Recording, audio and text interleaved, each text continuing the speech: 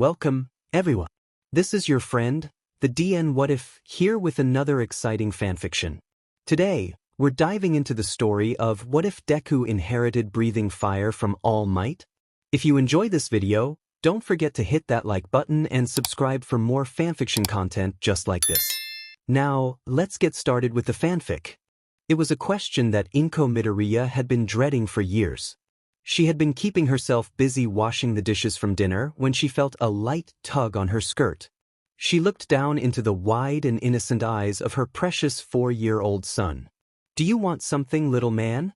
Inko asked, quickly drying her hands off on her skirt and kneeling down to her son's level. "Mommy, where's my daddy?" Izuku asked. Inko's breath caught in her throat. Somehow, she knew that this question was coming. Now that Izuku was having more contact with other children, of course he would notice that most families were so-called nuclear families.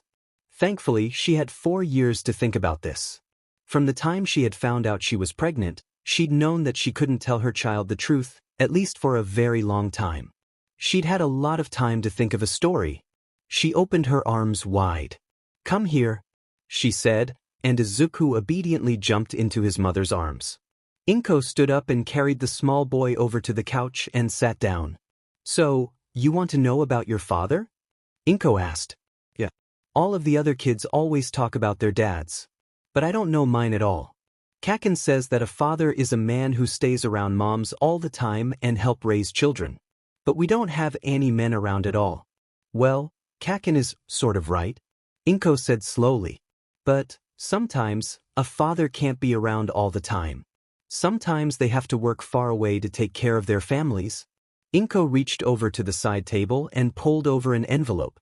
The envelope was a business envelope with the company information written in English and with an address in America. However, the delivery address was written by hand in both English and Japanese. The occasional envelope filled with American currency was the only contact that Inko had with Izuku's father since the day of his birth. "You see, he sends us money to support us." And that was about the only thing Izuku's father could do. To be honest, it wasn't like she had any sort of real relationship with Yagi Toshinori, the man who fathered her son. They were friends, of a sort, that got drunk one night and had things go too far. Finding out that she was pregnant had caused the both of them a lot of stress. At first, he had made comments about marrying her and bringing her with him back to America. But Inko had been the one to turn him down. Go to America? She didn't know if she wanted to pack up her whole life with a child on the way and move to a foreign land. Despite his assurances that he would take care of her, she knew no one in America and knew that she would be miserable there, especially since she couldn't say that she loved this man. Neither one of them ever talked about the possibility of him staying in Japan. Inko didn't know why, but he never wanted to stay in Japan for more than a few days at a time. He only really came back to Japan when forced to by the public. So for reasons known only to him, it was out of the question. So they had gone their separate ways. Inko had contacted him when his son was born, and Toshinori had started sending anonymous cash to Inko as unofficial child support. "Does he not want to be around me?" Izuku asked, tears starting to form in his eyes. "Oh, sweetie," Inko sighed. She could still remember the look on Izuku's father's face when he tried to propose to her for the sake of their child. For once, he had seemed scared out of his wits and without his famous smile, but his resolve had been firm. "He does want to know you. And you will get to know him. I promise you'll meet him someday." "Extra special promise?" Izuku asked. "Extra special promise?" Inko agreed. Him being able to meet his father someday had always been in the agreement between Inko and Toshinori. Over the years, Inko had been forced to come up with several other lies about Izuku's father. When she took Izuku to the doctor to find out why he hadn't developed a quirk yet, she couldn't very well tell the doctor the truth about Izuku's father's quirk. Mainly because she didn't know what his quirk was. No one knew what his quirk was for sure. But she knew that he did have a quirk, so she made one up that was completely unrelated to his abilities. Fire breathing was a fairly common quirk and no one would think twice about it. If her son suddenly manifested his father's quirk, her lie would have blown up in her face. But she had already begun to suspect that her son was one of the few people to be born without a quirk. That night, after Izuku had cried himself to sleep, Inko picked up her phone. After hesitating for about half an hour, she found the certain number in her address book and dialed it. She was not entirely familiar with the time difference between Japan and wherever Izuku's father was in America, but as near as she could figure it had to be sometime in the morning. As she expected, it went to voicemail. "Hello again, Toshinori," Inko said softly so her son would not hear. "It's Inko." At once, she began to regret calling him. What exactly did she expect him to do? Be disappointed? Come flying back to Japan? She knew he wouldn't. "I just found out that Izuku doesn't have a quirk. I'm sorry." And she quickly hung up. New York City, America. It was well after midnight before All Might, real name Toshinori Yagi, could drag himself back into his penthouse. He almost walked past the answering machine on his way to the kitchen before he noticed that he had a missed call. A little confused, since most of the people that he knew called him on his cell, he took a detour to the answering machine and playing the message. He was a little shocked when he heard the voice, since it was someone he hadn't heard from in years. "Hello again, Toshinori," a female voice said in Japanese. "It's Inko." But there was a brief pause and Toshinori waited impatiently for the message to continue. Even though he'd had no contact with his son, not even a picture, the child was nearly always on his mind in some way. It took a couple of seconds for Inko to start speaking again. "I just found out that Izuku doesn't have a quirk. I'm sorry." And then the message ended. To be honest, at first Toshinori was not incredibly surprised. After all, Inko could not know, but the boy's father was technically quirkless. One for all could only be passed on to another if the holder means for it to be passed on, and Toshinori did not mean for anything to be passed on that night with Inko, let alone his quirk. A part of Toshinori was longing to get on the next plane to Tokyo, to meet his son for the first time, and to reassure him that being without a quirk was not as bad as it might seem. But the hero quickly decided that would do more harm than good. Being without a quirk in this superhuman world was hard, and pretending it wasn't was just a lie. Toshinori couldn't help but feel sorry for the boy. If only he'd gotten his mother's quirk. Inko's quirk was not really that impressive, but if it had been passed on at all, there would have been the chance that the quirk would mutate in their child and become a stronger version of her slight telekinesis. Even still, having a weak quirk was seen as better than having no quirk at all. Toshinori briefly considered calling back, but then he decided against it. What could he say? It was not like Inko would allow him to speak to his son. And even more, it wasn't like he could confess to either his son or Inko that he was the one responsible for his son being quirkless. Instead, he picked up the latest payment to Inko that he was planning to send in the morning. He opened the envelope again and added a short note along with the cash. "Everything will be fine." Why? 6 years later. It happened so fast that had not Izuku brought it to her attention, she probably wouldn't have known in the first place. Inko nearly jumped out of her skin when Izuku rushed into the house, the front door slamming on the wall and scaring her half to death. "Mom!" Izuku yelled. "Good heavens, Izuku!" Inko gasped. "Don't slam the door like that." "Oh, sorry, Mom." Izuku at least looked sorry as he rushed into the kitchen. He was so excited that he was bouncing on his feet like he used to do as a child. Mom, did you see? Did you see?" "See what?" "Calm down, Izuku." "What happened?" Inko chuckled. "Look, Mom." Izuku held his cell phone up to Inko's face. Inko took the phone from her son's hands and held it a proper distance away from her face so that she could read properly.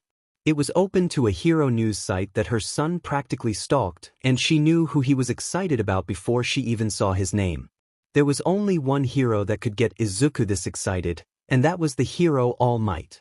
Inko didn't know if she should cry when she discovered that her son had fixated himself on All Might. It felt like a cruel trick of the universe for Izuku to be that fixated on a man without knowing that man was actually his father. She pulled herself out of her thoughts and read the headlines and gasped. All Might was moving his agency from New York City to Tokyo. Mom, do you see? All Might is moving to Japan. Can we go to his agency? Please. Izuku asked, bouncing up and down even more with his excitement. It was pretty common for most heroes to have open agencies, which meant that people could walk in freely. Mostly it was just people asking for autographs. Oh, Dear, I'm not sure if the number one hero would have an open agency.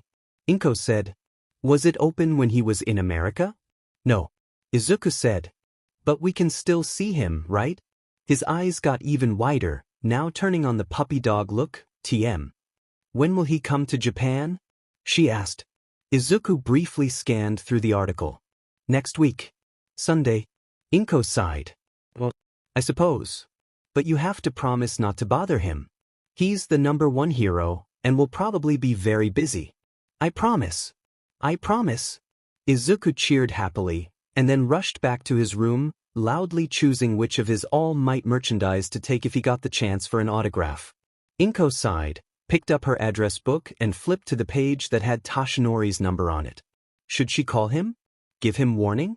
No matter what she knew, he wouldn't break the illusion, but perhaps he deserved some sort of warning if he might come face to face with his son for the first time. She eventually decided that she would call him, but late tonight after Izuku fell asleep. She set aside the address book for later. Later that night, after she was sure that Izuku had fallen asleep for real, Inko locked herself in her room with her cell phone, hesitated a moment, and then dialed his number. After a few rings, someone picked up and spoke in English. Toshinori here. Hello, Toshinori. It's Inko, she said in Japanese. Her grasp on English had faded since high school, after all. She couldn't hold a conversation in the language like she used to. Obviously like Yagi Toshinori could, having spent over a decade in America. Oh, Inko. Toshinori instantly switched back to Japanese. This is a surprise. I think the last time you contacted me like this was when I called about Izuku being quirkless. I remember. Inko answered. So, I suppose the boy is still quirkless? Toshinori asked slowly, as though he was afraid to offend her. Yes. Even though the doctor told him that he was unlikely to get a quirk due to his X-rays, he still spent years trying to move objects or breathe fire. Breathe fire? Toshinori asked, confused. I had to tell the doctor that the father could do something, Inko said. And no, I've never seen him perform any feats of strength like your quirk allows. Has it? There was a pause on the other end of the line. Inko thought she heard a door being shut and locked. Has it caused him any trouble with the other children? Inko paused, trying to control her tears. Inko? Toshinori asked. He gets bullied. He won't tell me who does it, Inko whispered, trying to keep her tears under control. I don't think he has any friends. He's never asked to bring anyone over. There was a deep sigh on the other end of the line. I'm sorry.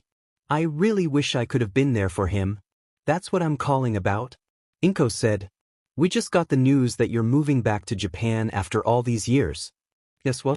I have business coming up in Japan very soon, and after that is accomplished, there will be no more need for me to be in America any longer. Inko didn't bother with trying to ask him what sort of business. Hero business as far as she could guess. She was not nearly as familiar with hero news as her son. I've actually called to give you a small warning. You see, Izuku really looks up to you. All Might, For several seconds, there was silence on the other end, and then she heard Toshinori's breathless voice. Really? Yes, he saw that debut video of yours when he was really young and firmly believed that you are the best hero to have ever lived. Inko told him. Everything I buy for him is something All Might. Inko didn't expect him to reply, and she was right. It seemed that he couldn't speak. He's begging me to take him to Tokyo, to see your agency when it opens up on Sunday. I wanted to give you a warning that we will be there on Sunday, and he will probably ask that you autograph one of his posters or something. I'm not sure what he's decided to ask you to autograph. Thanks for letting me know, Inko. Toshinori said, shortly. I will do my absolute best to treat him like any other young fan. Thank you, Inko said. But, Toshinori began, shocking Inko a little. Do we still have to keep this from him? He's 9 years old now, right? I don't know how he'll react, Inko said. And there's you coming back to Japan after all this time. I don't know the details, but something made you leave, and now something is bringing you back. And anything that can draw the attention of the number one hero like that can't possibly be safe. I won't lie, it's not, Toshinori said. But that's why I'm coming back. To put an end to the villainy that I couldn't end years ago. I'll think about it, Inko said. But I'm definitely not telling him until after Sunday, no matter what. I agree, Toshinori said. In fact, I would prefer to wait until after my business is concluded. Thank you, Toshinori. We'll be there on Sunday. Inko paused. And, whatever you are facing, take care of yourself. For our son's sake, I'll do my best. Thank you for the call, Inko. And with that, Toshinori hung up. Thousands of miles away in America, Toshinori set his phone down, staring blankly at the now empty walls. The penthouse had been almost entirely stripped, and most of his possessions were stored in boxes waiting for the move this weekend. His silent contemplation of his child was interrupted by the entrance of his single sidekick, Sir Night-Eye. I've got the documents you've requested, All Might, he said, handing the documents over stiffly. But I don't understand. I've already used my foresight and predicted that you have a high likelihood of survival, but your foresight was not clear enough to give a definitive answer. All Might reminded him. It never hurts to be prepared. Besides, I'm just making some adjustments. You'll do as a witness? All Might asked as he took the documents from Sir Night-Eye and began to look them over. Sir Night-Eye watched silently as All Might glanced over the contents of his will. He crossed out some numbers to the amounts that were promised to different institutions, lowering the amount given to them by a substantial amount. And then when he finished with that, he took the remainder and wrote for it to be put into a trust for someone named Izuku Midoriya. He handed the will back to Sir Night-Eye. Please have that notarized. Sir Night-Eye accepted the document. Who is this Izuku Midoriya? You've just left him substantial wealth. Toshinori fell silent. And then he spoke. You must swear that you'll never tell anyone without my permission, the permission of the boy's mother, or the boy himself when he comes of age. I promise. Sir Night-Eye said easily. His quirk often left him with the knowledge of the exact time and nature of a person's death. He had long ago learned the value of secrets. Years ago, I had a short, I'd hardly call it a relationship with a woman while in Japan. There is a child. Toshinori answered. That child is Izuku Midoriya. I see. Are you keeping him a secret because of All for One? Sir Night-Eye asked. He has no quirk to get stolen. Toshinori said. But I still won't put it past All for One to kidnap the child of the current holder of One for All just to cause me more pain. Does the boy know that you are his father? Sir Night-Eye asked. Oh. It seems that his mother told Izuku that his father breathes fire. He just got off the phone with her. Apparently the boy is an All Might fan and wants to be there when the Tokyo agency opens. Then I suppose it's a good thing that you've always been good with your young fans. You could show a small amount of affection for the boy and no one would be the wiser. Toshinori laughed dryly. Oh. Things are different in Japan. I might have gotten a little too used to America. An autograph, maybe a picture, and that's all. Toshinori sighed. Besides, I can't allow myself to be distracted. You've gotten the news coming out of Japan just like I have. All for One is on the move again. I have to stop him. That is the purpose for which One for All was cultivated in each generation. Sir Night-Eye straightened out the documents and began to head for the door, but he was stopped when All Might called to him. If something terrible does happen to me, see that my wishes in the will are carried out. And to keep an eye on the boy. Sir Night-Eye turned back to face his mentor. Of course, All Might. I'd do anything for you. I know. Thank you, my friend. Toshinori stood up and stretched. Well, I suppose that's it, then. Is everything ready to move from the agency? Everything has been packed, sir. Sir Night-Eye said. Good. Let's go. All Might said, moving towards the future. Sunday. Izuku was excited, but Inko was disquieted. All the way to the bullet train and the short trip to Tokyo, her son kept bouncing excitedly on his seat, clutching his favorite All Might poster to his chest. He had eventually decided that having this poster, his rarest and most valuable poster, signed would be the smartest thing. That would further increase the value and rarity of the poster. Inko kept her eyes on the scenery as they sped past. At least with the phone call, Toshinori had warning that they were going to be there today. But this was still the very first time he would ever see his son. No one could know how it would go. And not for the first time, she was so glad that her son took after her and not his father. Izuku got his untamed hair from his father, but no one would look twice at the young boy.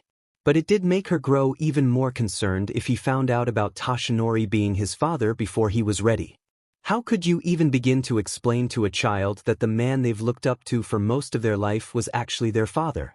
She was so lost in her thoughts that she missed most of Izuku's excited muttering until he spoke in a louder voice. "Are you excited, Mom?" Inko sighed and lied. "Sure I am." At her words, Izuku flashed her a bright smile, so much like his father, and began staring at their tickets.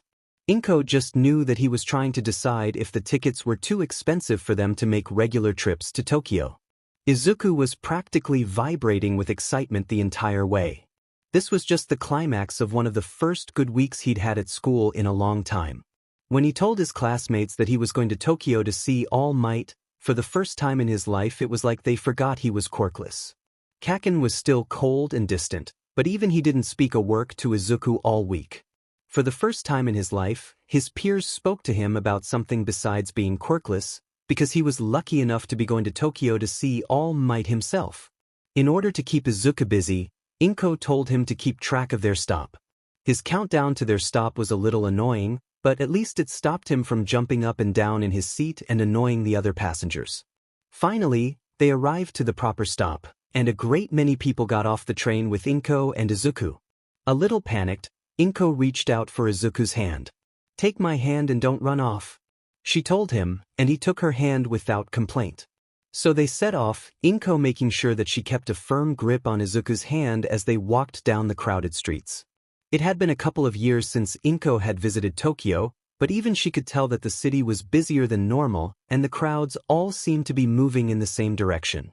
So many people are here to see Toshinori. Inko realized. It was not a long walk to the address that Izuku had given to her, and the place was absolutely impossible to miss, with the enormous crowd gathered around the building. There was a stage set up in front of the building and the whole road was blocked off for the crowd's safety. "Look, Mom. It's All Might's sidekick, Sir Knight." Izuku pointed excitedly with his poster. "Really? And what can he do?" Inko asked. Her son was a fount of knowledge when it came to superhero quirks and just loved to talk about them. "His quirk is foresight," Izuku answered instantly. "It allows him to see the possible futures of anyone he touches, but he can only do it once a day. He's All Might's only sidekick right now. He rarely takes on sidekicks at all. He's so powerful and great that he doesn't need the support of an army of sidekicks like most heroes. Sir Knight I takes care of the battle planning, and All Might?" Izuku threw a few fake punches to indicate All Might going into battle. As they moved closer, they could hear that Sir Knight I and a few police officers were giving orders to the crowd, mostly for the adults to stay further back to allow children up in the front of the crowd. Does he always plan for children being in the front, or is he doing this because he knows his son will be in the crowd? Inko wondered to herself. "Oh, Mom, can I go up to the front with the other kids? Please, please, please?" Izuku asked. Inko sighed. "But you have to promise me that you'll stay there and will not leave until I come and get you. Do you promise?" "I promise." "Thanks, Mom." Inko followed him as far as the police officers keeping the adults back. Once they saw a little boy coming through, they safely extracted Izuku from the crowd and directed him up to the front. Thanks to Izuku being small for his age, he was able to find a place for himself front and center between two other boys. Inko stayed back with the adults. Most of the others around her also seemed to be parents who had children up in the front area. She was jostled around a few times by other children rushing to the front, but she never took her eyes off her son for more than a couple of seconds. For once, Izuku was completely happy. Being quirkless had been a dark cloud over his life ever since he was told that he didn't have a quirk.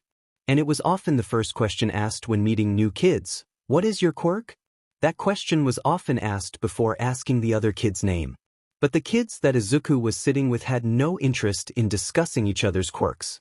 The closest they got to discussing quirks was debating All Might's quirk.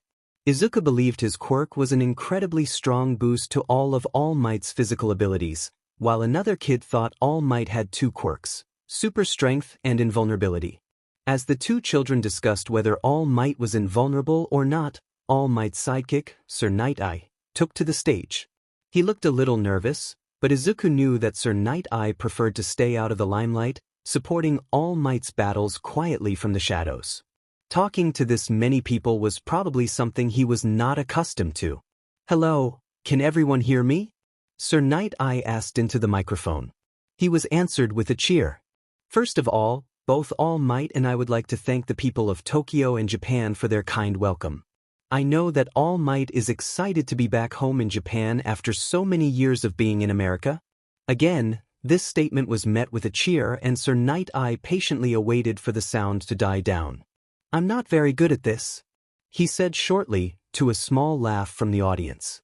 So without further ado, All Might. Like a meteor, All Might came shooting down from the roof of the building and landed firmly on the stage in all of his glory. It appeared that he was going to keep the American theme of his costume intact despite moving back to Japan. He looked as mighty and strong as he did on TV.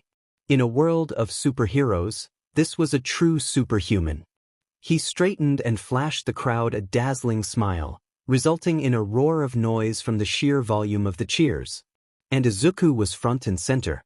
He didn't scream like the others, but he was still deeply in awe. Standing only a couple of meters away was the hero that he'd looked up to since childhood. The man who had single-handedly saved 1,000 people. The undisputed #1 hero in the world, All Might. While it seemed that All Might was simply soaking up the praise, his mind was actually on other things. It had taken him almost no time at all to spot Inko Midoriya in the crowd. Despite the fact that he hadn't seen her in years, he still recognized her fairly easily. Green hair was still a rare enough trait that it could be spotted in the crowd, and he was helped by the fact that she'd taken a place just behind where the children sat. They made eye contact, and in that small moment, Inko briefly pointed into the crowd of children before returned to clapping along with the others in the crowd. She had pointed to a spot right in front of him, at the center of the children, and his eyes swept the children. Right there, front and center, was a young boy with green messy hair, beaming up at him with an All Might t-shirt and clutching a rolled-up poster in his hands. All Might was glad that he'd found that particular spot, so it wouldn't be odd for him to go there first. "My son." Toshinori allowed the thought to only distract him briefly before he forced himself to focus his attention on the crowd as a whole. There would be time to have a very small chat with Izuku later. There were a few speeches. First, All Might said a few words about his time in America and his pride at returning to protect his home country. He repeated the words of the hero's vow, a pledge to save and serve the people, even at the cost of his own life. The hero's vow was slightly old-fashioned, being from the time before superheroes were regulated by the government, but the words were still a great comfort for many to hear. The Prime Minister, the Mayor and the Chief of Police said a few words, along with the leaders of Japan's Hero Association. To Izuku, the speeches seemed to take forever, but finally it was over. All Might, still smiling, stepped down off the stage and down towards where the children were waiting. To Izuku's delight, All Might came straight towards him. He didn't even feel the other children crowding closer to be next to meet with the great hero. "Hello, young man, what is your name?" All Might asked. It took a second for Izuku to find his voice. He handed over his poster and a pen for All Might to sign. "I'm Midoriya Izuku," he answered. "Definitely my son." Toshinori realized. He had known the boy's name for a long time. "It's very nice to meet a young fan like you, Izuku," he said. A couple people gasped in shock, which confused All Might for a moment. And then when he noticed Inko's wide eyes in the crowd, he remembered. "Oh shit. I forgot in Japan calling people by their given name is not normal when just meeting them. Oh, how could I have forgotten?" All Might said, shrugging to play it off for the crowd. "You'll have to forgive me, young Midoriya. I've spent a long time in America, and in America it's normal for two people to call each other by their given names, even when they've just met. It slipped my mind. Apologies." "I'm okay with you calling me Izuku," the boy said, giving a little nervous smile. Despite his heart longing to write a long, personalized message on the poster, All Might forced himself to write his normal message, along with his autograph before handing the poster and pen back. His heart almost broke when Izuku gave him another smile, said thank you so much, All Might, and politely got out of the way for the next child.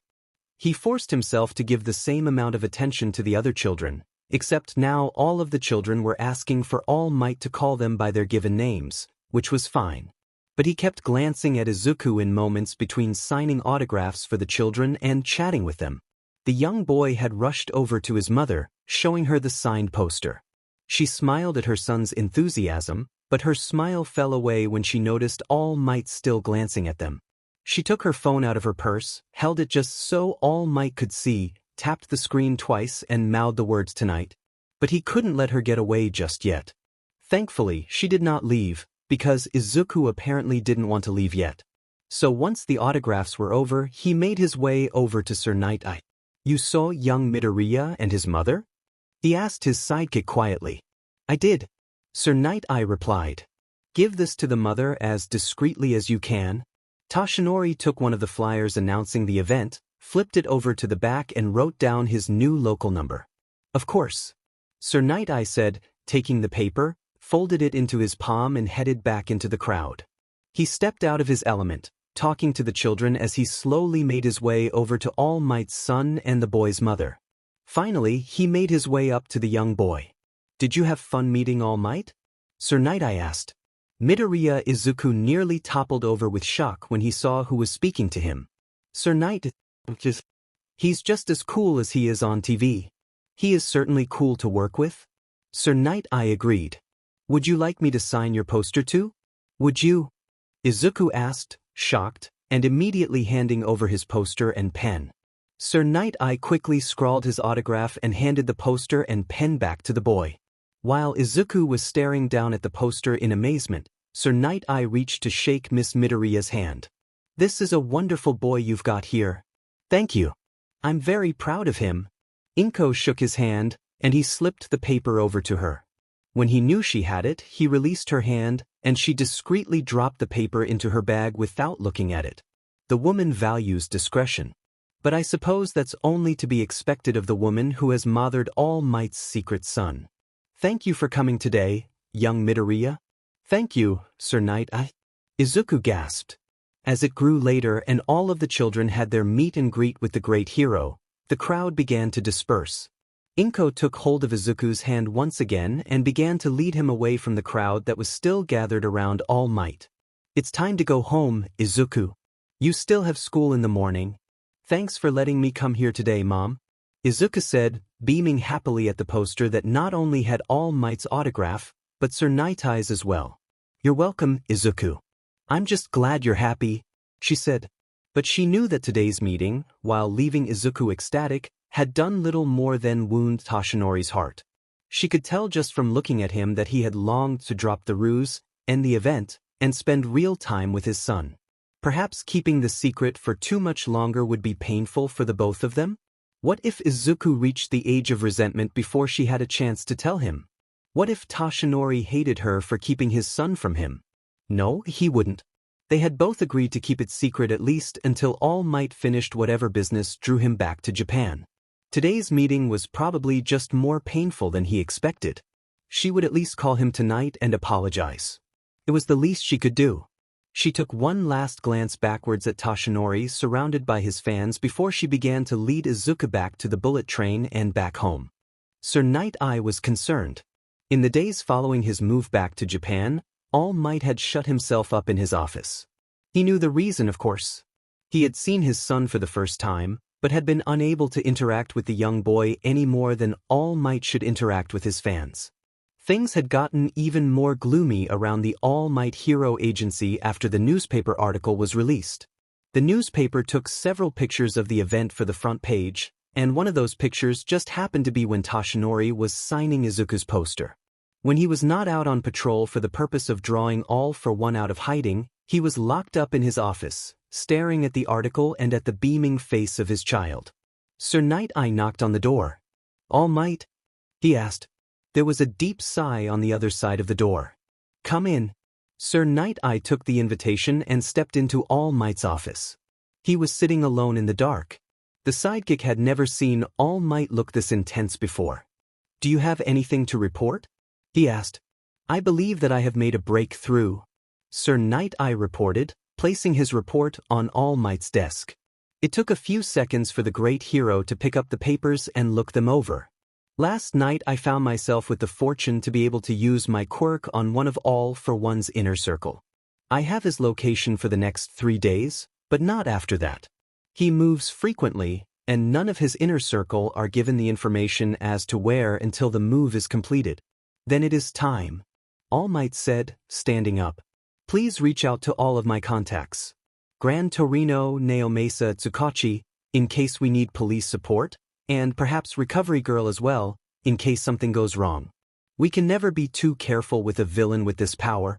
I've also taken the liberty of speaking with a friend of mine. Sir Night Eye told All Might.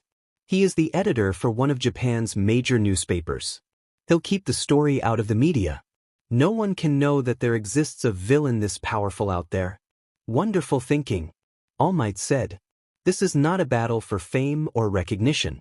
For this fight, I fight solely to protect the people of Japan. The world. All for One has to be stopped here and now.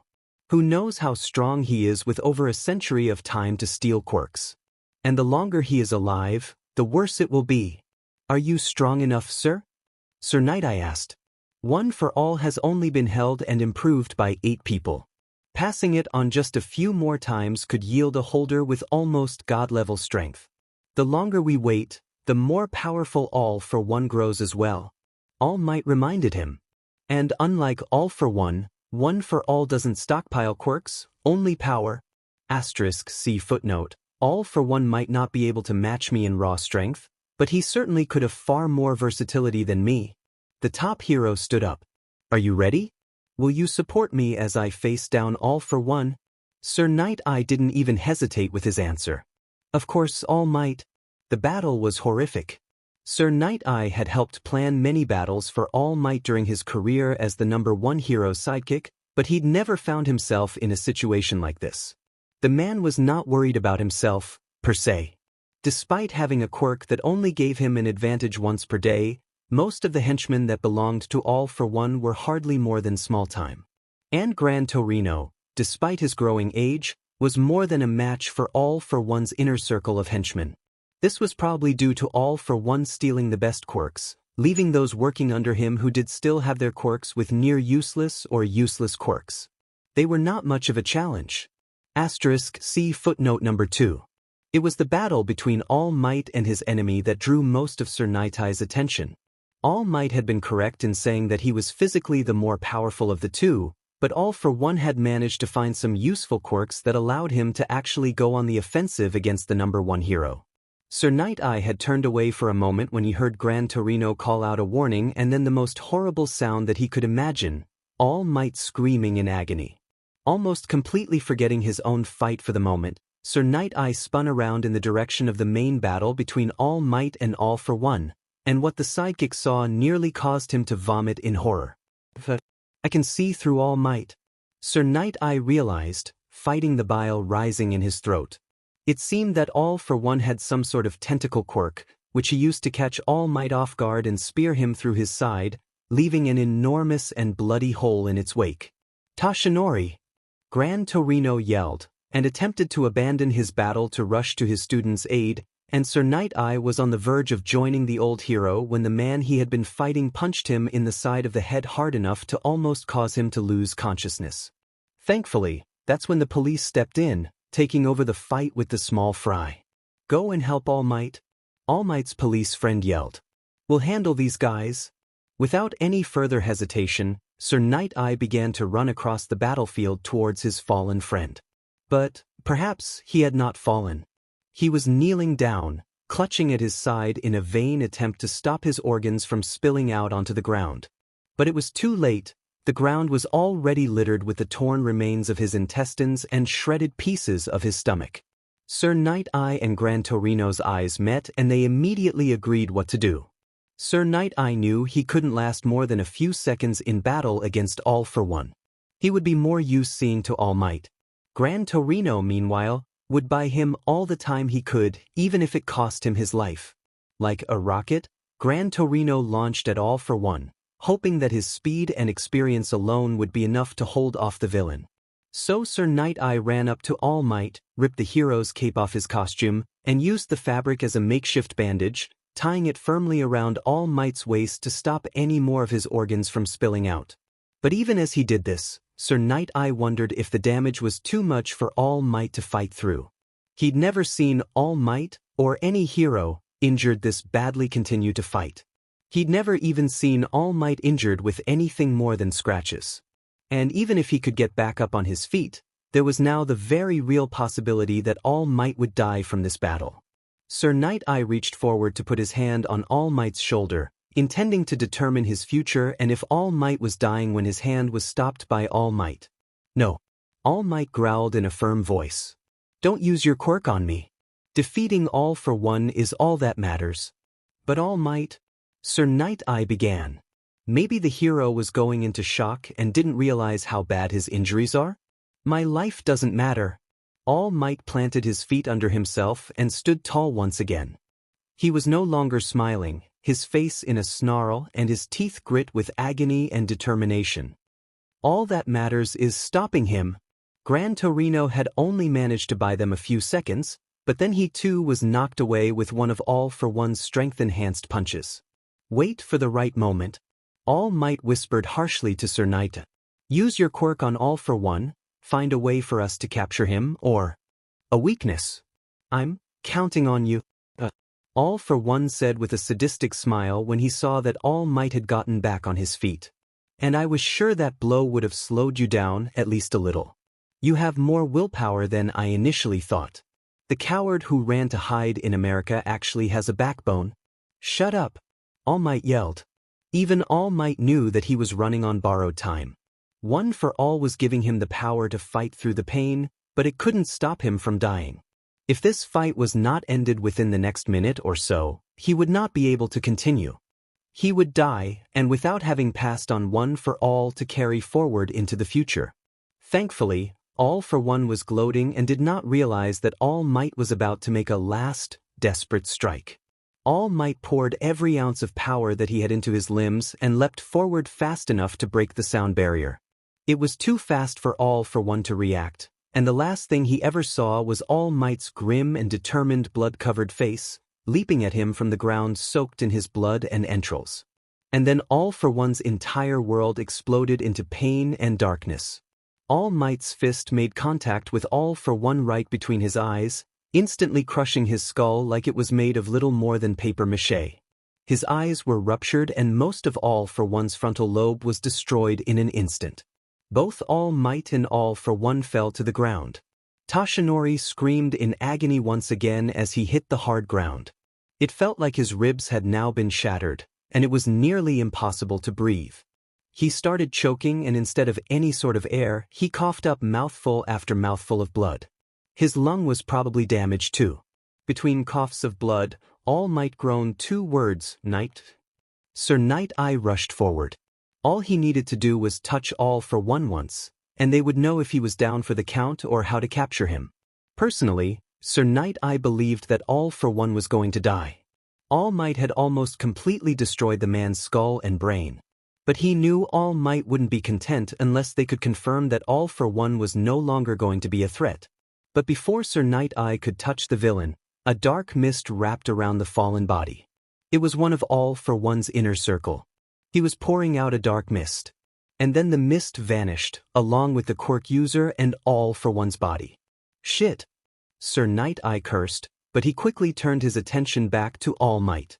Since All for One was gone, and almost certainly dead, he knew he had to use his foresight on All Might. He had to know if his friend was going to die. The sidekick knelt at his side and placed his hand on All Might, and immediately got flashes of All Might's immediately potential futures. Many of them ended in death, but there were a few futures that ended in All Might surviving. But those futures depended on All Might getting treatment as soon as possible. Where is Recovery Girl? Sir Night-Eye yelled and then turned to the police. Do any of you have a quirk that will allow you to take him to the hospital without delay? I can teleport, but only a couple of kilometers at a time. One police officer said. And I certainly can't move him until he's stable. Recovery Girl. Sir Night-Eye screamed. I'm coming, Sonny. Recovery Girl hurried over as fast as she could. I was looking after Gran Torino. Oh dear. She gasped in horror when she saw the state of All Might. Even through his mortal wound was covered by his cape, it only took a glance for Recovery Girl to know that this was not good. There is no way I could heal all of this in a single healing, Recovery Girl said. The stamina drain would kill him for sure, and I can't cause missing organs to grow back. Then can you stop the bleeding at least? Sir Night-Eye asked. Even that will probably leave him in a coma for a week or so. Recovery Girl said. Do it. We can't get him to the hospital quickly until he's stable. Recovery Girl leaned down and kissed Toshinori's fevered forehead. Almost immediately he passed out from the drain of stamina, but the bleeding had stopped at least. Don't take him to the hospital, Recovery Girl said. We can't allow the world to find out what has happened to the symbol of peace. Take him to one of my friend's private clinics. He is an excellent doctor and very discreet. Recovery Girl gave the address of her friend's clinic to the police officer and took out her cell phone to give her friend a call to prepare for All Might's arrival. I'll be discreet taking him across town. I'll aim for alleyways and teleport directly into your friend's clinic. Unless something goes wrong, I'll have All Might there in 2 minutes, the officer said. Everyone nodded in agreement as the police officer knelt down next to All Might's unconscious body, placed a hand on him, and with a small asterisk popped the two of them were gone. Sir Night-Eye sighed. Right now, he could only hope that All Might would survive.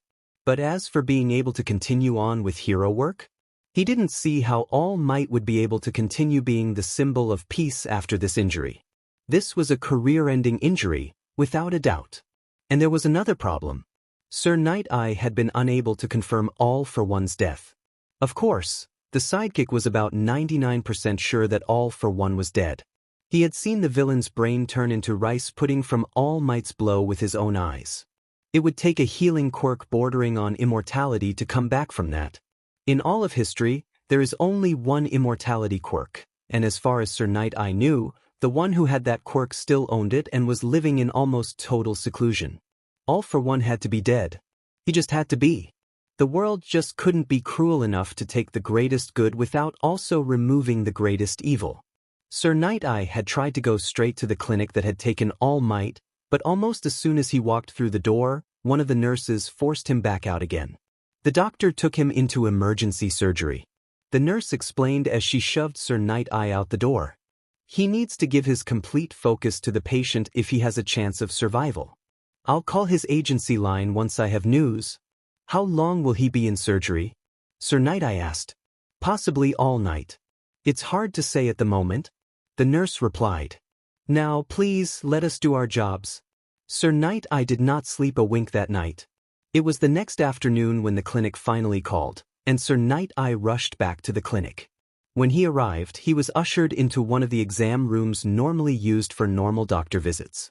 When the doctor finally came in, he was removing his blood-stained coat with a heavy sigh.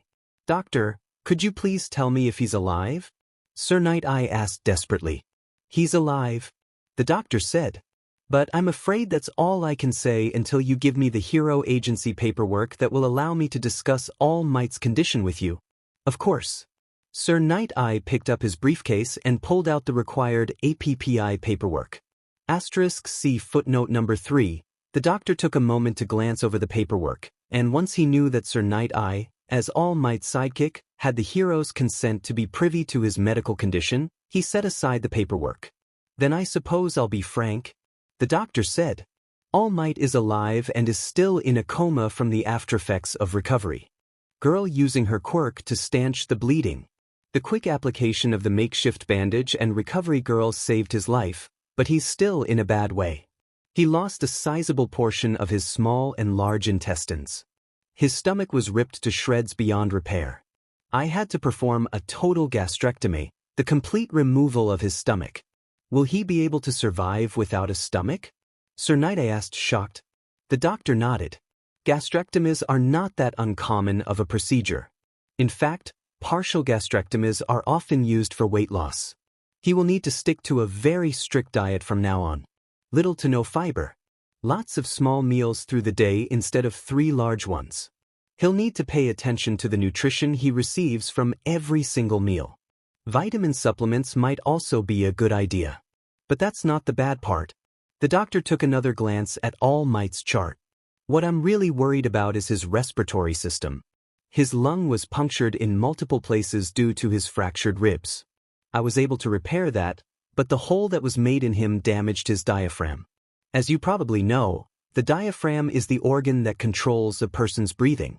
Right now he's breathing on a respirator, but I can guarantee that he will not be able to breathe at 100% once we take him off the respirator. In fact, it might be possible that his left lung might not be able to function at all anymore. If that is the case, we might have to perform an extrapleural pneumonectomy, which is the removal of his left lung, part of his diaphragm, and the lining on the left side of his heart. I would prefer to avoid that, however.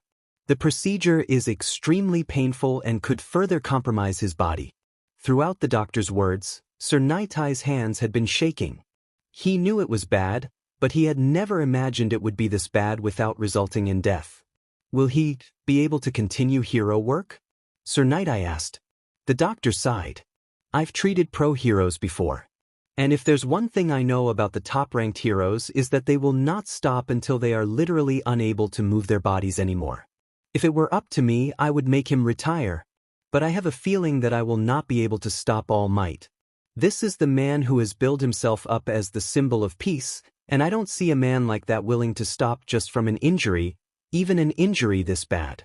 But even with his tenacity, I don't see him performing heroic acts again for at least a couple of months. Thank you, Doctor. Sir Night-Eye said. The doctor nodded. I'll call you again when he regains consciousness. I'm sorry. It took a week before All Might awoke, and in that time, Sir Night-Eye had to make up every excuse he could to excuse the number one hero's absence. Unfortunately, that was all he could do. There was no way he could take All Might's place in the community. He'd never possessed the natural charisma that All Might did. And then, finally, he received the call. He rushed back to the clinic and was let in by the staff. For the first time since the battle, Sir Night-Eye finally got to see his partner and friend. Awake or not, All Might looked terrible, with several IVs stuck in his arms, hooked up to numerous medical devices, and an oxygen mask over his face. All Might's eyes found him as he entered the room. Night, he whispered in a voice that was harsh from disuse. All Might, I'm so sorry. Sir Night-Eye whispered, fighting back tears. If only he could have helped more. If only he had a quirk that could be of more use to his friend and partner. If only. It's. All Might whispered. Please no more speaking. The doctor said. Still, the fact that you are able to speak at all is a good sign. Perhaps your left lung is able to function a little. If that is the case, we can rule out the need to totally remove your left lung. That's such a relief. Not only would we have to contact a specialist to even attempt the operation, it's a risk that I don't want to take with the life of the symbol of peace. The doctor put on his stethoscope and listened to All Might's left lung. After a minute or so, he pulled the stethoscope out of his ears. Your breathing is still weak. So we might have to remove part of your lung, and perhaps make further repairs to your diaphragm. But we need to wait for you to recover a little bit more before we attempt any more surgery. The doctor turned back to Sir Night-Eye. Would you mind giving me some assistance, Night-Eye? He asked. Of course. What do you need? Sir Night-Eye asked, taking a step forward. I want to check the progress of the skin graft on his side. The doctor said. The bandages need changed anyway. Help support him while I cut off the bandages. Sir Night-Eye was instantly at All Might's side, providing gentle but firm support to help him into a seated position. He tried desperately to ignore the groans of pain coming from All Might.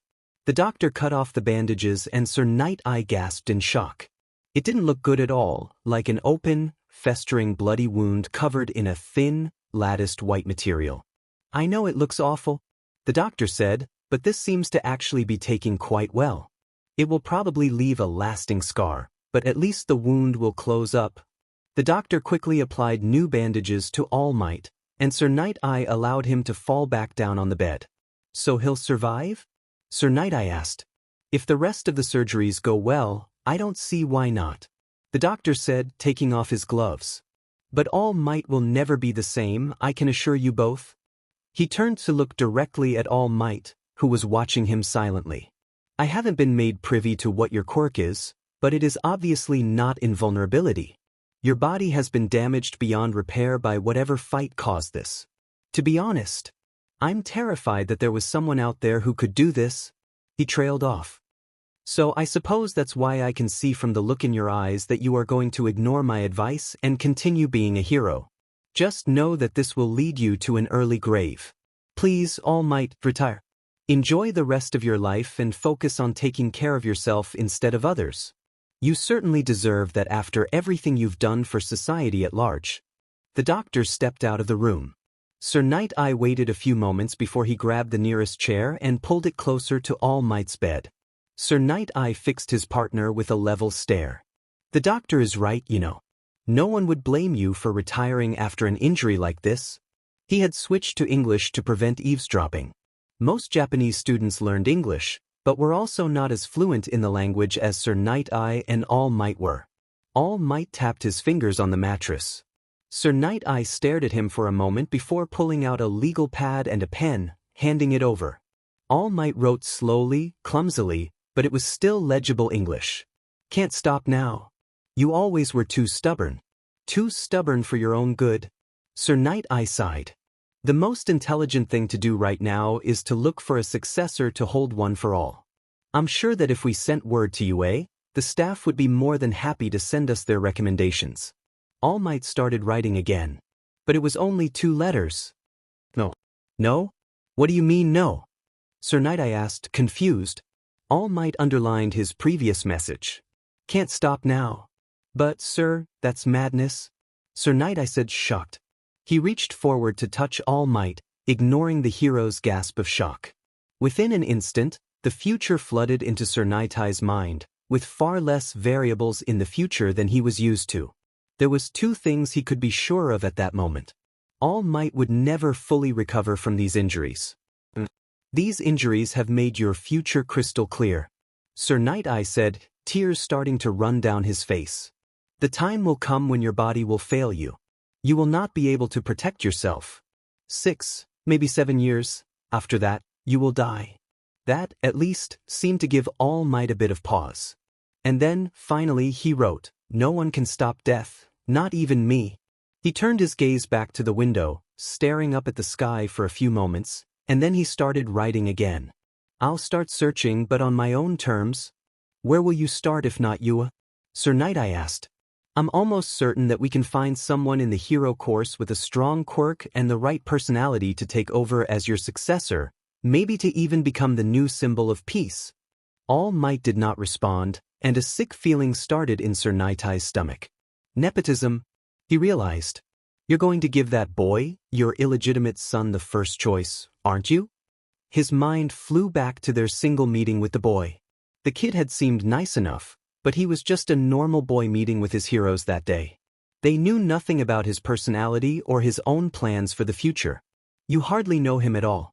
And you don't know if he has ambitions to be a hero. As a quirkless child, he knows he can't make it, so his sights are set lower. He will not have the training or the determination needed for this.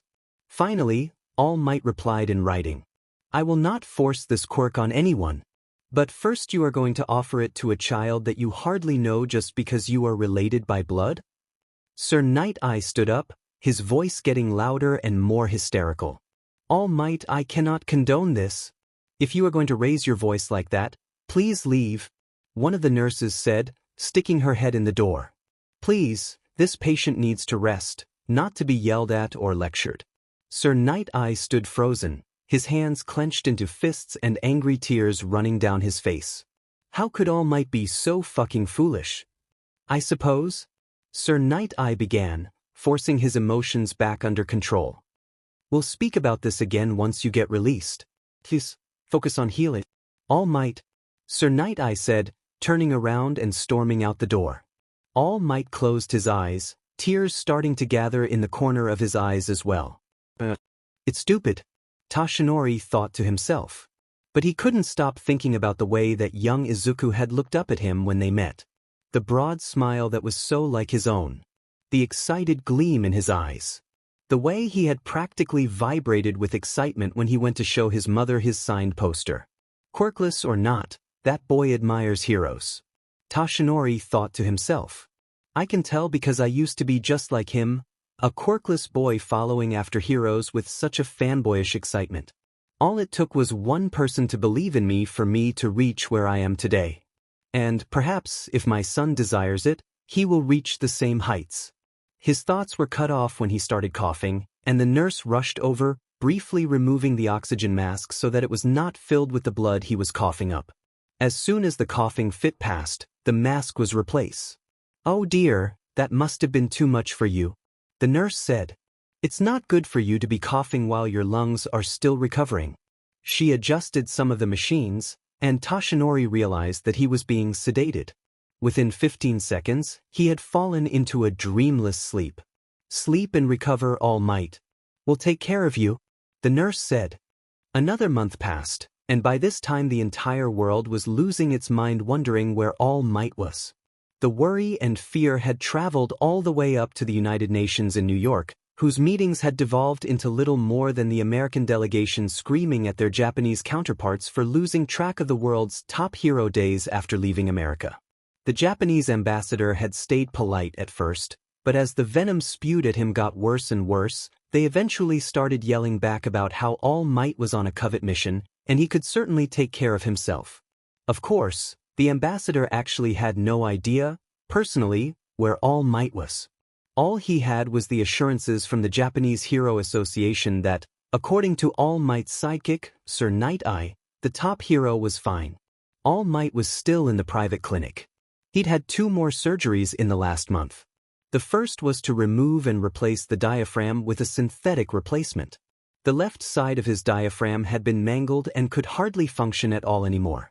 But, even after that, his left lung still only had a small amount of functionality. So All Might went into surgery again. This time his lower ribs and the lower lobe of his left lung was removed. The loss of his stomach really started to take its toll on his body during this time. Having lived in America for years, he was far more used to the American habit of 3 very large meals a day. Without his stomach, his appetite dropped to almost nothing, and he despaired at the amount of food he could stomach in a single sitting. It caused his appetite to disappear totally. Pretty much the only nutrition that he was getting was through and for. It was devastating to his body, and that trapped All Might into a feedback loop of feeling bad for himself, losing his appetite from depression, and causing his body to waste away even faster. All Might stared at himself in the mirror, and he hated himself. He was losing weight and muscle mass fast. If he allowed the power of One for All to flow through his body could reattain his former strength and power. But that caused new problems. It was painful to hold the form, aggravating his wounds. All Might could not be sure yet, but he knew that this was not a permanent fix. The nurse entered the room and sighed in exasperation. All Might, sir, please stop pushing yourself like this. Allowing your body to recover properly will help you a lot more in the long run. One for All burned away from his body, and he returned to his wasting form. To tell the truth, the nurse understood how he was feeling. She had seen it many, many times before, especially with those who took pride in their physicality. It was pretty common for patients to start seeing themselves in only the negative. To the nurse, he was still All Might, the world's greatest hero. When he looked at himself in the mirror, he could only see the sunken-in eyes and cheeks, the loss of his muscles, and the horrific scar on his side. Have you been having trouble breathing? The nurse asked, inspecting his surgical scars. All Might did not answer for a few seconds. I'm still coughing up blood. The nurse nodded. You had a very traumatic injury. You might have that problem for years, and it will be worse if you try to push yourself. She took a moment to listen to his left lung, and then put her stethoscope back around her neck. She stepped back out into the hallway and brought in a food tray. All Might frowned at the food and turned away. Please, at least try a little, the nurse said, sitting down in the chair next to the bed. Your body still needs food, even if you have trouble feeling hungry.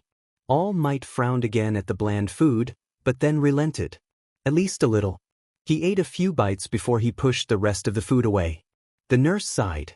At least it was an improvement. Do you need anything? The nurse asked. My cell phone.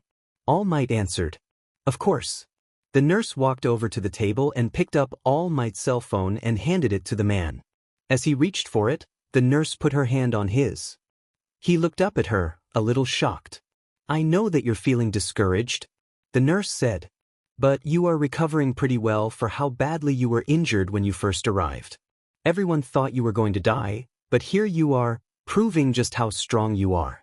Don't give up on yourself, because we're not going to give up on you. And then she let go of his hand and stepped back out into the hallway. For a few moments, All Might was frozen. But then he walked back over to the hospital bed and sat down. He unlocked his phone and navigated to his contacts and found Midoriya Inko's number. He hesitated for a couple more minutes before he pressed the call button. It took a couple of rings, but then Inko answered. Oh, thank goodness. Toshinori, are you okay? No one knows where you've been. Izuku has been so worried about All Might being missing that he's made himself sick with worry. Toshinori's felt his heart skip a beat over the fact that he had caused them such worry. Inko? Maybe Inko could hear how tired he was. Toshinori, are you all right? She asked. Could you come visit me in Tokyo? He asked. There was a short pause. Of course. Do you want me to bring Izuku? Not yet. I want to talk to you first. Toshinori told her. Yes. I'll come to Tokyo. Do you want me to come to your agency? Toshinori couldn't bear to tell her that she had to come to a medical clinic. No. Send me your train information, and I'll have someone pick you up at the station. But I'll send Izuku to go to a friend of mine and come as soon as I can. Thank you, Inko. Toshinori said. After giving her goodbye, Inko hung up. She knew something was wrong. She could just tell. She looked over at Izuku, who was busy watching hero videos on the computer. She sighed. Izuku, could you please go to Katsuki's house? Izuku stopped the video. For a second he didn't answer. Before Inko could ask again, Izuku turned and looked at her. Okay. He said. Are you going somewhere? Yes. I have to go to Tokyo, Inko said, gathering up her purse. Mom, can't I go? Izuku asked. Not this time, dear. Inko said. Perhaps next time. Okay. Izuku said as he began to walk over to the door. I'm very hopeful that I'll be home tonight, but if I can't, you can stay with your aunt and uncle? Inko told Izuku. Be safe, Mom. Izuku told her as he put on his shoes. I will. Inko said, putting on her own shoes and letting them both outside. She walked Izuku to Katsuki's house and, after explaining things to her friends, she left Izuku in their care. She walked to the train station and bought a seat on the next train to Tokyo. Once she had the train information, she texted that information to Toshinori and began her journey. Once she got to the station, she immediately recognized Sir Night-Eye. She didn't know about him as well as her son, but even she could tell that something was wrong. Besides a polite greeting, he had not said a word to her until they got into the car. At that point, Inko could not stay silent any longer. Could you please tell me what's going on? She asked. Sir Night-Eye sighed. Well, you are about to find out for yourself, so I suppose there's no harm in giving you advanced warning. Toshinori returned to Japan in order to fight against a supervillain. The villain was defeated, but All Might, he was critically injured in the fight. He's been in a private clinic for over a month now. The word struck Inko dumb. Toshinori, All Might was the strongest superhero in the world. What sort of supervillain could hurt the #1 hero that badly?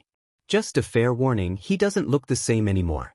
His injuries have caused him to lose over 22 kilograms so far. Sir Night-Eye said. He was hurt that badly? Inko thought, shocked. A little over half an hour later, Sir Night-Eye pulled up to the back entrance of some fancy private clinic. Hardly anyone knows he's here, so we have to go through the back to see him. Sir Night-Eye told her, helping her out of the car and leading her through the doorway. The nurses and doctors had more important things to do, but they still cast a curious glance at the woman whom Night-Eye was bringing to see All Might. Sir Night-Eye stopped and gestured towards the door to Toshinori's room. You're not going in? She asked. Sir Night-Eye's jaw tightened. Not right now, he said shortly. Inko nodded wordlessly, nervously opened the door and stepped inside. She couldn't help but let out a little gasp of shock when she saw Toshinori. What Sir Night Eye had said, the symbol of peace was wasting away.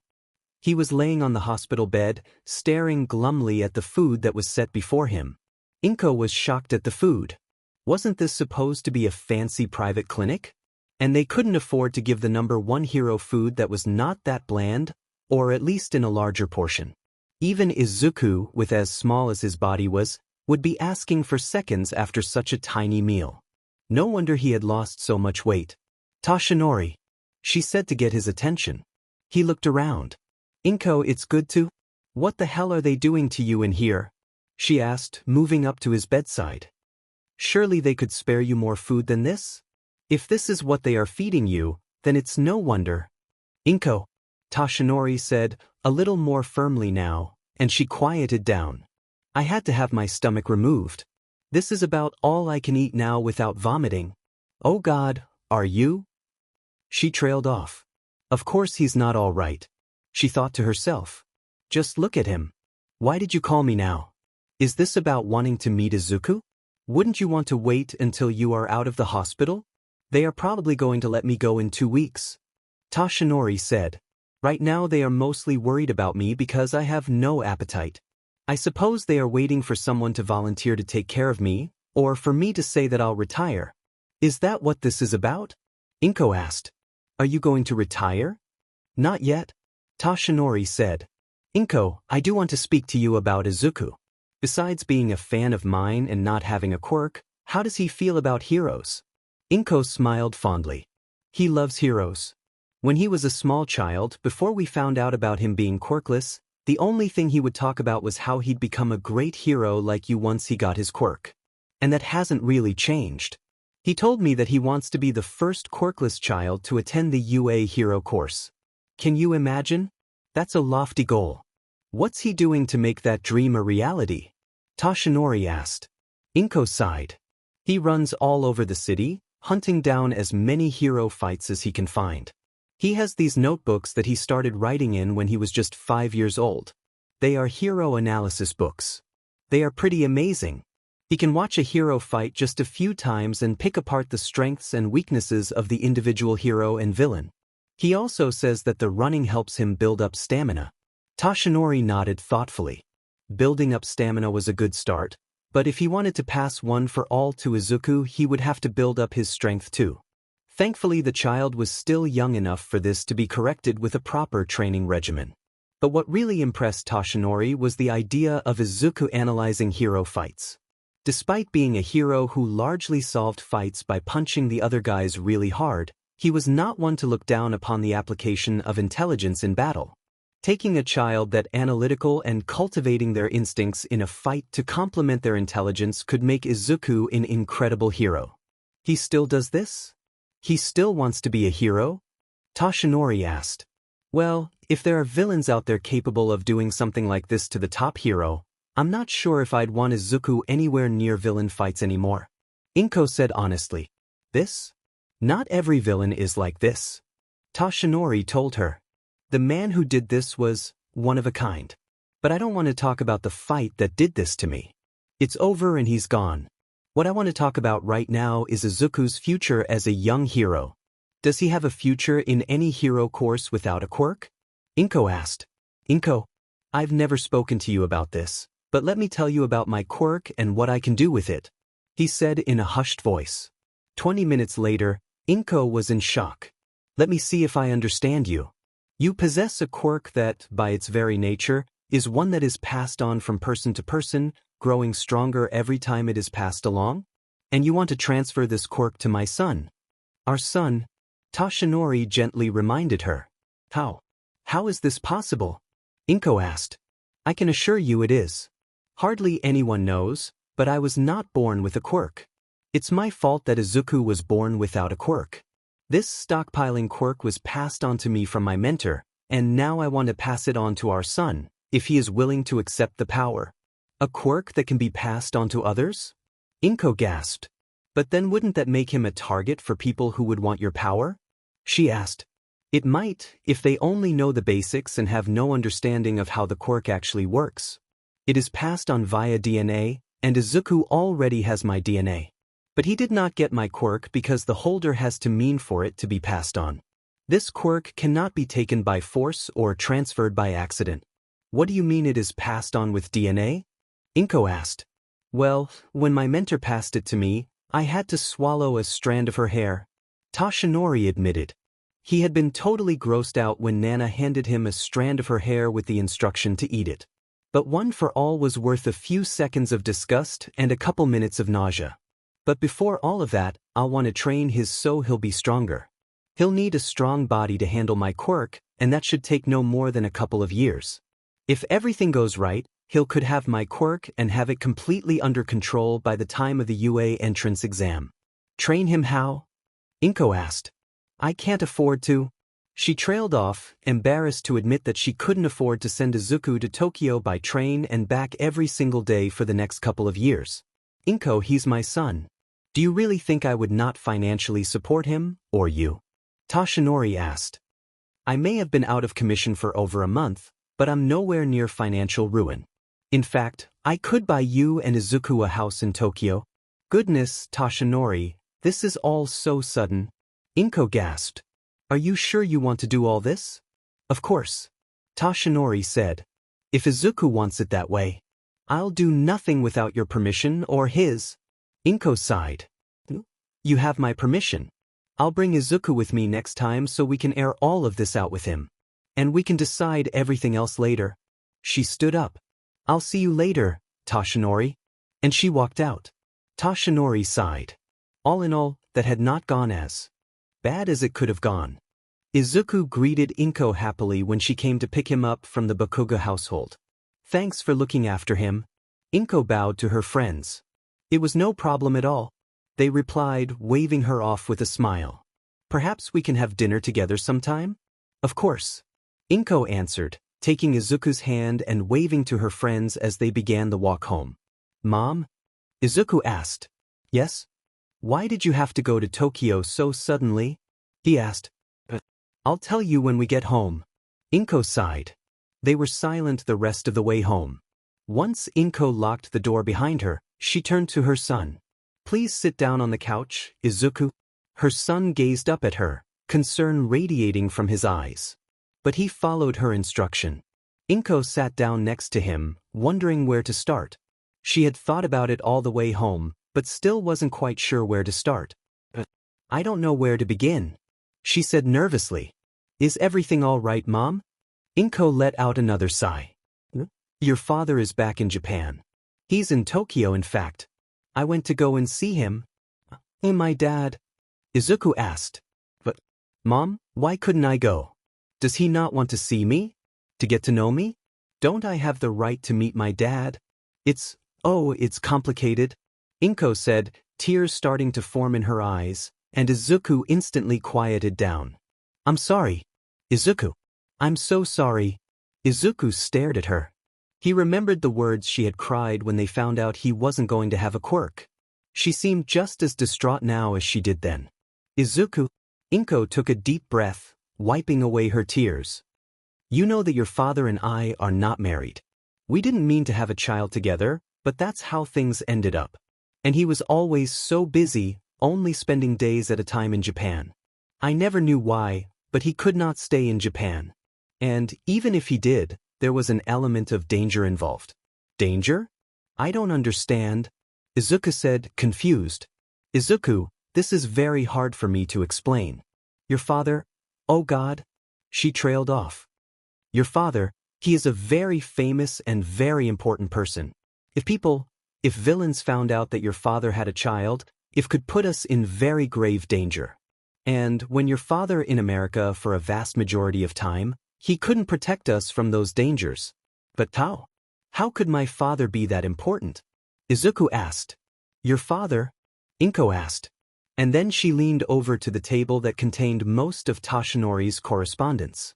She took out the last envelope and handed it to Izuku. Izuku took it, confused. He hadn't seen one of these envelopes in years. But it was all different this time. Back when he first saw one of these envelopes, he couldn't read or understand a single word of English. He still couldn't read or understand English on the whole, but he could recognize a few words due to just seeing them a lot. such as, for instance, learning about All Might's hero agency in America. He couldn't understand English, but he certainly could recognize the words that made up the name of All Might's hero agency, and those were the same exact words that were staring at him from the corner of the envelope. He turned his attention to the delivery address, the part that was handwritten, and he was already starting to suspect. Izuku stood up and rushed towards his room. Inko followed him, knowing exactly what he was running to his room for. He had a handwriting sample that came from his father to compare to other samples of handwriting. And he had only just recently gotten a sample of handwriting from a certain top hero. The poster that All Might had signed was hanging up in his room, and Izuku ran straight towards it, glancing between the two handwriting samples, looking for similar shapes. Of course, Izuku couldn't be 100% sure, but he could see the signs that the two samples were similar and could possibly be written by the same person. Izuku stared back at his mother, begging for an answer. "Mom, is this real?" "Oh, Izuku. I'm so sorry for not telling you sooner." Inko started to cry again. I can't believe it. How is this possible?" Izuku gasped, shocked. This just doesn't happen in real life. How could I be the son of Oh my God. I suppose you have more questions?" Inko began nervously. But Izuku was no longer listening to her. He had his hands pressed to his mouth and was muttering. And Inko knew her son well enough to know that there was almost no stopping him when he got like this. So she waited patiently for about 5 minutes while he muttered to himself. Finally, when he stopped, he glanced at his mother. "When we went to see All Might, did he know?" Izuku asked. Inko sighed. "He knew about you. He knew it was you. He has known your name for a very long time, and when All Might saw me in the crowd, I pointed you out to him. Why didn't he?" Izuku began, then paused. "Is that why he called me by my given name on accident?" "No, I think he was telling the truth about following the American custom." Inko said. "He and I spoke briefly when you asked to go to Tokyo to see him, and we both agreed that you shouldn't know yet. And Izuku, I know you probably couldn't see it because you were not looking for it, but I saw it." His heart was breaking that he couldn't say anything more to you. "But he's been back in Japan for over a month now, and he—" Izuku trailed off. "You've seen All Might? Where is he?" he asked. "That's the reason that he hasn't been able to contact you yet?" Inko said. "I don't really understand the whole story. He's only told me a little about what happened when he came back to Japan. From what I understand, he spent all this time in America because of some supervillain in Japan, and came back a month ago to confront that villain. Now, Izuku, he doesn't want anyone to know about this, so you can't tell anyone. But that villain fight injured him. Badly. I visited him in the hospital today." "All Might is in the hospital?" Izuku gasped. "He was hurt that badly that he's still in the hospital after all this time?" "He was hurt very badly." Inko told him. "He wants to meet you, but I believe he wants to wait until after he's out of the hospital." "When?" Izuku asked. "A week or 2. Inko answered. "But it's more than this." Inko paused. How could she even begin to explain Tashinori's quirk? She eventually decided that Tashinori had to be the one to explain his quirk. "I told him about how you want to get into the hero course of UA, and he wants to help you accomplish that." That got Izuku's attention. "What, All Might?" "He wants us to move to Tokyo, so that he can train you." Inko said. "There's much more to this, but I think it would be better if Tashinori explained it to you." "Tashinori?" Izuku asked, confused. "Oh, that's his name. His given name. His full name is Yagi Tashinori." Inko asked. "Do you have any more questions?" She asked. "Only about 1,000,000. Izuku said with a grim smile. Over the next week, Izuku seemed to exist in a zombie-like state. Thankfully, it went unnoticed by his classmates and teachers. They were all pretty used to Izuku acting oddly. One night had turned his world completely upside down. All Might, the world's top hero and his idol since forever, was actually his father. And that father wanted them to move to Tokyo so that he could train Izuku to give him a better chance of entering the UA hero course. Naturally, it would still be very hard without a quirk, but being trained by All Might himself?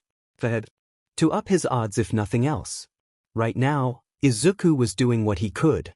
But under the instruction of someone who knew what it took to be a hero, he could become so much better.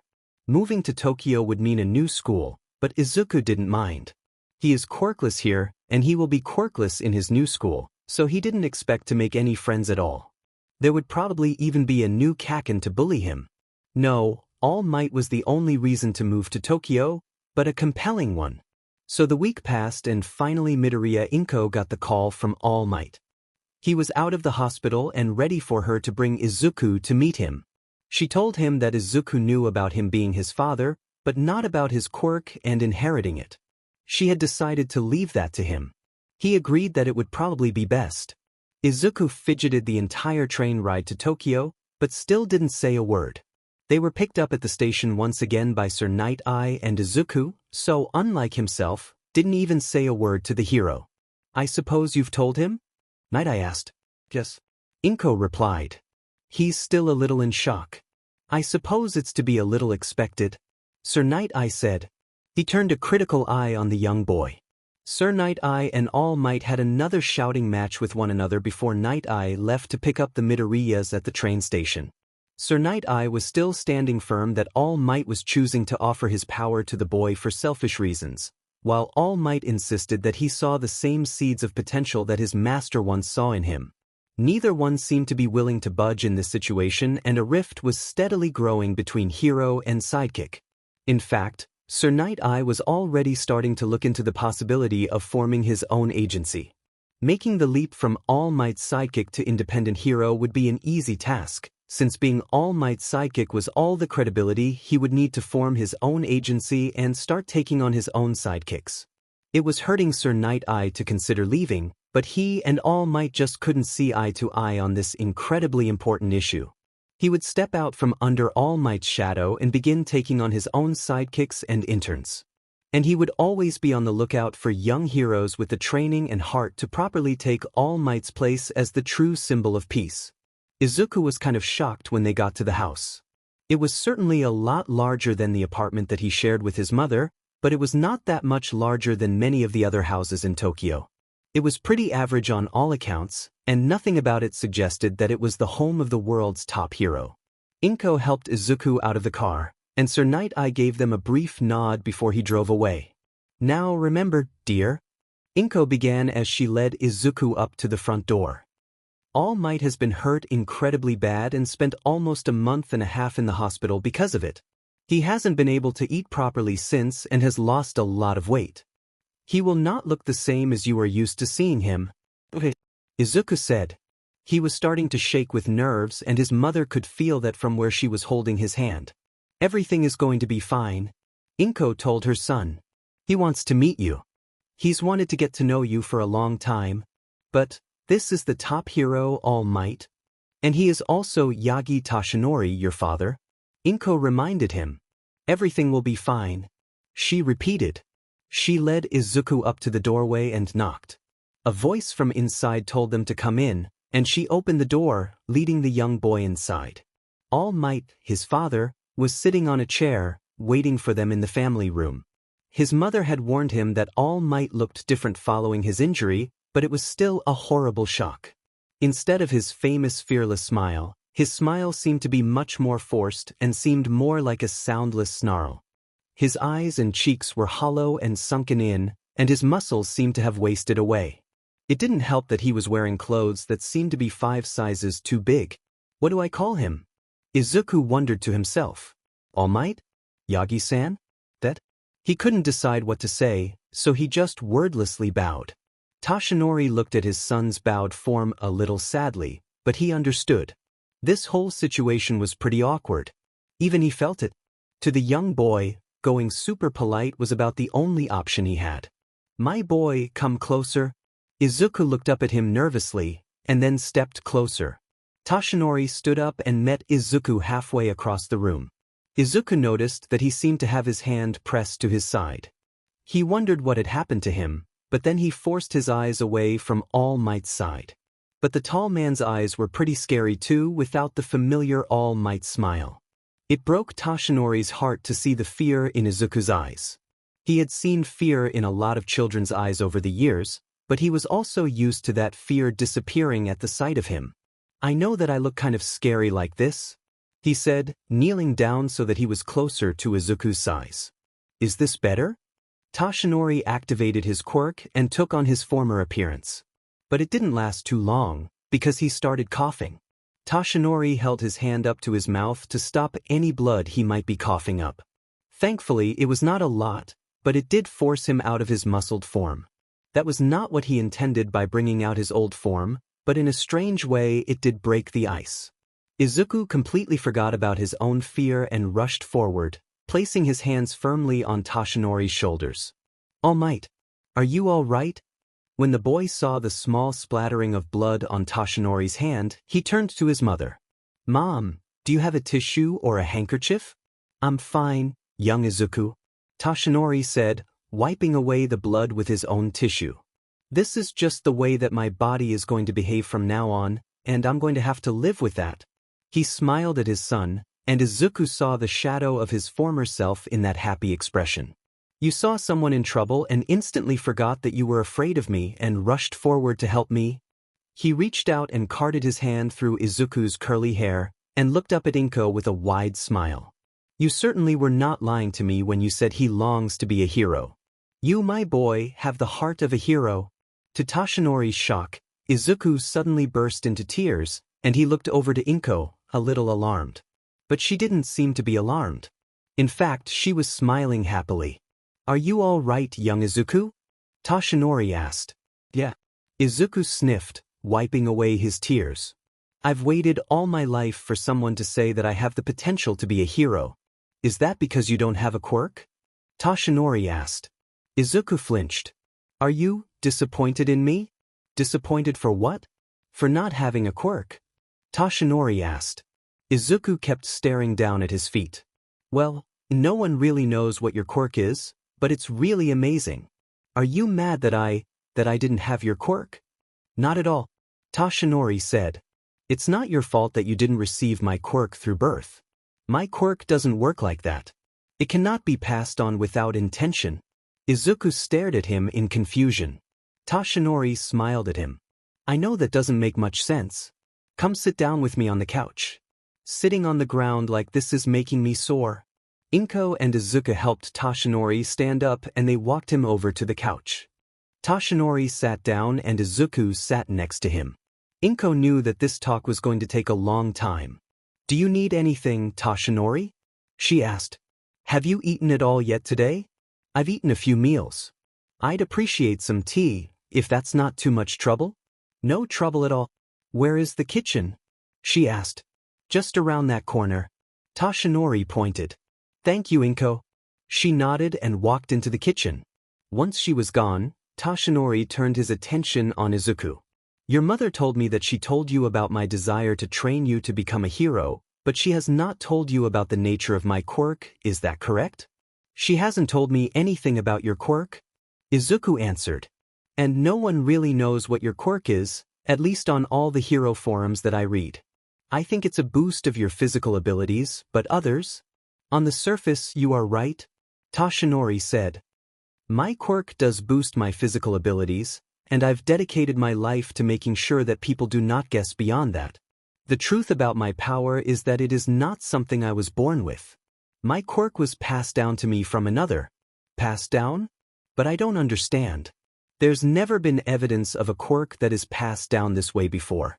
Because mine seems to be the only one, Toshinori asked. The true name of my quirk is One for All.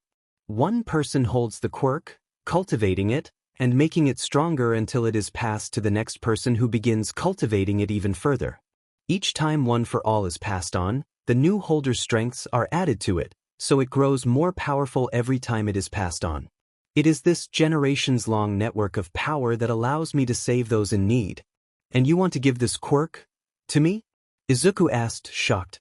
You'll need more training first, Toshinori warned the young boy. I can't just give it to you because you are my son. Whoever takes up my quirk will have to rise up and take my place as the #1 hero and the symbol of peace. I have to make sure that's something you can do, and that will become more obvious as we train your body. Either way, you'll need to train more than your mind to get into UA. So, what do you say, my boy? Are you willing to live in Tokyo with your mother while I train you? Yes, yes, of course. Izuku gasped. How could he say otherwise? He had thought that All Might was just going to train him, but to possibly be the one to get handed this impossible gift of All Might's quirk. But if it's okay with Mom. Your mother and I already talked about this when she visited me in the hospital, Tashinori said. Yes, we did, Inko said, stepping back into the family room with a tray with cups of tea. She handed one to Tashinori, one to Izuku, and kept one for herself. I am okay with this, Izuku, if that is something that will make you happy. Good, then we can discuss the fine details, Tashinori said thoughtfully. As you probably know, Izuku, my secret identity as Yagi Tashinori is considered a top-secret matter of national security. In fact, it is multinational national security. So it is still not a good idea for people to know that you are All Might's son. So you can say you are my son, Yagi Tashinori's son. As much as Izuku longed to scream to the world that he had a father, and his father was the greatest hero to ever live, he knew that All Might was speaking the truth. No matter how hard anyone searched, no one could find any concrete information on All Might before his official debut in America.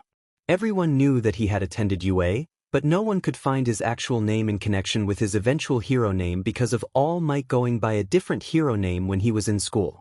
All Might was his American hero name, after all. Of course.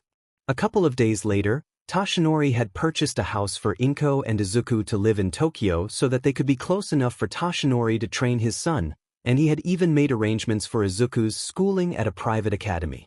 So, almost as soon as Inko and Izuku finished packing and moving their belongings to Tokyo, it was time for Izuku's last day at his elementary school.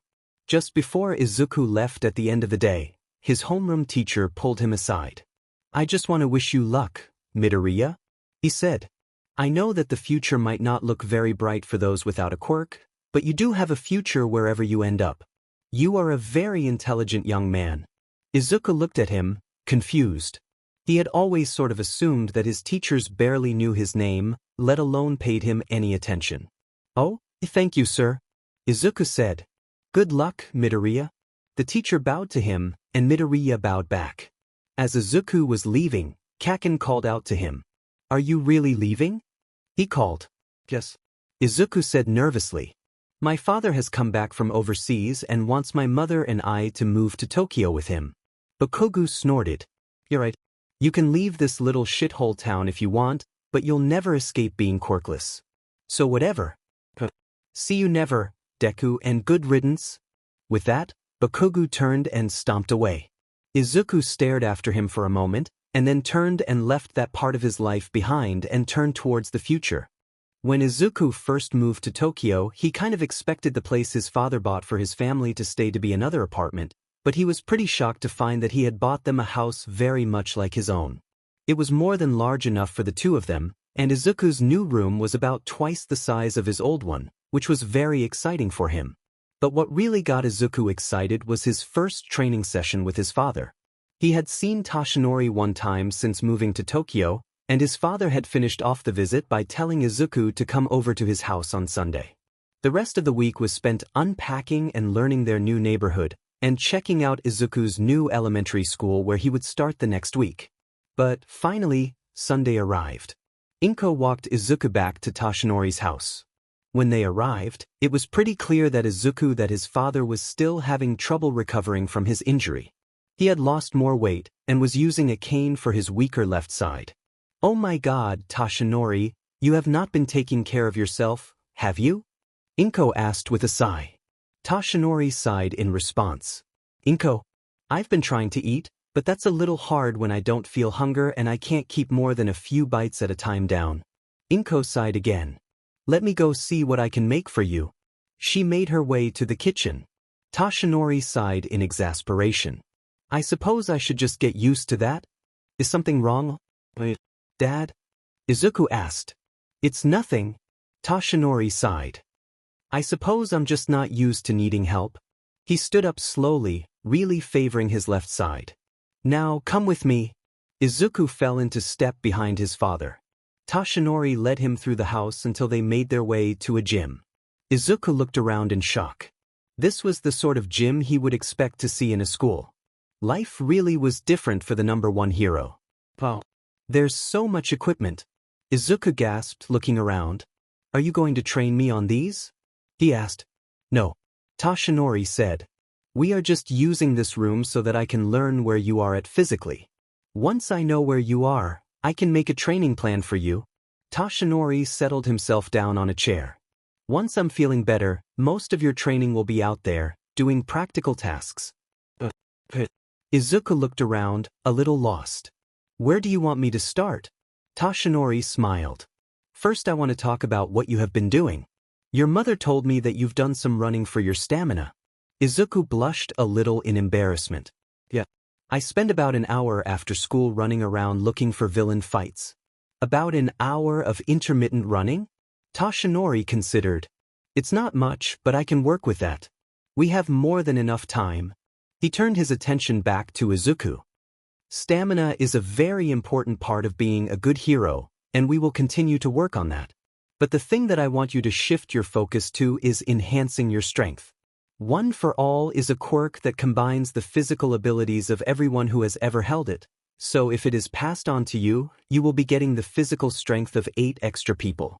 You will need a strong body in order to handle this quirk, otherwise you might not be able to handle the physical backlash of your own power. Toshinori paused thoughtfully. You probably will be injured the first few times you use the power, but we can minimize that damage by preparing your body correctly. Thankfully, we have 6 years to accomplish this in order for you to be ready for the UA entrance exam. Okay. Izuku said. Where do you want me to start? Not on the machines. Toshinori said. We'd need a spotter for you to use these machines. Normally, I do that for you, but I'm not able to do that. Let's just start with some sit-ups. Izuku obeyed all of his father's commands to perform various exercises. Every time he finished a set, he would glance towards his father, looking for signs of approval, but All Might kept his expression neutral through the whole thing. An hour passed, and then 2 hours.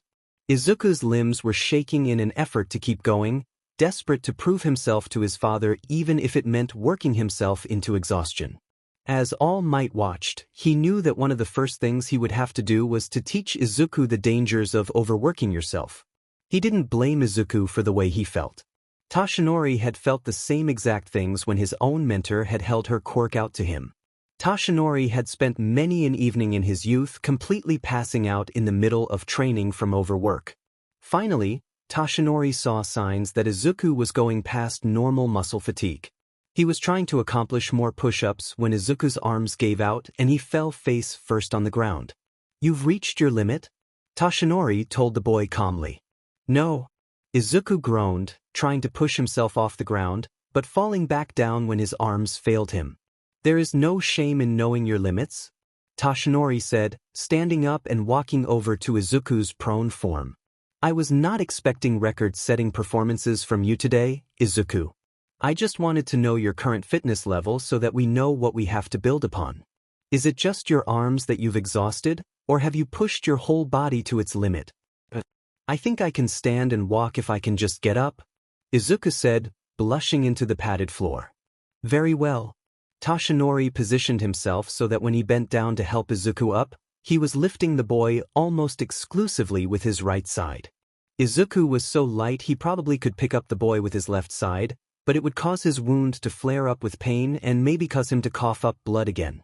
The coughing blood horrified Izuku every time he saw it, and Toshinori hated the panicked look in his son's eyes at the sight of blood. He moved slowly, deliberately, and lifted the young boy off the floor and onto his feet. Izuku teetered for a moment until he found the strength to stand, and then straightened. Do you need help to walk? Toshinori asked. No. Izuku answered. But Toshinori took Izuku's left side so that he could offer the young boy some support on the way out to the family room and the couch. You don't have to. Izuku began, worried about his father's physical condition. I'm fine, Izuku. I promise. Even in the state I am right now, I could easily bench press you, even without using my quirk. It would hurt a little, but I can do it. This is nothing. Izuku didn't quite believe his father, but allowed him to lead the way out to the family room. Once there, Toshinori set him down on the couch and sat down next to him. For a couple of moments, Toshinori seemed to be in thought, and then he spoke again. It's pretty clear to me that your physical abilities are not out of the normal range for a boy your age. That's about what I expected, and I believe I can come up with a plan for you to follow in a few days. For now, let's talk about what I see as your great strength that could become your greatest failure as you train. Your dedication. I don't understand, Izuku said, confused. Of course, dedication is a very important quality to have in a hero. And while you were working, I could see your drive to push yourself to your limits. This is a good quality to have, but too much can lead to you overworking yourself. If you overwork yourself, especially at your age, it could end up having the opposite effect of what we want. Instead of strengthening your muscles, overworking them can damage them beyond repair if not kept in check. Toshinori said. So I need you to promise me right now, Izuku, that when you are given your training schedule, you will follow it to the letter. That you will give your body the full rest periods that it needs to recover from intense workouts, and that you will push yourself, but not to the point where your body stops working. I promise, Izuku said. All Might knew much more about training than he did, so he really had no choice but to follow his advice if he wanted to have any hope of getting strong enough to inherit his quirk. Now, come on, I'll drive you home, Toshinori said, standing up and leading Izuku to his car, a large luxury car that he had imported from America. In all honesty, it couldn't be helped. Most Japanese cars were too small for Toshinori. On the drive back home, Toshinori continued to talk to Izuku, telling him to do a certain number of basic exercises every single day until next Sunday when he would come back to his father's house. By then, I'll have the first part of your training plan all worked out. We'll start off easy for now, and grow in intensity as you get older. As they pulled up to the new Midoriya household, Toshinori stopped Izuku just before he got out of the car. One more thing, son. When you go to your new school tomorrow, the children are probably going to ask what your quirk is. Don't tell them you're quirkless. Just tell them that you are not allowed to reveal your quirk. So, pretend that I do have a quirk, but I'm not allowed to talk about it? Izuku asked. And everyone will just accept that? To be honest, Izuku was shocked that was an option. If he could have just pretended like he had a secret quirk at his old school, it would have saved him a lot of pain and suffering. It probably would not have been acceptable to have a secret quirk in a public school, but most of the private academies around Japan are used to caring for the children of pro heroes. Toshinori answered. In order to protect their families, many pro heroes ask their children to not show off their quirks until they have better control of their abilities. Since quirks are genetic, it is usually simple to realize that a child is related to a pro hero through having similar quirks, and that could make the child a target for their parents' enemies. You'll probably see several other students unwilling to speak about or show off their quirks in any way. You keeping yours hidden will not be strange to anyone. Thank you, Dad. I'll keep that in mind, Izuku said. See you next week.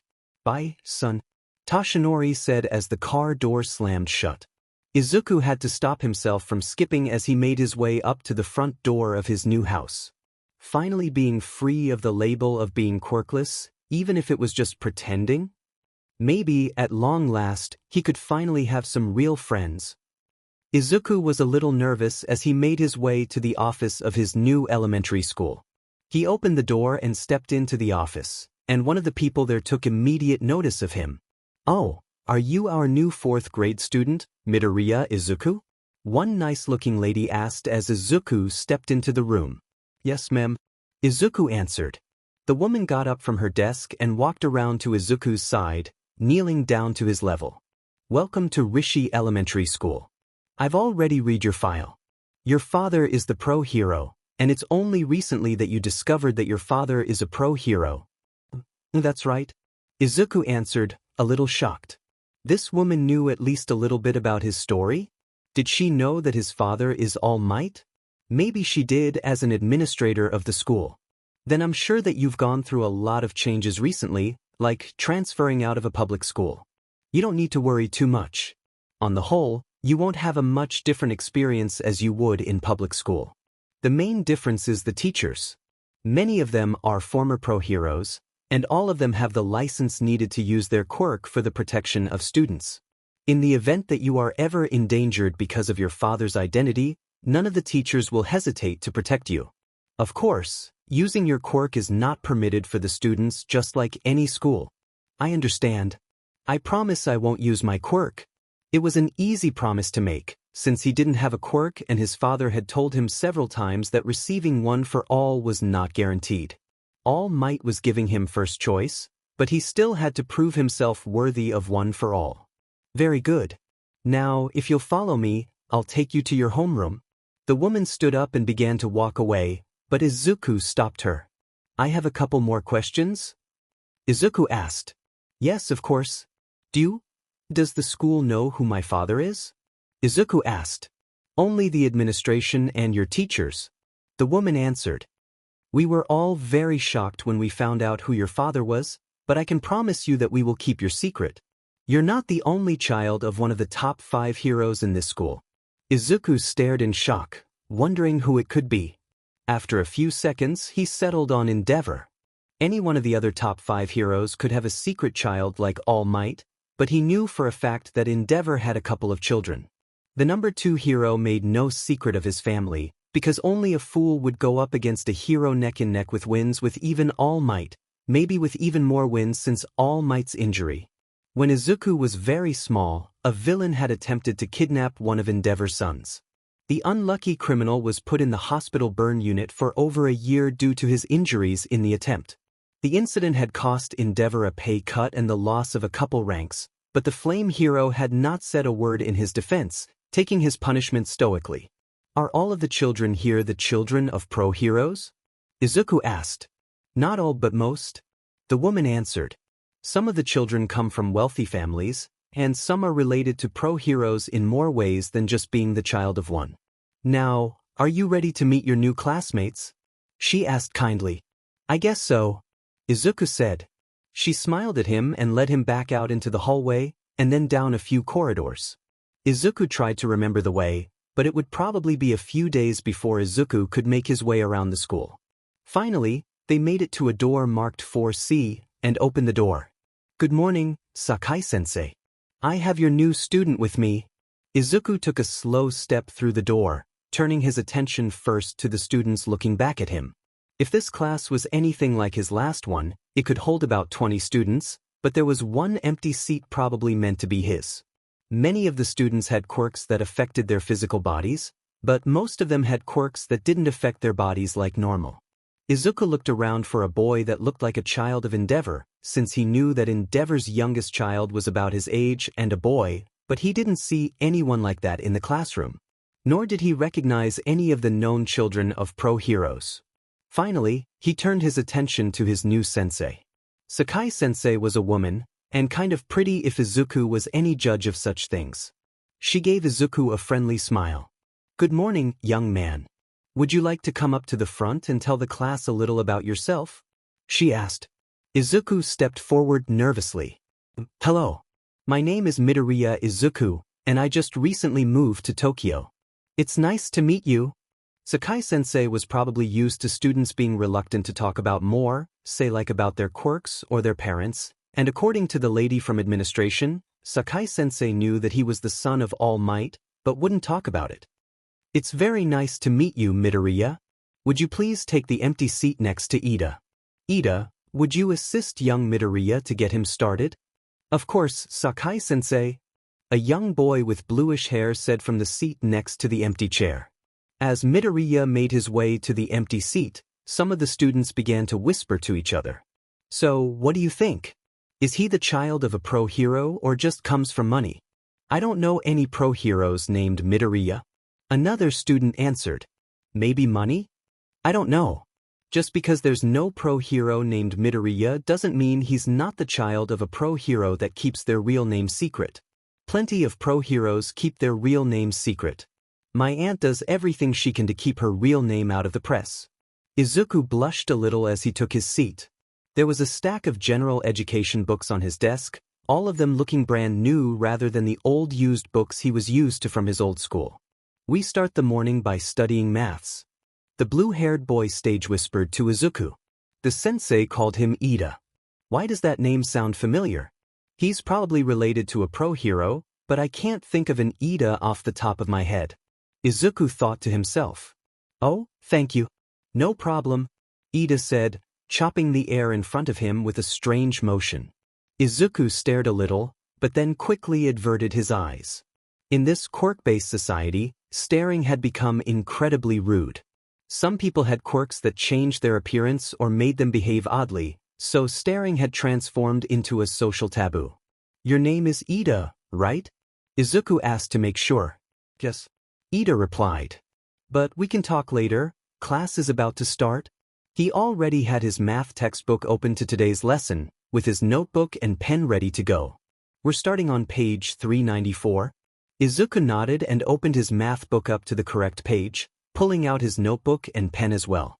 Izuku had fallen a little behind in his schoolwork in the last few weeks before moving to Tokyo because of his worry for All Might, but he was pleased to realize that his naturally studious nature was able to make up for the gap with a little extra effort.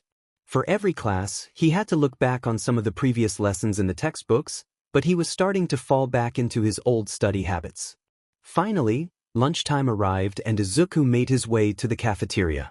He was still too nervous to eat, so he decided to skip lunch for the day.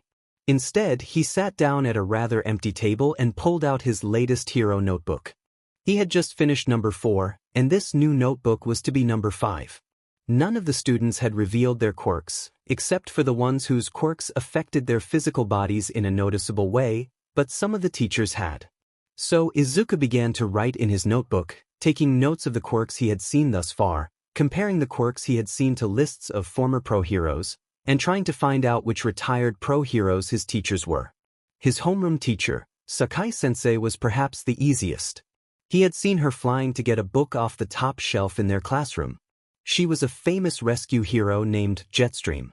She had retired not long after Izuku began keeping his hero notebooks and he'd lost track of her. But, not only that, knowing that she is Jetstream meant that she knew Izuku's father. Many heroes had been involved in an old operation to put an end to the new Yakuza years ago. Both All Might and Jetstream had been involved. All Might had been on the front lines, with Jetstream as backup and support for the combat heroes. Izuku was just finished up his new drawing of Jetstream as a teacher when a voice broke his concentration. Ah, Midoriya, I was wondering where you were? Do you mind if I join you? Izuku looked up. It was Ida, holding a tray of food in his hands. No, I don't mind at all, Izuku said, scooting over to make room for Ida to sit next to him. Excellent, Ida said, taking the offered seat. You don't have any food. You should eat something, you know. A growing body needs fuel to function correctly, you know. Izuku suppressed a giggle. Ida sort of sounded like his mother when she was trying to force his father to eat. I'm kinda still too nervous to eat, Izuku said. A lot of stuff has happened to me recently, and I'm still in shock. Really? Is everything okay? Should I get a teacher? Ida asked, waving his arms in a karate chop motion again.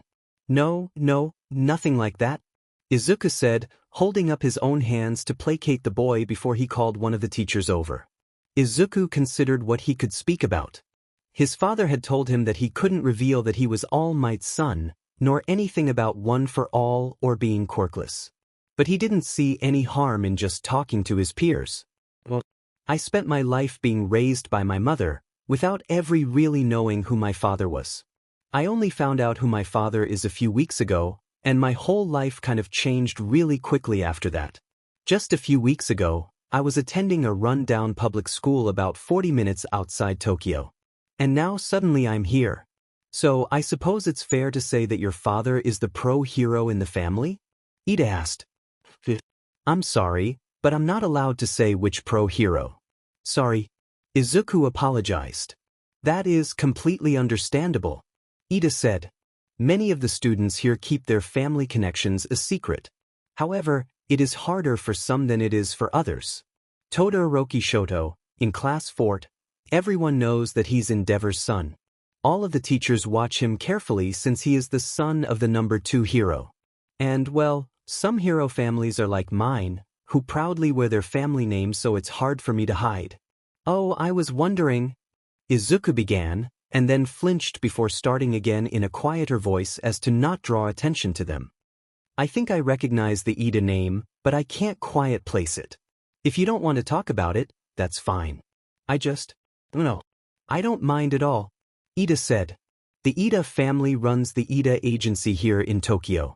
Pretty much every direct descendant of my family has been pro-heroes for generations. Have you heard of the hero Ingenium? Oh yes, Izuku answered. The hero Ingenium had recently finished his time as a sidekick to other pro agencies before stepping out as a fully fledged pro a couple years ago. He was already getting pretty famous for the sheer number of sidekicks he was taking on. It was pretty usual for a pro hero to have about 5 or 6 sidekicks working for them. Ingenium now had over 30 sidekicks working under him. Ida smiled proudly. Ingenium is my elder brother. He's just recently took over the Ida Hero Agency, but he's already a beloved commander with many sidekicks working under him. Wow. That's amazing! Izuku gasped. I don't have any siblings, or at least. Izuku trailed off. How was he to know if All Might had any more secret children hiding around? As far as I know? What do you mean? Ida asked. Well, my parents are not married. And my father has certainly had a couple of relationships since I was born, Izuku said slowly. I guess I could have a half-sibling out there without realizing it. I guess the other kids who are trying to Google heroes named Midoriya are going to be disappointed, Ida said with a small laugh. Izuku laughed in agreement. Yeah, I guess. Midoriya is my mother's name, and my mother's family never had a strong enough quirk to become a hero. My mother's quirk is slight telekinesis. She can float small objects towards her. But that's about it. Izuku closed his notebook to put away. He was having a more interesting time talking to Ida right now. So, do you eventually want to try for a hero course? Ida asked. Of course. Izuku said. I've always wanted to be a hero. In fact, I eventually want to go to UA. That's a very hard school to get into, Ida commented. That's where I want to go to. Pretty much every single top 10 hero calls UA their alma mater, and my brother went there. My father went there, Izuku said. Well, I can't even begin to guess who your father is, or what your quirk might be, but assuming your father is a pro hero and that you've inherited his quirk, you should have a fair chance of getting in, Ida said. The two boys spent the rest of their lunch talking. They talked so much that Ida's food was only half eaten by the time they had to go back to class for their afternoon classes. The rest of the day went by in a blur, but Izuku was pleased to the point of being giddy. Being able to keep his quirklessness hidden was an enormous blessing. None of the kids even blinked any time he said he couldn't talk about his quirk or who his pro-hero father was. So without those bully-rich topics clinging to him, none of the kids had found anything they could easily bully him over. Or, maybe the teachers were harsher on bullying in private schools? He'd only been there one day, but he hadn't seen any children getting picked on yet. And, even better, for the first time since he was 4 years old, he had made a new friend. Ida Tenya was kind of funny in his mannerisms, but he was also very smart, helpful, and easy to talk to. When Izuku had said that he couldn't talk about certain topics, Ida had been quick to drop the subject and move on to a different topic. After school, instead of walking home, he ran all of the way home, just like his father had asked him. Once home, he quickly finished the basic exercises that his father had asked him to complete and then set to work on his homework. When he sat down for dinner, he noticed that his mother was giving him slightly larger portions and a greater variety of food than normal. When Izuku asked his mother about the change in menu, she sighed. Your father asked me to adjust your diet while you are training. Right now, it's nothing major. He asked me to increase the amount of calories slightly and to make sure each meal is nutritionally complete. She offered her son a second bowl of rice, which he accepted. Now, if he would only take such care of himself. Even after that first day in school, the whole rest of the month was a blur. Izuku had been kind of shocked when he went back to his father's house the next Sunday. The training routine that his father had given him was much less than he expected. It was more than he was used to, but less than he expected. It didn't seem to do any more than an extension of his physical education. Are you sure this is enough? Izuku asked. Toshinori smiled grimly. We have many years to get your body to the point where it might be able to hold one for all. We have the luxury to train your body correctly. Doing intense muscle training at your age is not realistic. Muscle training works the best if we get started when you enter puberty and your body starts growing on its own. Right now it is going to be best to prepare your body for that more intense training with general fitness. We'll keep it this for a year, maybe 2, and then you'll be longing for the days when I'm just expecting a couple of sit-ups. At the end of the month, All Might made his public reappearance. By flooding his body with the power of One for All, he could regain a facsimile of his old appearance. But he was never going to be the same again. His body could only handle about 5 hours of being powered up a day. After that, his body would rebel and he would be forced back into his much more emaciated normal form. He could push his body past that limit with great effort, but the first time he did it, he found that his time limit had lowered by about 10 minutes. A couple of newspapers noticed All Might's decreased amount of time doing hero work, but most people assumed that he might be moving past his prime. The job of pro heroes was much like the world of pro athletes back before the time of quirks. The intense strain on their bodies often led heroes to early retirement. Most heroes were active for about 15 years. All Might had not reached that point, but many people guessed that holding the #1 spot for so long was more of a stress on Toshinori's body than normal. Toshinori laughed it off when asked about it, as he did about many topics personal to him. But, at the same time, he made no attempt to deny it. To all the world, All Might seemed to be perfectly fine, but to Izuku and Inko he was still in the process of falling apart. Every Sunday, Inko dropped off Izuku with his father, and made a small meal for Toshinori and forced him to eat. He ate when she forced him without complaint, but judging by the fact that he was still losing weight and muscle mass at a horrifying rate, he was rarely eating when she was not forcing him. He was probably down 70 kilograms from his starting weight now, and was losing more weight every single day.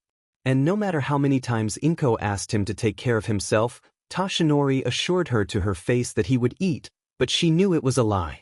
However, that one particular Sunday, Inko had been unable to go with Izuku to Toshinori's house, so she sent a meal along with Izuku along with the promise to make him eat it.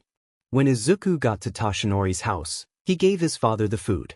To tell the truth, Izuku was just as worried about his father as his mother was. Anytime he was just him and his father, Toshinori stayed in his real form to save himself for his hero work. Izuku saw the way his clothes were hanging off his body, and the general unhealthy pallor of All Might's skin in this form. "Welcome back, Izuku," Toshinori said, opening the door for his son. "Inko is not with you today?"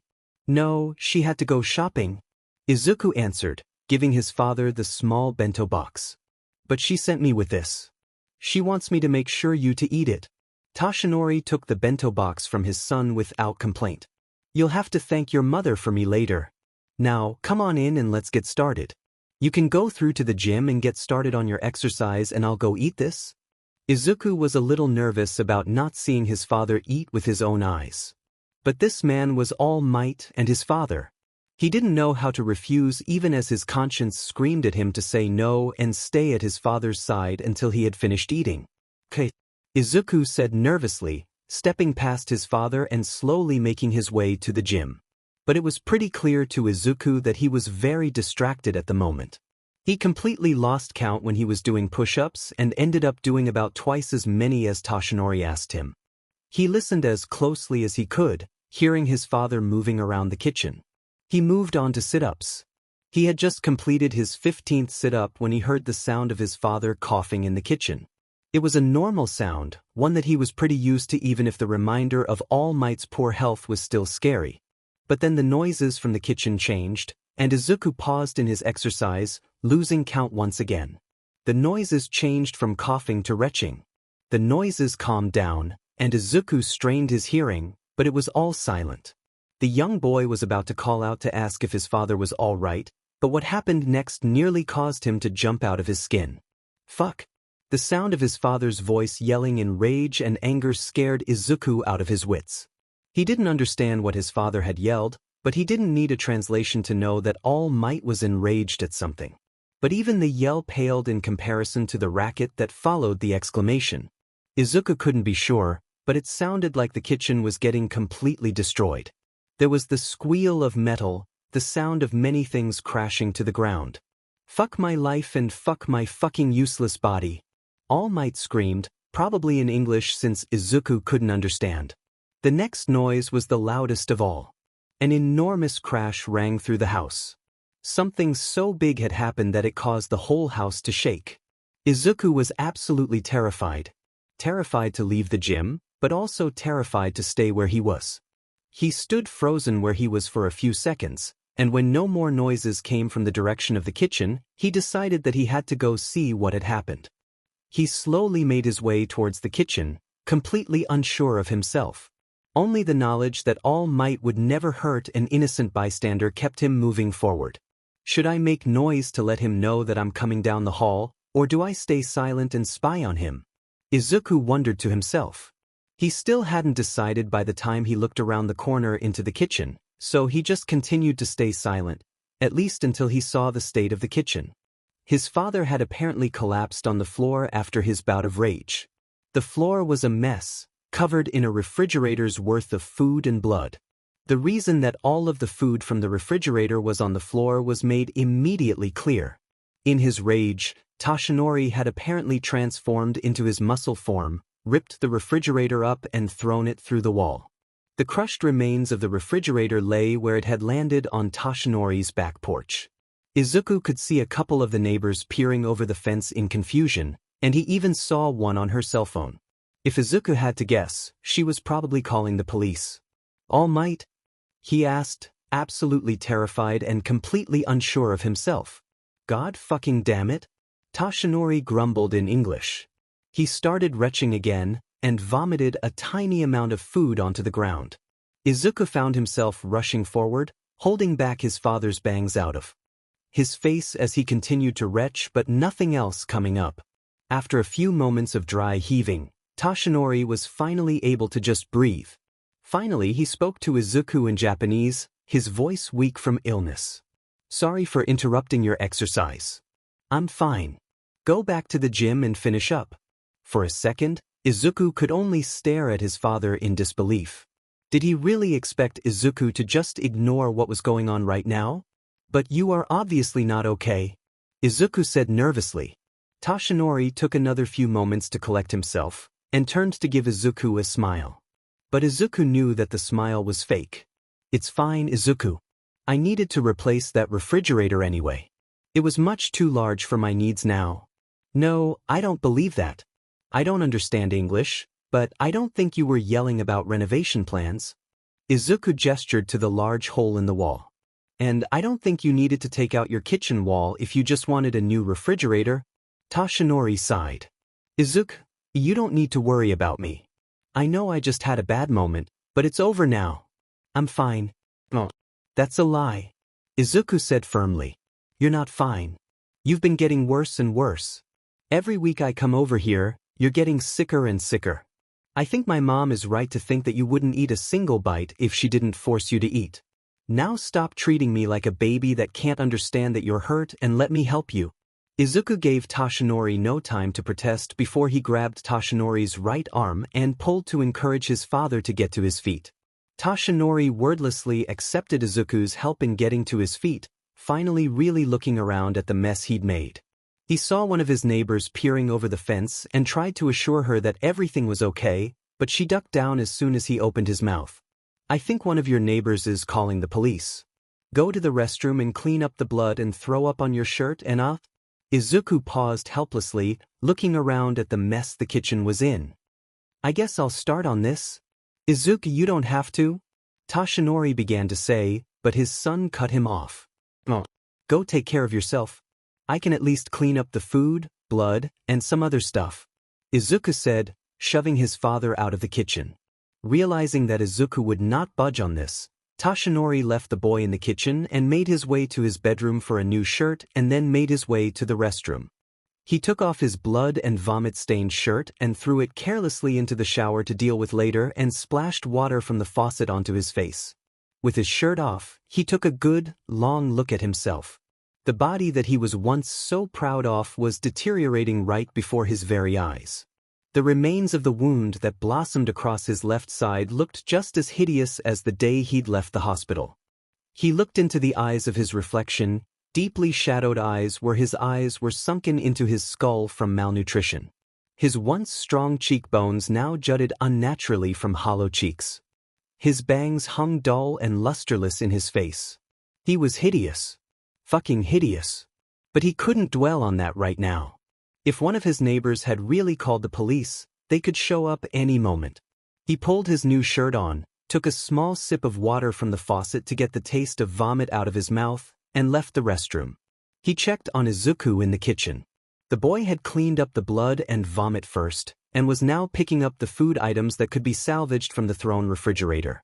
Izuku, Toshinori began, and then trailed off when Izuku turned to look up at him. What happened? Izuku asked. I told you before, son. It's nothing. Toshinori began, but Izuku cut him off. Why won't you stop lying to me? Izuku asked. Both my mom and I know that things are wrong, and this just proved it to me. What happened? I couldn't keep the food down, Toshinori said. And that's all there is to it? He clenched his fist, angry at his ruined body, filled with rage at all for one, who had left him with this ruined body, and rage at himself for being unable to overcome it. Was it too much food? Izuku asked. His mom had told him that, according to many online sources, people without their stomachs could still eat food, just in much smaller quantities with easily digestible foods being the best. So she tried her best to follow all of the advice with the food that she made for Toshinori. Tiny portions, no fiber, but still trying to pack in as many nutrients as she could in a single meal. It was incredibly tough, but online resources were a great help. If she was just sending over too much food, Izuku could let her know and she could make the portion sizes smaller. No, I mean I can't keep the food down, Toshinori said bitterly, planting himself down on one of the chairs at the kitchen table. But I shouldn't be bothering you with this, with my health problems. I'm your father, and you are my son. I should be worrying about you, not the other way around. Would you please stop treating me like I can't handle the truth? Izuku asked. I'm smart enough to know that you got hurt very badly, and to know that you were not going to just recover overnight. Izuku slammed a container of rice on the counter a little harder than he should have out of frustration. You don't have to treat me like a little kid. But you are little, Toshinori said. Izuku turned around towards him to protest the words, but then he saw the pensive look on his father's face. And you're not so little at the same time. I spent so much of your life away in America that I've completely missed almost your entire childhood. Now I've stepped back into your life, a man who is a father but has never been a dad. And now I'm trapped in a ruined body that you cannot possibly be proud of. When I was in America, so many young fans would tell me how amazing they thought I was, but how I was nothing compared to how great their fathers were. Toshinori trailed off, a couple of tears running down his face, and he furiously wiped them away. I wanted more than anything to have that sort of relationship with my son. And now I do have you in my life, Izuku, but having Yagi Toshinori as a father is nothing to be proud of anymore. Izuku stared at him in confusion. How could I not be proud of you? He asked. Because I'm not the All Might I once was. Certainly not the same All Might that you once looked up to, Toshinori answered. But you still are All Might, Izuku said. All Might is just a hero name worn by Yagi Toshinori. No matter what, you will always be All Might, even if your injuries get so bad that you can't fight anymore. And I'll always be proud of you, even if you retire. You've done so much for the world that it will never forget, and I will certainly never forget. Toshinori ducked his head down as more tears flowed down his face. He muttered a few sentences in English, and Izuku just waited quietly for it to stop. Thank you, son.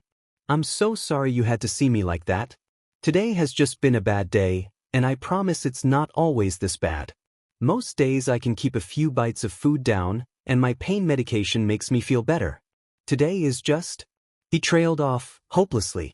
Izuku gingerly stepped across the ruined remains of the kitchen to the table, and wrapped his arms around his father.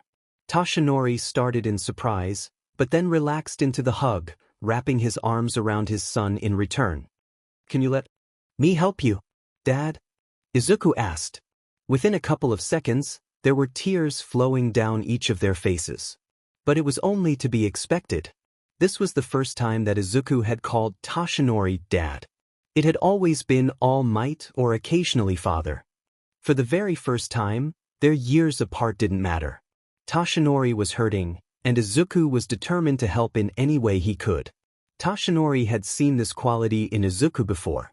He could be a bit of a crybaby and could be terrified of things, but nothing else mattered as soon as someone was hurting or in danger.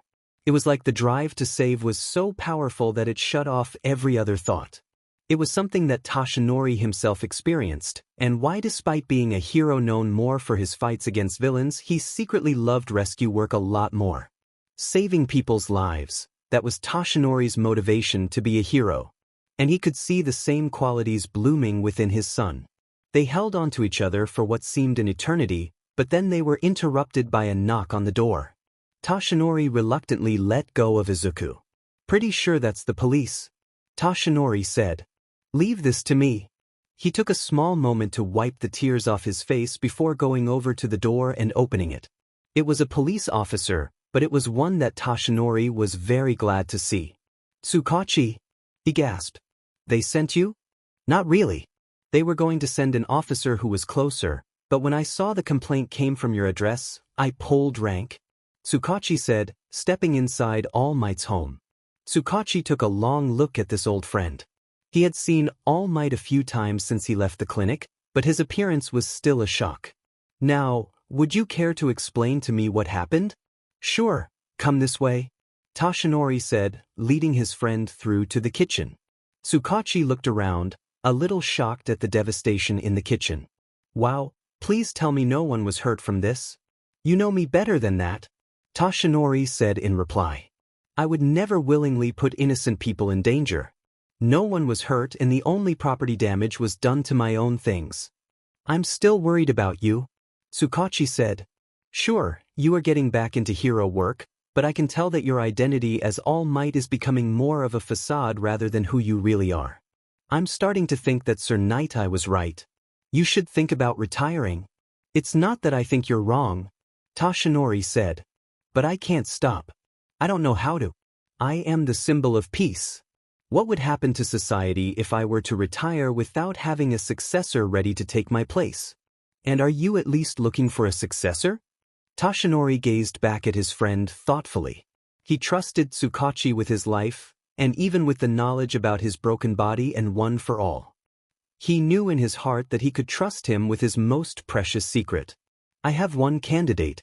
He is still very young and many years away from being ready to take on One for All, but I'm growing more sure of my choice every single time I train him." "Really? Who?" Tsukachi asked. "My son," Toshinori answered, and Tsukachi stared at All Might in shock. "Son? You have a son? Why did you never tell me?" Tsukachi asked in shock. "Because I wanted to protect him," Toshinori said. "Other than myself, the boy's mother, and the boy himself, only Sir Nightai and Gran Torino knows that he exists, and Gran Torino has not even met him yet." "Wow. I'm actually very shocked. I know that you love children, but I never thought that you were the marriage and family type." "Well," Toshinori scratched the back of his neck in embarrassment. "The boy's mother and I, we are not married. We were not even in a relationship. We were friends. We both got very drunk one night, and things just sort of happened. We didn't mean to have a child, but it happened." "How old is he? What is his name? Where is he now?" Tsukachi asked. "His name is Midoriya Izuku. He's 10 years old, and he's probably in my gym right now." "Wait, he was in the house when all this happened?" Tsukachi asked, staring around at the wrecked kitchen in shock. "Is he okay?" Toshinori gave a little snort of laughter. "He's better than I am, if I'm being honest. Would you like to meet the young man?" "Of course." Tsukachi jumped up. "I can't stay for long though. Still on the clock and all that." "I understand," Toshinori said, before calling out. "Izuku, come and meet my friend." Tsukachi was obviously very awed to meet his friend's son. "He's very cute. I can tell that he must take after his mother more, but I can tell he's your son from his hair. It's messy like yours when you don't bother to fix it," and so it was. As All Might, Toshinori's hair was slicked back, with his bangs rising up like antennae, and his hair could still achieve that slicked-back look when he pushed himself to look like his former self. But now in his real form, his hair was far more untamed, sticking out every which way without rhyme or reason. Tsukachi spent a couple more minutes talking to Izuku, learning a little about him, and answering some of Izuku's questions about Toshinori while he was at it, talking about his memories of Toshinori from his younger days. Eventually, though, duty began to call and Tsukachi had to leave. "I'll be sure to visit more often, Toshinori. Maybe I could come over next weekend, no crisis this time." "I would be happy to have you over next weekend," Toshinori said. This morning, he had been feeling so awful and sick that he didn't even know how he was going to get up this morning, and only forced himself to do so for Izuku's sake. But now that he was in the company of his friend and his son, he was starting to feel a little bit better. In the aftermath of the refrigerator incident, Toshinori took up temporary residence in a hotel while his house was being repaired, so the next Sunday, he and Izuku met up in a park instead for their training. At this point, Toshinori looked different enough from his all-might form that if he wore a hoodie no one bothered them. Both Inko and Izuku were paying more attention to the state of Toshinori's health since his breakdown, and he was improving in some small ways. But the fact remained that there was no way he could take in the amount of calories needed to maintain his all-might form properly. He was still losing weight, but at a slightly slower pace than before. But those small improvements still counted for something. Inko had reduced Toshinori's meals down to the easiest possible foods to digest, like soups and broths, and was slowly adding in more solid food as the weeks passed. This gave his wrecked GI system a chance to grow used to digesting food properly without a stomach. He was still not really able to reliably eat anything more solid than mashed food, but it was still an improvement over being able to hardly stomach anything at all. Inko forced him to go see the doctor more often, so Toshinori went to see Recovery Girl at least once a week. There was still nothing that Recovery Girl could do, because replacing lost organs with her quirk is impossible, but she could at least try to assist him with the pain and try to guide him towards better health. One day, while visiting Recovery Girl, Toshinori asked her a question that he'd been wondering about for a while. "You want to know if we could get a doctor to perform a transplant to replace your stomach?" Recovery Girl asked. "Yes," Toshinori said, digging his fingers into the shirt above where his scars spread across his side. "I know that it's rare and hard to get a donor, but—" "You are right, it is rare," Recovery Girl said. "And do you know why? Transplants were always a difficult thing to consider, even before quirks, but the emergence of quirks made it nearly impossible. The risk of an organ being rejected by the body is always something that complicated transplant procedures. That's why blood type was always considered, and having the donor be a close relative was the best option. But quirks complicated everything. If the donor has a different type of quirk from the person receiving the organ, that greatly increases the risk of the body rejecting the organ. Besides, you will not be able to find a doctor willing to give you a stomach transplant. Humans can live just fine without their stomachs. If you got a transplanted stomach, even if it is not rejected, you will have to take immune-suppressing medicine for the rest of your life. That would increase your risk of infections, illness, and certain types of cancer. What about other healing quirks?" Toshinori asked. "I know that you cannot regrow organs, but in all my years in medicine, I've never heard of someone having a healing quirk good enough to replace lost organs," Recovery Girl said. "Such a quirk user would no doubt be the most famous person in the medical community. But alas, the natural limits that all quirks have seems to have put a limit on all healers that stopped them from being able to heal everything. So that was it, then. Going after a transplant was not a realistic thing to aim for. Recovery Girl said it herself. A relative with a similar quirk was the only real option that he had. Toshinori had only one blood relative left. His parents had died when he was very young, and he had no other family that he was in contact with except his only blood relative, his son. Izuku, if he passed one for all onto him, was the only person in the world who could be a donor, and Toshinori would never put that burden on his son. Even if they could find a doctor willing to perform the surgery, Toshinori would absolutely refuse. So he thought no more on it, and simply began to work with what he had left. While his house was getting repaired, He began to meet Izuku in the local park for training instead. And, even after Toshinori's house was repaired, they continued to go to the park when the weather permitted it. What happened? Izuku asked one day. I'm sorry? Toshinori asked, pulling himself back down to earth to pay attention to his son. He had completely missed Izuku's question while looking around to be sure that no one was recognizing him. Not that they had any reason to realize that he is all might. Your injury. Izuku clarified. He completed his last sit-up and then just remained sitting on the grass, craning his head to look up at his father. You are so powerful, the strongest in the whole world. I still can't believe that there's a villain out there powerful enough to hurt you this badly. Toshinori sighed and carefully lowered himself down to the ground to sit next to his son. He wasn't feeling particularly bad today, but sitting down on the ground like this was still a little painful. That's why I don't want anyone to know what happened to me, Toshinori told his son. Heroes and villains are mirror images of each other. The only thing that separates heroes and villains is the desire to help others, or the desire to only help yourself. We have many powerful heroes with amazing quirks out there protecting our society, but for every strong quirk working for the common good, there is just as strong a quirk working to tear it all down. It terrified Izuku to think that there was a villain that strong out there. And, what happened to the villain that hurt you? Is he in prison? I don't know. Toshinori admitted uneasily. The villain managed to escape before Sir Night Eye could confirm that he was finished. But I can assure you this much, as badly as I was hurt in the fight, he was hurt far worse. He might be dead now, and even if he was not dead, I don't think he'll ever be a threat again. But I thought that heroes didn't have permission to kill villains. Izuku said, confused. Normally they don't, Toshinori said. And for any other villain, I would never consider killing if I can help it. But this was a special case.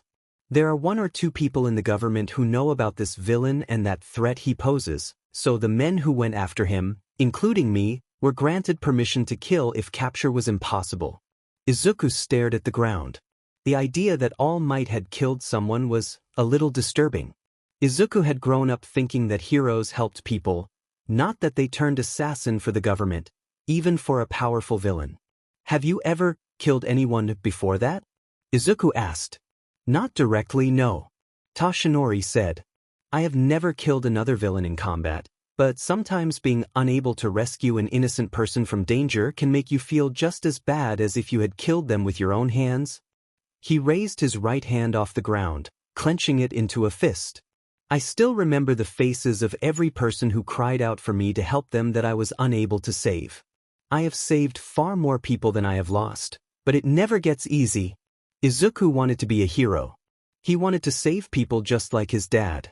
So he could imagine the agony of reaching out to help someone only to fall short and fail despite trying your hardest. How do you cope? He asked. By pushing yourself even harder next time. Toshinori said. When you are a hero, you always have to push yourself to be the best you can be. If I lose a civilian, I would much rather it be because they were actually out of reach rather than because of a failure to act at my very best on my part.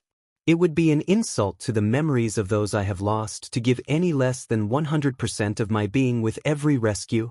Are you ever so scared? Izuku asked. Toshinori gazed at his son, a little shocked. Is that what you think of me? That I'm some demigod of a hero who never gets scared?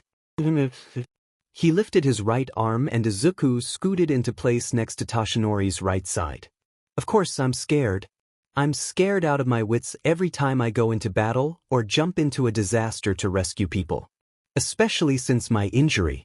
He pat his left side, where Izuku knew where his scar was. I haven't been this vulnerable since before I received one for all from my predecessor. I've certainly never had a weakness like this before. Before my injury, one for all was a quirk completely without drawbacks. But now my own body has become the weakness. I can't use it to its fullest now, and the harder I push myself, the worse it's going to get. And that's why it's important for you to get on with your training, young man. If you want to inherit my power, you can't sit on your laurels the whole time. Of course, Dad, Izuku said, standing up and moving a short distance from his father so he could resume his exercises with some lunges. For about a half an hour, Toshinori watched Izuku complete his various exercises, and just as they were about to pack it up for the day, a woman screamed nearby. Toshinori and Izuku both looked around in shock. There was a man who seemed to be able to turn his arms into spikes, threatening a woman with a toddler, probably a mugging. "Stay here," Toshinori ordered, before he stepped briefly behind a tree to transform into his All Might form. Before Toshinori could finish his transformation, it appeared that the villain realized that the mugging was taking too long when any hero could be nearby, and he began to attack the woman and her baby. The woman screamed again and, as a reflex, activated her own quirk, which seemed to be a force field around her body. The villain hit the shield and was thrown backwards into another large tree with a considerable amount of force. Everyone was staring in shock now, so much that it took a moment when All Might leapt forward for the bystanders to realize that he was there. "Fear not, for I am here." All Might yelled his catchphrase. "Oh God, I'm so sorry." The woman gasped, staring in shock at the villain now trying to pry himself away from the tree. He didn't seem to have been hurt by being thrown, but one of his spikes did get stuck in the tree. This, at least, gave All Might ample opportunity to restrain the villain without endangering anyone else at the scene. As the people cheered, the scared mother dropped her shield and slowly approached All Might, clutching her child in her arms. "I'm so sorry, All Might. I didn't mean to throw him back so hard. He attacked and I just—" "It's no problem at all, Mrs. All Might said. I'm terribly sorry that I was late in jumping in to assist, but everything seems to have turned out all right. That is one powerful shield quirk you have." Thank you, All Might," the woman said, bowing to the hero and then rushing away. Izuku waited quietly for the people to finish talking with All Might before Toshinori got the chance to get away. All Might bade them farewell and then rushed off in a flash. A few minutes later, Toshinori came back for Izuku in his unassuming normal form. "Let's take you home, Izuku," Toshinori said, taking his hand and beginning to lead him out of the park. Dad? Are you sure it was a good idea to just let that woman go without any sort of warning? I know she was acting to protect herself, but she could have hurt someone with a shield quirk that repels someone that strongly." "What do you mean, Izuku?" Toshinori asked. "Well, isn't it illegal for someone without a pro-hero license to hurt someone with their quirk?" Izuku asked. For a few seconds, Toshinori didn't answer, but then he whispered an English curse word under his breath. "Shit." He turned around to look in the direction they had come from, but the people had already dispersed. "I completely forgot about that. I have spent far too long in America." "What do you mean?" Izuku asked. "In America, it is legal for even a civilian to use their quirk in self-defense, even if the attacker is harmed," Toshinori said. "Americans view quirk control as they viewed gun control in the past. Almost any attempt to regulate quirk usage is met with serious protests. Pretty much the only regulations the American government can put on quirks is that all quirks have to be registered and only pro-heroes can receive payment for their heroism. Even vigilantism is fairly common in America." "Wow, America sounds like an interesting place," Izuku commented. "It certainly was," Toshinori agreed. Why were you in America all this time?" Izuku asked. "The villain that hurt me," Toshinori began. "He had killed the person who held one for all before me while I was still at UA. After I graduated, the man who took over my training thought it would be best if I left the country. By going to America, I could work as a hero, grow stronger, and gain mastery over my quirk in relative safety. If you had the choice, would you have been around?" Izuku asked. "Of course I would have," Toshinori said. "I did want you in my life. I don't know if your mother ever told you this, but I proposed to her after she told me that she was going to have you. She turned me down, and she definitely made the right choice in turning me down. A marriage built on a single pillar is not a stable marriage. But I did want you, Izuku. I was willing to marry her and bring her with me to America." Toshinori flinched a little as Izuku pressed up to his side. He looked down at the small boy, who was staring firmly at the ground with a small smile and light blush on his face. "Thank you for everything you're doing for me, Dad." Toshinori smiled and wrapped his arm around his son's shoulders. "You're welcome, Izuku." Over the last few weeks, Izuku had also made his first real friend in Ida Tenya.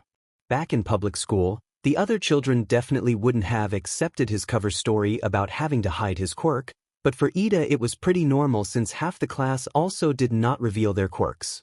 But Ida had eventually shown Izuku his own quirk, the mutant-type quirk engine, where he had engines in his calves that allowed him to run incredibly fast when he pushed himself. However, like most children their age, Ida was still a little shaky when it came to controlling his quirk. Specifically, when he got up to speed he had a hard time turning and braking. Not to mention he was also prone to stalling his engines if he pushed himself too hard. Izuku thought it was an amazing quirk, and he told Ida so while apologizing once again that he couldn't share the information about his quirk with Ida in return. "I don't mind," Ida said. "I'll find out when we get to UA, right? And then I'll probably even find out who your father is." True to his word, Izuku had not said a word about being All Might's son. But he hadn't even told anyone his father's real name despite having permission to do so. Izuku knew from years of stalking that it was almost impossible to trace the hero All Might back to Yagi Tashinori, but that didn't mean that someone with better resources than just the internet couldn't do that. There were probably several pro heroes in Japan who knew All Might's real name, and could easily trace Izuku back to All Might if the information got out. Weeks into their friendship, Izuku had not even allowed Ida to see his father, even in his far less impressive real form. Ida knew that Izuku spent his Sundays training with his father, after Ida's first failed attempt to ask Izuku to visit his family on Sunday. But Izuku eventually got the chance to meet Ida's parents, both of them pro heroes, and even got to briefly meet Ingenium once. In return, Ida had met Izuku's mother. Inko had cried tears of happiness that day after Ida left to go home. Ida was the first child that Izuku had ever brought over to hang out with since Bakugo, and Ida seemed like he was far more well-behaved than Bakugo. Not only that, but Izuku had made a couple of friends in his new class. Ida was his best friend, but there were a couple of other boys in the class that Izuku enjoyed spending time with. And it seemed like Ida largely felt the same way. The only boy was not exactly popular in the class. He was a little too serious a student to ever step out of the stigma of being a nerd, but Izuku didn't mind that at all. Sure, Ida was much smarter than him in many ways, but Izuku was not stupid. He was a good student. Although neither of them could really compete with the smartest and one of the most popular students in their class, Yayoro Momo. Like many of the students, they did not know a lot about her. All that anyone knew about her was that she was very rich from having both of her parents be pro heroes. At first, Izuku couldn't even imagine speaking to her, to any sort of girl at all. But that all changed one day when he was sitting under a tree working on his notebook. "Hello?" a voice asked, and Izuku almost fell over when he looked up and saw Yayorozu. He completely froze. "I'm sorry to bother you. Midoriya, right? I just see you working in that notebook all the time, and I was wondering what you were writing in it." Izuku began. He knew that he was being completely weird. So he stopped, took a breath, and started again. "It's a hobby of mine. I kind of like to study other people's quirks." "Study? How?" Yayorozu sat down next to him, which almost caused Izuku to lose his ability to speak again. "Well," Izuku began, turning the notebook around to show her the page he was currently working on, which happened to be Endeavor.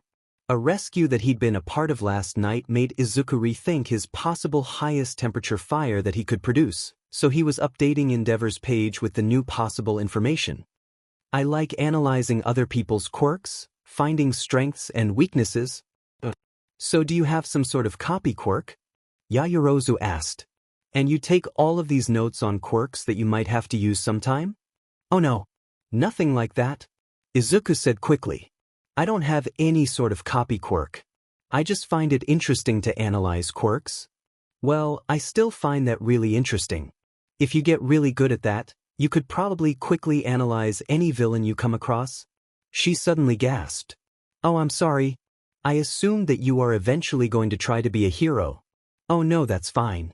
Back in my old school, every single kid wanted to eventually go into the hero track. I do want to go into the hero track myself. Then that hobby could be a great help for you," Yayorozu said. "I have a quirk where I have to study a lot for it to work its best, So I suppose I understand having a hobby just for eventually making yourself a better hero. Anyway, thanks. She stood up and waved as she left. Izuku stared after her for a few seconds before his brain kicked into gear again. Oh my god. I talked to a girl. That had certainly never happened before. And at first, Izuku thought it was just a one-off thing. But then Yaoyorozu found him and Ida the next day, much to Ida's surprise.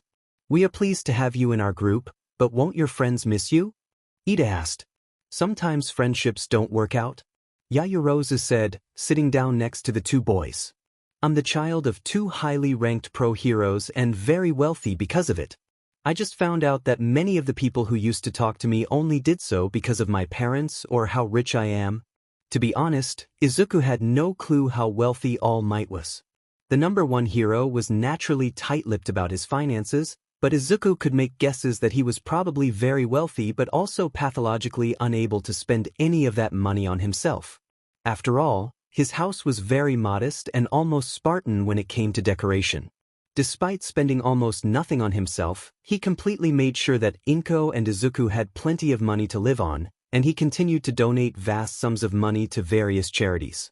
So Izuku knew that his father was pretty wealthy, he just had no idea how much, nor did he ever experience what some might call the wealthy lifestyle.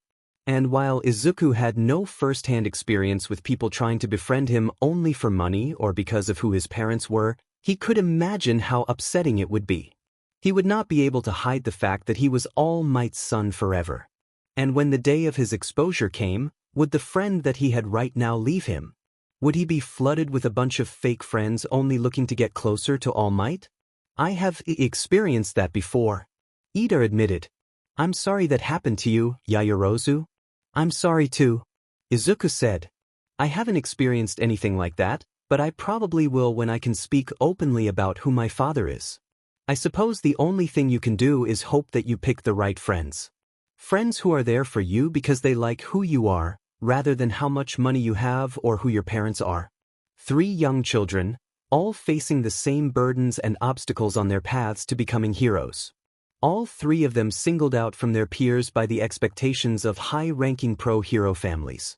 And all 3 of them with the innate understanding of the challenges they faced on that journey to become heroes, a journey that will be filled with pain and blood and hard work. These 3 knew that the journey ahead would be hard, but they could support each other and support themselves along with way. Years passed and Izuku continued to give his all in his training to hopefully receive one for all one day. And that training was harder than ever. When Izuku had turned 12 years old, the length and difficulty of his training had stopped being a gradual increase and had suddenly vastly increased in difficulty. Until then, Izuku's everyday exercises had been pretty tame, with only their Sunday training sessions having any intensity. From the age of 12 onward, his training schedule reversed. Every day was intense with the exception of Sunday as a resting day.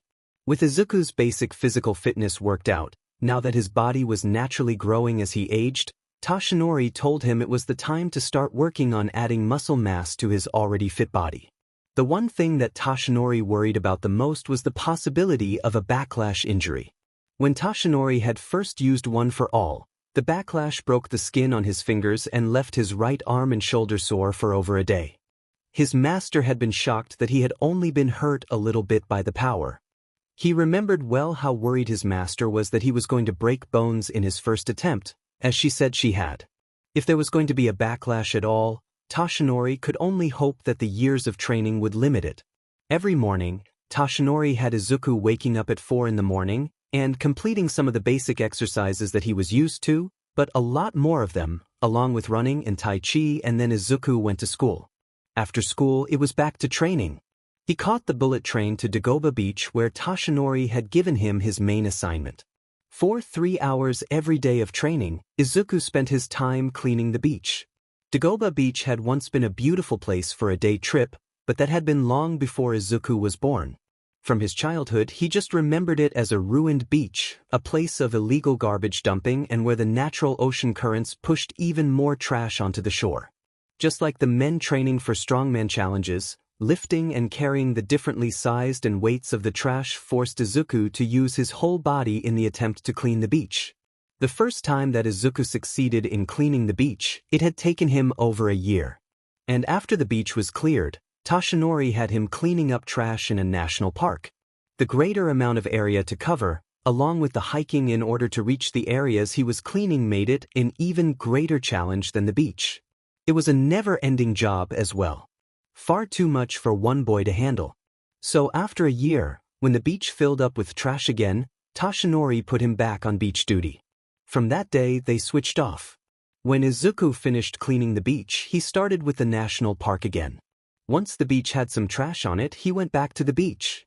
Toshinori was there every day that he could spare, which was most of them, taking note of Izuku's work and altering his evening training on the fly.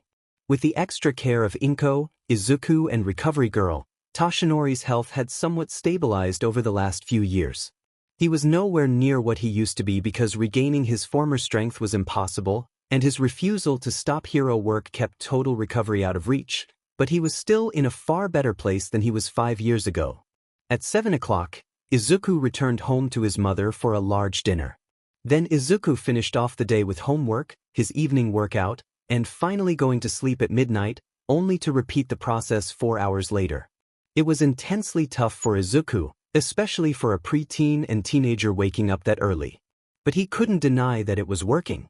About 10 months left until the UA entrance exam found Izuku staring at himself in the mirror. The first major changes had been to his height. Perhaps it was not so surprising considering that Toshinori was a giant of a man, but Izuku's growth spurts had been very kind to him thus far.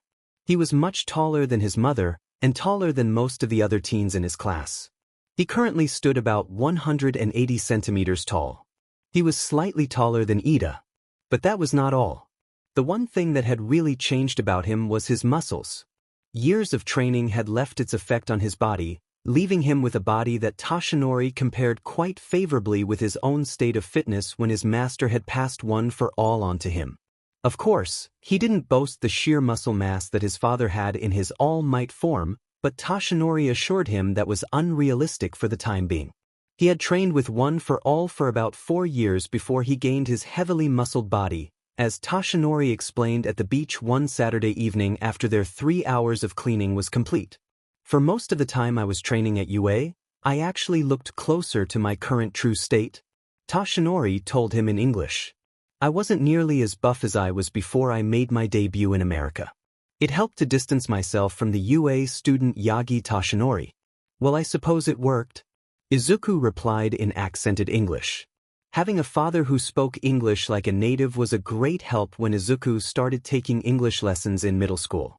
Toshinori was always willing to help him with the subject, and after his second year studying English, Toshinori changed things up so that they mainly communicated in English when they were together to help him get a firmer grasp on the language. His father was almost sorely responsible for his top grades in English. Dad? Izuku asked after a few minutes of silence passed between them. Yes, son? Toshinori replied. I don't mean to pressure you, Izuku said slowly. But I wondered if you are ready to decide.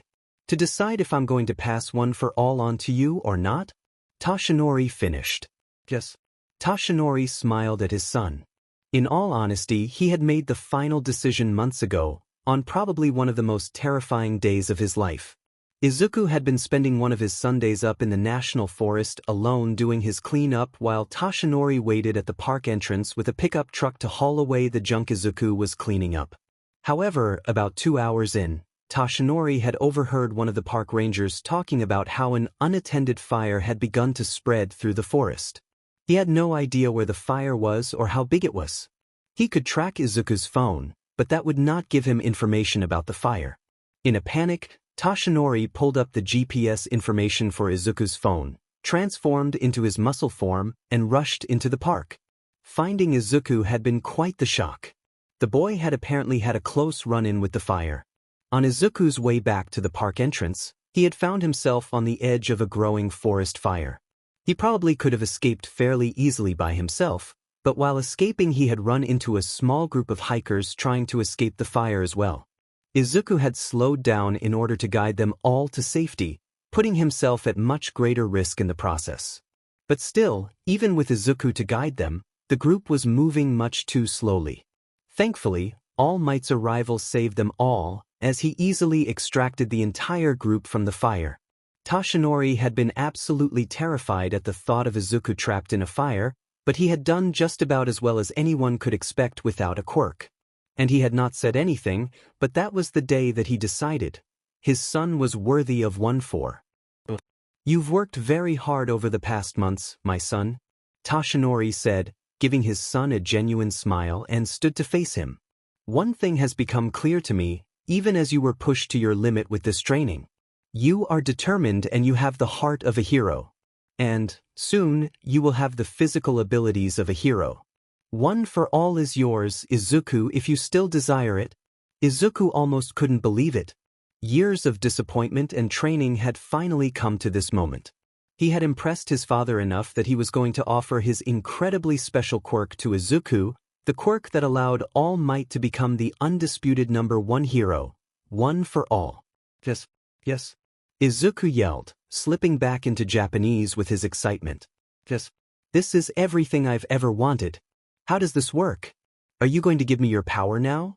How long until—" "Whoa!" Toshinori laughed, before joining Izuku in speaking Japanese. "We'll have your awards ceremony tomorrow. Come here to the beach after you finish your morning exercises. I'll transfer one for all to you, and then we'll spend the rest of the day teaching you how to activate it. For people born with transformation or emitter-type quirks, activating them is as natural as breathing. But you've never had a quirk before. You'll have to get the hang of activating your new quirk, and then we'll see how you handle the power. But I don't foresee any major difficulty. But I'll have Recovery Girl come by just in case." "How badly might I be hurt?" Izuku asked, a little nervous. "I was not hurt too badly," Toshinori answered.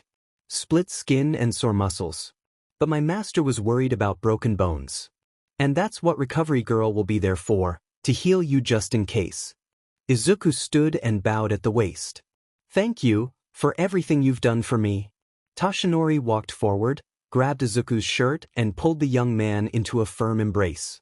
"Stop acting so formal, my boy. I did nothing except guiding your growth.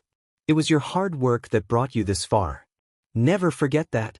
Izuku felt tears start to form in his eyes, and quickly pressed his face into his father's shirt. Toshinori was always playfully telling him off for being a crybaby. Even still, "Thank you, Dad." Izuku couldn't be sure how he managed to get to sleep that night, because he was just too excited for what was going to happen the next day. But, somehow, he managed to fall asleep, just way later than normal. His alarm clock went off at 4 in the morning, after only about 2 hours of sleep, but for one of the first times, Izuku hardly minded. His body was flooded with energy and he did not consider pressing the snooze button even a single time. He jumped out of bed, moved silently down the hall to avoid making too much noise for his sleeping mother, and took a shower. He got dressed and went on his morning run. By the time he got back, his mother was up and getting some breakfast ready. Izuku was almost too excited to eat, but forced himself to eat a couple of bites.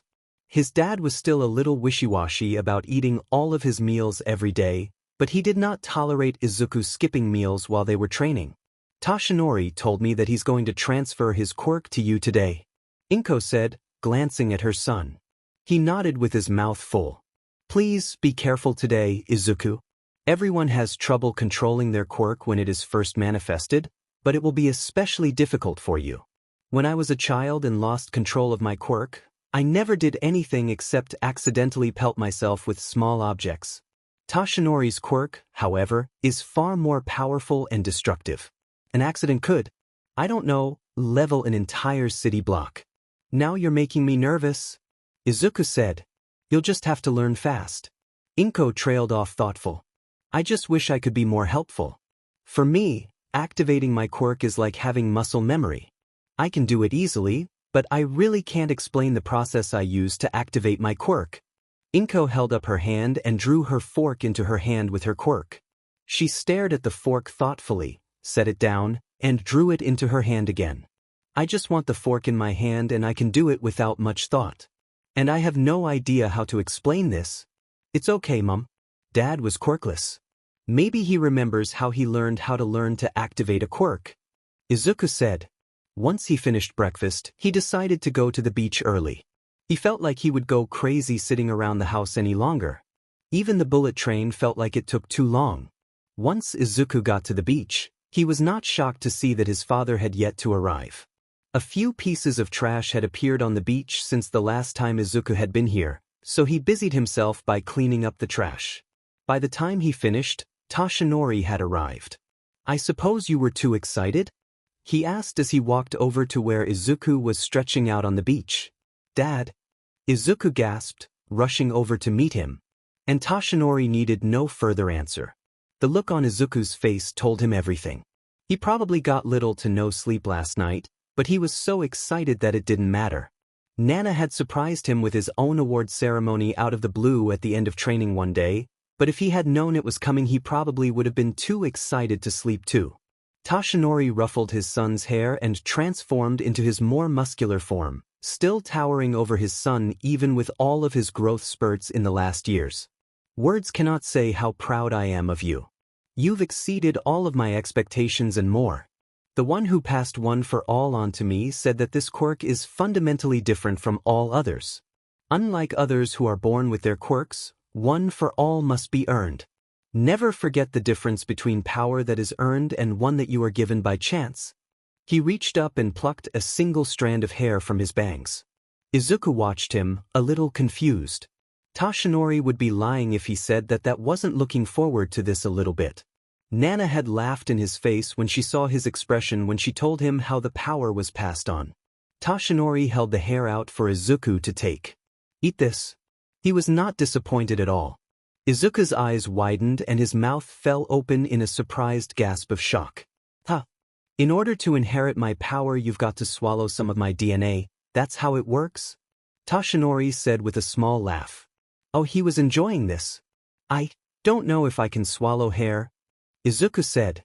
"I'm not heartless," Toshinori said, pulling out a water bottle for Izuku. It was still gross, but the water would at least help the process. Izuku took the hair in a trembling hand. He hesitated for nearly a minute, staring at the strand of hair like it was an impossibly large meal that he was being forced to eat. Finally, his face set on a determined expression and he shoved the strand of hair in his mouth before he could change his mind. Toshinori handed the boy the water bottle, and he immediately began to gulp down the water in an attempt to force the hair down with the help of the liquid. It still wasn't easy. Izuku drank the entire bottle of water, and Toshinori pulled out a second one from his coat just in case he needed more. Izuku had his hand pressed to his mouth, a look of disgust on his face. "Think I'm gonna be sick?" he muttered. Hey, don't do that now," Toshinori admonished him. "If you throw up you'll have to do the whole thing over again. Keep it down, son." Izuku sat down on the sand, holding his head between his knees. Classic anti-nausea tactics. Toshinori sat down next to him in the sand, second water bottle at the ready. After about 3 minutes, Izuku accepted the second bottle and took sips of the water every couple of seconds. "You've got it down?" Toshinori asked. "I think so," Izuku said shakily. "But I don't feel any different," Toshinori laughed. "Of course not. Your body has to digest the hair first." He glanced at the time on his smartphone. "It should kick in about 2, maybe 3 hours. Over the next couple of hours, the two just took it a little easy." Izuku did.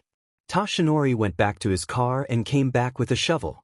He set to work shoveling the sand into a large pile, patting it down with the flat of the shovel to make the pile a little more firm. "What are you doing?" Izuku asked after about an hour. "We don't have a punching bag here, so we'll just have to make do," Toshinori said. "This is just a little something for you to punch the first time you use one for all. The soft target will not cause much of a backlash and lower the chance of a serious injury." From there, Toshinori started giving Izuku tips on activating his quirk when it manifested. According to Toshinori, it took a certain amount of willpower and also the straining of the muscles, the difference between simply moving your arm and flexing it. About 2.5 hours a short, elderly woman showed up at the beach. "You know, Toshinori, you could have been more specific when you told me to meet you at Dagoba Beach," she called as she walked up to them. Sorry about that," Toshinori said, grinning sheepishly. "Izuku, allow me to introduce Recovery Girl. She helped save my life in the battle that injured me, and she's been helping me ever since as well. She's also the UA school nurse. Oh, Izuku gasped, shocked. He had heard his father talk about Recovery Girl a few times, but he actually didn't know a lot about her despite her being a pro hero and the UA school nurse. Support heroes ranked only slightly above underground heroes in terms of overall popularity, but their roles were vital nonetheless, despite almost never rising above the level of sidekick. It's very nice to meet you, Recovery Girl. And this is the boy that I've heard so much about? Recovery Girl cast a once-over on Izuku, and then shrugged. Never would have guessed this was your son just from looking at him. He'd take after my mom mostly, Izuku said with a slight blush. I called Recovery Girl down here in case something goes wrong. Her healing quirk will be able to handle just about anything that could happen. Broken bones, strained muscles, bruised skin, etc. She knows the secret of my quirk, so she is the ideal person to help, Toshinori said. Recovery Girl took a moment to get a good look at Toshinori's son. Sir Night-Eye, after splitting off and forming his own hero agency, had taken to hiring a UA intern at every opportunity, hoping to find one that he felt would be a better carrier than All Might's son. She had heard him complain about it numerous times, to both herself and the principal. Psychically, he seemed the type. Probably thanks to Toshinori's genes, he was taller than probably most children his age, and years of training with All Might had made the boy pretty muscular. All that was left was personality, and that would take time to figure out. All right, are you ready to give it a try? Toshinori asked. Yeah. Izuku walked over to the pile of sand. He clenched his fist and tensed his muscles, trying to do everything that All Might had said. After a few seconds, something changed. Kind of felt like, it was kind of like the tingly feeling that you get when a limb falls asleep, except without the numbness. So maybe it was more like an electrical feeling? Izuku threw a punch at the pillar of sand, and the pile was completely obliterated, along with a lot of the beach sand being blown away by the shockwave of the punch. Izuku stared at the aftermath in shock. It had really worked. He had All Might's quirk after all. One for all, it was his. He felt a bolt of pain shoot up his right arm, and he stared at his arm. I didn't look injured, but he certainly felt injured. Wonderful. That was perfect, Toshinori said, grinning. How is your arm? It hurts? Izuku said. Probably a strained muscle, Toshinori said. Punching the sand didn't cause a backlash, but your muscles are still used to the power of one for all. He walked forward and carefully inspected Izuku's arm. Nothing broken, not even your skin. That was perfect. Recovery Girl, can you help him? Certainly, she said. She walked over and Izuku knelt down for her. She took his right arm in her hands, inspected his arm for a second, before she pressed a kiss to his hand. What? Izuku gasped, a little shocked. It's how she administers her quirk, Toshinori said. He was right. Already the pain was fading away until his arm was like new again. Now, let's see how you fare against a more solid target, Toshinori said, transforming into his muscle form and holding his hand up for Izuku to punch, his other hand bracing the first. Izuku recognized the form. This is exactly the way that Toshinori had first taught him how to throw proper punches. He knew that All Might was asking him to punch him, and with one for all too. But Dad? Izuku began nervously. Don't worry, son, I can handle it, Toshinori said, grinning and waiting for Izuku to throw his punch. Izuku stared at his father, but the smile did not waver. So he took his stance again, pulled up the electrical feeling of one for all, and threw a punch that landed right in All Might's waiting hand. Just like before, one for all came with an explosion of power that actually pushed All Might back several meters. In all of his time watching All Might's fights online and even seeing a few of them up close in the past few years, he had never seen his father pushed back like that from any attack. For Izuku to have done it, and Izuku's thoughts stopped because his world exploded in pain. He cried out, his left arm reaching around to grip his right on reflex, but that only caused more pain to shoot through his body. Izuku stared down at his right arm, discolored and hanging uselessly at his side. Broken. Oh dear, the both of you? Recovery Girl asked with a sigh. Izuku looked up. He was shocked to see that not only had his father been pushed back several meters, but the hand that had caught Izuku's punch was broken as well. It was one thing for All Might to get pushed back, but quite another to have actually caused his father an injury. "Dad!" Izuku screamed in shock. "Don't worry. I'm fine," Toshinori said, though he hardly seemed to be bothered by it at all. Then again, after his injury years ago, a broken hand was probably nothing. "I see, so the backlash is going to be a problem. Dad, you're hurt. Are you okay?"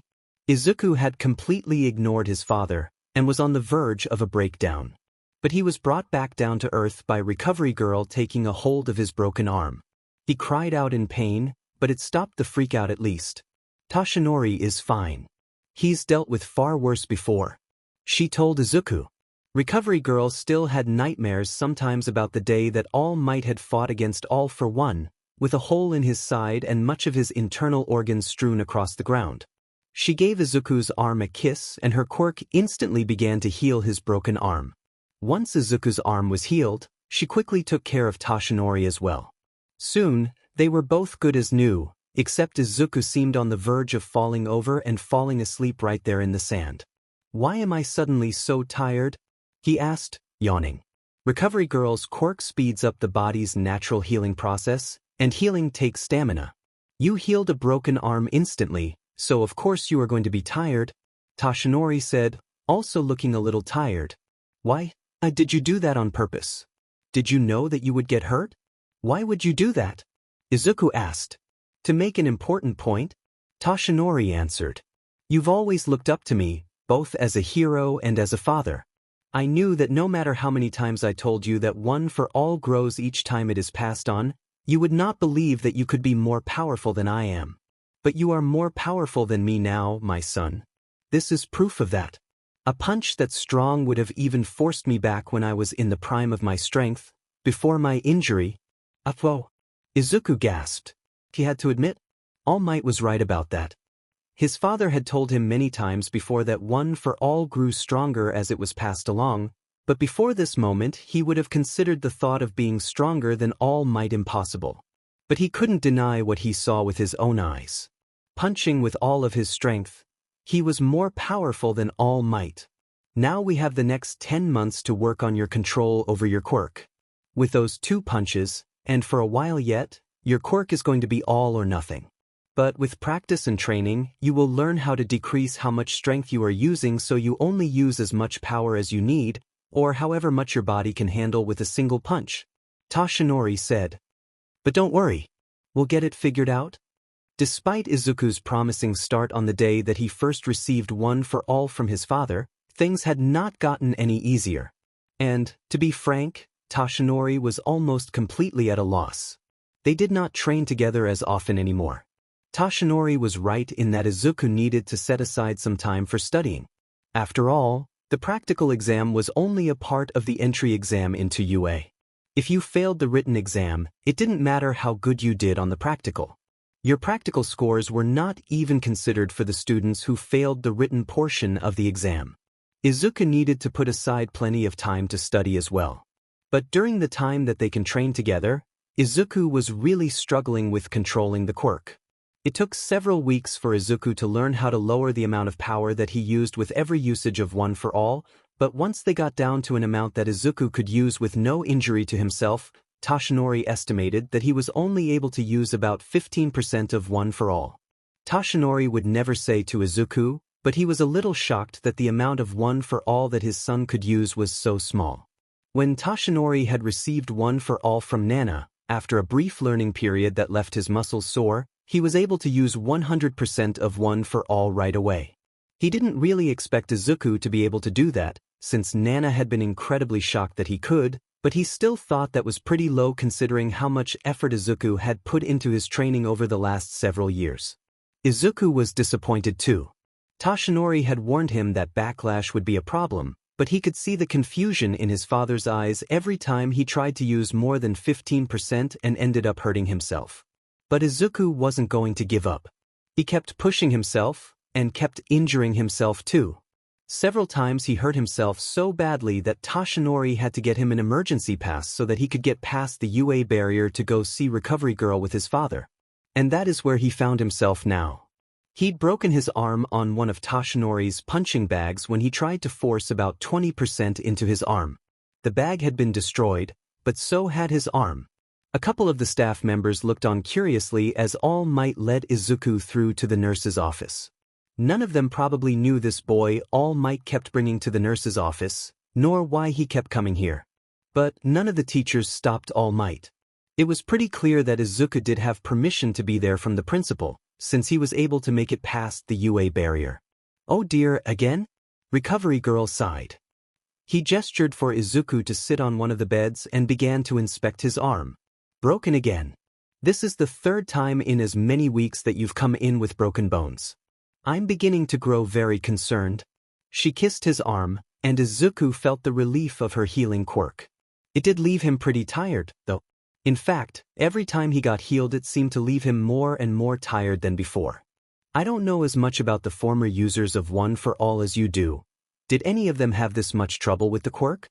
Toshinori could do nothing but shrug helplessly. I'm afraid I don't know much about any of the former users beyond my own teacher.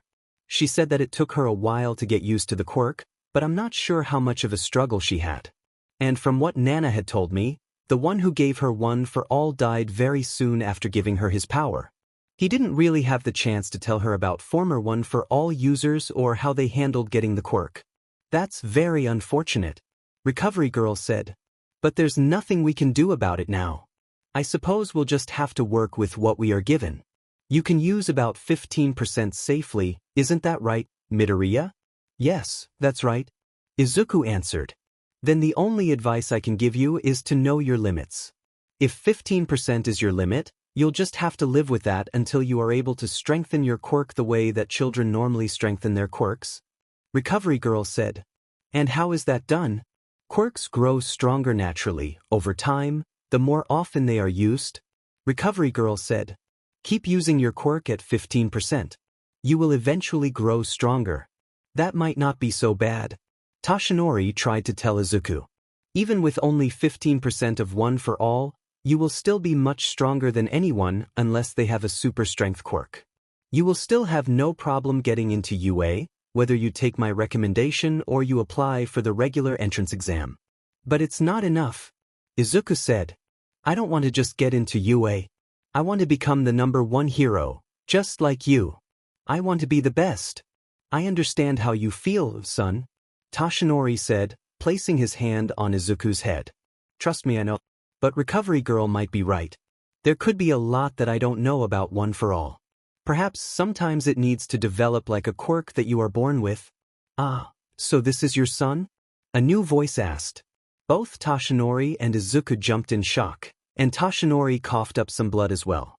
Standing in the doorway was, well, as had been said before, it was generally considered in poor taste to make assumptions or stare at people based on their appearance in a quirk-filled society. Izuku's first thought was that this was a person who had a quirk that made them look like an animal, but most of the time the person was still about the size of a human. This person was animal-like, but seemed only a little bit larger than a cat. Nizu, sir? Toshinori gasped. Nizu, that name sounds familiar. Izuku thought to himself, and then he realized. Nizu was the name of UA's principal.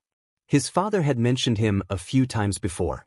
Whatever his quirk, Izuku had to make a good first impression if this was going to be his future principal. Good afternoon, sir, Toshinori said.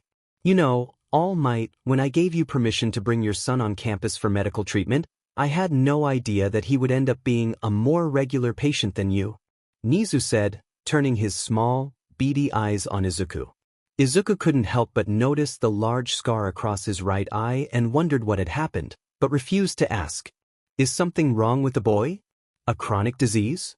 Oh no, nothing like that, sir, Toshinori said, kneeling down so that he was about as eye level as he could get with the principal.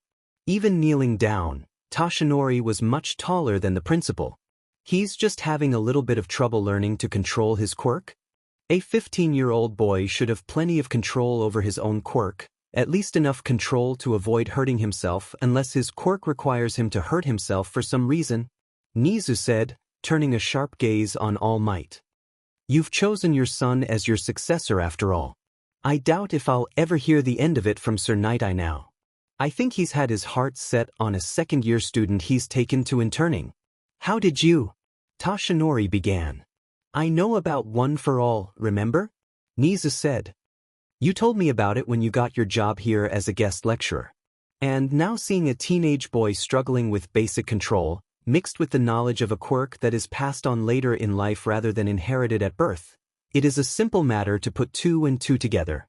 As sharp as always, sir, Tashinori said. Now Nizu turned his attention towards Izuku. I would guess that you carry your mother's name instead of your father's, right?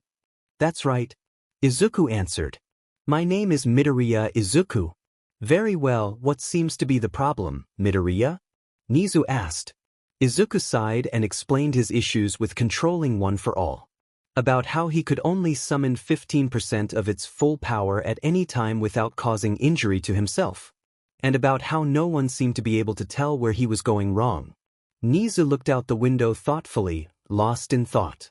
And then he turned back around to look at Izuku. One for All is an incredibly special quirk, but we can never forget that it is still a quirk. It is fairly common for quirks to mutate and change a little as they are passed from one generation to the next. Perhaps One for All mutated when it was passed on to you? I suppose it is possible, Tashinori said thoughtfully. I have no knowledge of One for All mutating, but as I've said before, the knowledge might have gotten lost when my master's master died. What you might need is information from someone who knew the former user of One for All even better than you did, Tashinori. Nizu said, and Izuku couldn't be sure, but he thought he saw an amused smirk cross Nizu's face. A second later, Izuku realized why Nizu was looking so amused. Tashinori began to cough even more blood and shock, to the point where Recovery Girl felt the need to rush forward and use her quirk on him. Even when the blood flow stopped, he was left staring at Nizu in fear and shock. You can't mean... Goodness, All Might, you can't tell you that you are still afraid of Gran Torino after all these years? Nizu said with a small laugh and smirk. I don't fear him, Tashinori grumbled firmly, but the shaking in his legs told a different story. You need more information? Nizu said. There is no one else alive who knew Shimura Nana as well as Gran Torino did, and he has experience teaching another One for All user, yourself. And I still have nightmares about it? Tashinori grumbled under his breath. You never know.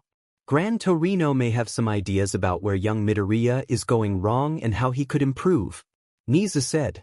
I want to hear that this boy has seen Gran Torino before your next lecture, All Might. Nizu gave the much taller hero a wink and strolled out of the nurse's office. Tashinori sighed. You haven't changed much over all these years either, sir. Who is Gran Torino? Izuku asked, looking over at his father. Tashinori took a moment to shiver as the memories washed over him. And then he said, after the woman who held One for All before me passed away, Gran Torino is the one who took over my training. So Nizu is right about that, at least. Gran Torino is the only person alive who has trained someone to use One for All, and he knew my former master very well. They were great friends before she ever met me. Might have some ideas. Izuku waited to ask his next question until they were outside of the UA building. A couple of the teachers waved goodbye to All Might as they left, but one of the teachers only gave them a curious glance before turning and walking away without acknowledging All Might at all. Izuku was kind of weirded out by that guy. All of the teachers and staff at UA were pro-heroes, but he didn't recognize that teacher at all. Finally, when they were on the other side of the UA barrier, Izuku finally asked the question that had been on his mind since they left the nurse's office. Why are you afraid of Gran Torino? Tashinori did not answer for a few seconds.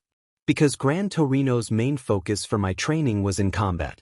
We had both seen my former master get murdered, so he was mostly interested in improving my combat abilities.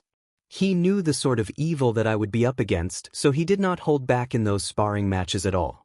He used to hit me so hard that I rarely went a day without throwing up. For a few minutes, they walked in silence before Izuku spoke again. Why won't you do that? He asked. Do what? Toshinori asked. Spar with me, really spar with me? Izuku clarified. You've had me learn the basics of a couple forms of martial arts, but I've never actually used any of those abilities in a fight. It's illegal for you to use your quirk in sparring before either being licensed or enrolled in an accredited heroics course. Toshinori said. Since you couldn't use your quirk in a fight, I would not be able to either. He spread his arms wide to indicate his emaciated form. And without being able to use my quirk, I could hardly be considered a decent sparring partner. Oh, that makes sense, Izuku said, sighing in frustration. But there is perhaps a solution. You would still be unable to use your quirk in that setting, but it would give you combat experience. Toshinori said. There are plenty of martial arts dojos around. You could get sparring practice at any one of them. Principal Nizu had told All Might to have Izuku seen by Gran Torino before his next lecture, which did not give him a lot of time to procrastinate. But procrastinate he did. On the day before the deadline, Toshinori finally called Gran Torino and explained the situation to him, asking permission to visit with his son to help find where he was going wrong with using One for All. Gran Torino had taken a few minutes to berate Toshinori for never visiting him, but then gave him permission. So Toshinori and Izuku took the bullet train a few towns over to where Gran Torino lived. Izuku knew that his father was nervous, judging by the way his knee bounced all the way to their station. Nor did he stop fidgeting as they took the walk to Gran Torino's house. When they finally arrived, Toshinori hesitated for just a few seconds too long before he knocked on the door. The door opened, and before anyone could say anything, a short old man stepped out of the door, planting his cane on Toshinori's foot. Izuku wanted to say something, but his father's fear of this man kept his mouth shut. Plus, a quick glance revealed that Toshinori was not in any real pain from Gran Torino's cane on his foot. It was more of an annoyance and an embarrassment that he had to endure. Despite carrying a cane, Gran Torino could probably move around just fine without a cane for short bursts, or at least long enough to keep his weight off it for the purpose of planting it on his former student's foot. Took you long enough to come visit me, Toshinori? Gran Torino said, removing his cane from Toshinori's foot and turned around to head back inside. And I heard that you're only coming back because you are as lousy a teacher as you were a student? Perhaps Toshinori longed to say something in return, but he simply set his jaw and followed Gran Torino inside the house, giving Izuku a small smile to let him know that it was okay. Izuku hesitated before following his father inside, sticking just behind Toshinori just in case. Gran Torino was waiting for them in the living room, and clearly no longer interested in All Might. Well, come around him, boy. I'm not going to hurt you, he said firmly. Izuku quickly stepped around from behind his father. Closer. My name is Midoriya Izuku. Midoriya is your mother, boy? Gran Torino asked. Yes, sir. Izuku answered. And how old are you? 15, sir. Once again, Gran Torino turned his attention on Toshinori, who stood frozen. All Gran Torino did was glare at Toshinori and point to the ground in front of him. Toshinori no longer hesitated, and obviously knew what Gran Torino was asking of him. He stepped forward and knelt down in front of Gran Torino. The old man raised his cane and knocked Toshinori on top of the head with it. Once again, it was not nearly a bad enough hit to actually hurt Toshinori, even in his weak form. I suppose when I was teaching you to fight I should have been teaching you some common sense, Gran Torino muttered. Barely more than a kid yourself and off having kids. Once again, Toshinori longed to speak in his own defense. He had been in his early 20s when Izuku had been born. A fair bit older than what one would call a kid. But, then again, most older people seem to think anyone under the age of 50 was a kid. Toshinori was probably still a child to Gran Torino. I was not a child, sir. Toshinori said softly. You are a child? Gran Torino said. A child behaves irresponsibly. For a few moments, Toshinori and Gran Torino just stared at each other flatly. And then Gran Torino said, Young Midoriya, I have a plate of taiyaki sitting on the table. Help yourself. Your father and I need to talk about something first. Oh, I don't really like sweets that. Izuku began, but then trailed off when Gran Torino and Toshinori walked up the stairs. Never mind. I would appreciate that you don't speak like that in front of my son, Toshinori said. Look, Gran Torino said. I can understand, I suppose. You are the #1 hero, and have been for a long time. But you couldn't think to take precautions? Toshinori blushed deeply. Oh, actually, I did take it. He coughed nervously. Permanent option after Izuku was born. And as for the night that Izuku was conceived, Toshinori couldn't remember more from that night beyond a couple of hours. To look at Toshinori, one would think that through body size alone he would have a high tolerance for alcohol, but he actually didn't. Mostly because he almost never drank, even before the loss of his stomach made drinking a bad idea. But that night had been a different story. A building had collapsed in Tokyo and All Might had not been able to arrive in time to save everyone due to the fact that he had just arrived in Japan from America and not even All Might could get out of the airport quickly. He had arrived at the scene too late to save a great many people who had died waiting to be saved. Just like any failure on his part, Toshinori had been absolutely devastated. So he had called his friend, Inko, and drank himself nearly into a coma. Inko had not perhaps drank as much as he did, but she was certainly not in her right mind either. Everything had blacked out and they were not in their right minds again until they woke up in Inko's bed together the next morning. They had nervously laughed it off at the time and tried to put it behind them until Inko had found out that she was pregnant and they could no longer just ignore it. But I know that I made a mistake, Toshinori admitted. But I don't regret that I have Izuku in my life now. And you have no right to make him feel awkward about that. Gran Torino met Toshinori's angry gaze with a level look for several seconds before the older man's face turned into a bright smile. I just needed to hear you take responsibility for your screw-ups like an adult, Toshinori. Now, let's go see how you've managed to screw up your son's training. He turned and walked back down to the ground floor. Toshinori just stared after him, confused. But, then again, Gran Torino was very good about keeping him off balance, and didn't seem to have lost that talent even all these years later. Toshinori followed Gran Torino back down to the bottom floor where they found Izuku waiting for them. Toshinori glanced over at the plate of taiyaki and found it completely uneaten. Izuku was not a big fan of sweets. Well boy, let's go see what's wrong. Gran Torino led Izuku through to an obviously thrown-together gym. There was only a couple of basic weight machines, and so worn that they looked like rentals, and a punching bag. Now, from what Toshinori told me, you can handle about up to 15%, is that correct? Gran Torino asked, and Izuku nodded. Well, that's good for now, but I would like you to try to keep it lower than that. This equipment is all stuff that I've rented and I'll have to pay for it if it is destroyed. Even the punching bag is rented. If anything happens, I'll pay for it. Toshinori volunteered. Even still, keep it low, boy, lower than 5%? Gran Torino said. Izuku nodded and turned to face the punching bag. He activated one for all in his arm and pushed it down as far as it could go so that it was only slightly stronger than his inactivated quirk strength. He punched the punching bag and nothing remarkable happened. He glanced at Gran Torino nervously. Well, can't string 2 punches together, boy? What are you waiting for? Give the punching bag the old one too. Gran Torino said. Oh, sorry, sir. Izuku said. He turned to face the punching bag again, allowed one for all to flow once again into his right arm, and then punched. Then, as quickly as he could, he switched the energy from his right arm to his left arm and punched again. But before he could punch a third time, he was stopped by Gran Torino's cane tapping on his leg. Why are your punches so slow? Gran Torino asked. It took 2 seconds for the second punch to follow the first. Oh, Izuku began. Well, it takes a little bit of time for me to change from using my right arm to my left. Change? What do you mean change?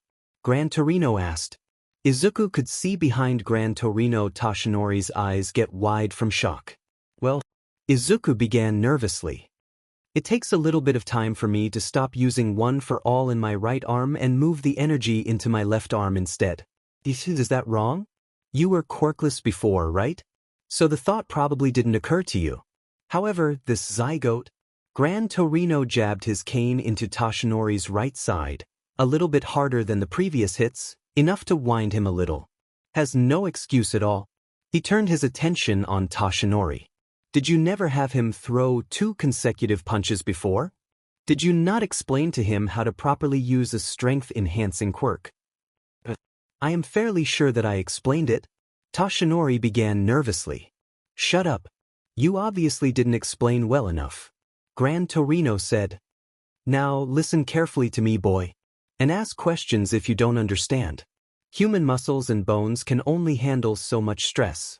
One for all will help your body grow to help deal with the backlash of your own power, but only if you allow your muscles to grow used to that power. You are making 2 big mistakes. Your first mistake is that you are treating one for all like a special move, only activating it when you are actually going into for the attack. But you should almost never or rarely turn off one for all. The more the energy is flowing through your body, the faster your body will grow used to it, and the more you will get out of your quirk. Who knows, after a year and a half, maybe 2 years, you should be able to use 100% without a problem. And then by the time you graduate, you might learn how to push even greater than the average 25% into your limbs and thus go beyond and surprise your enemies with a surprise boost of power. Your second problem is that you are focusing that energy into only a single part of your body. What happens if your foe survives or dodges your first punch? You'd be almost completely out of options. You need to spread one for all through your whole body. Bringing in the strength from all your limbs, being able to use one for all at once will increase your total power output to about 60%, not to mention you'll get to enjoy the defensive, speed, and endurance boosts that one for all also provides. Gran Torino Toshinori began. Gran Torino rounded on the pro hero. How could you have overlooked something so basic?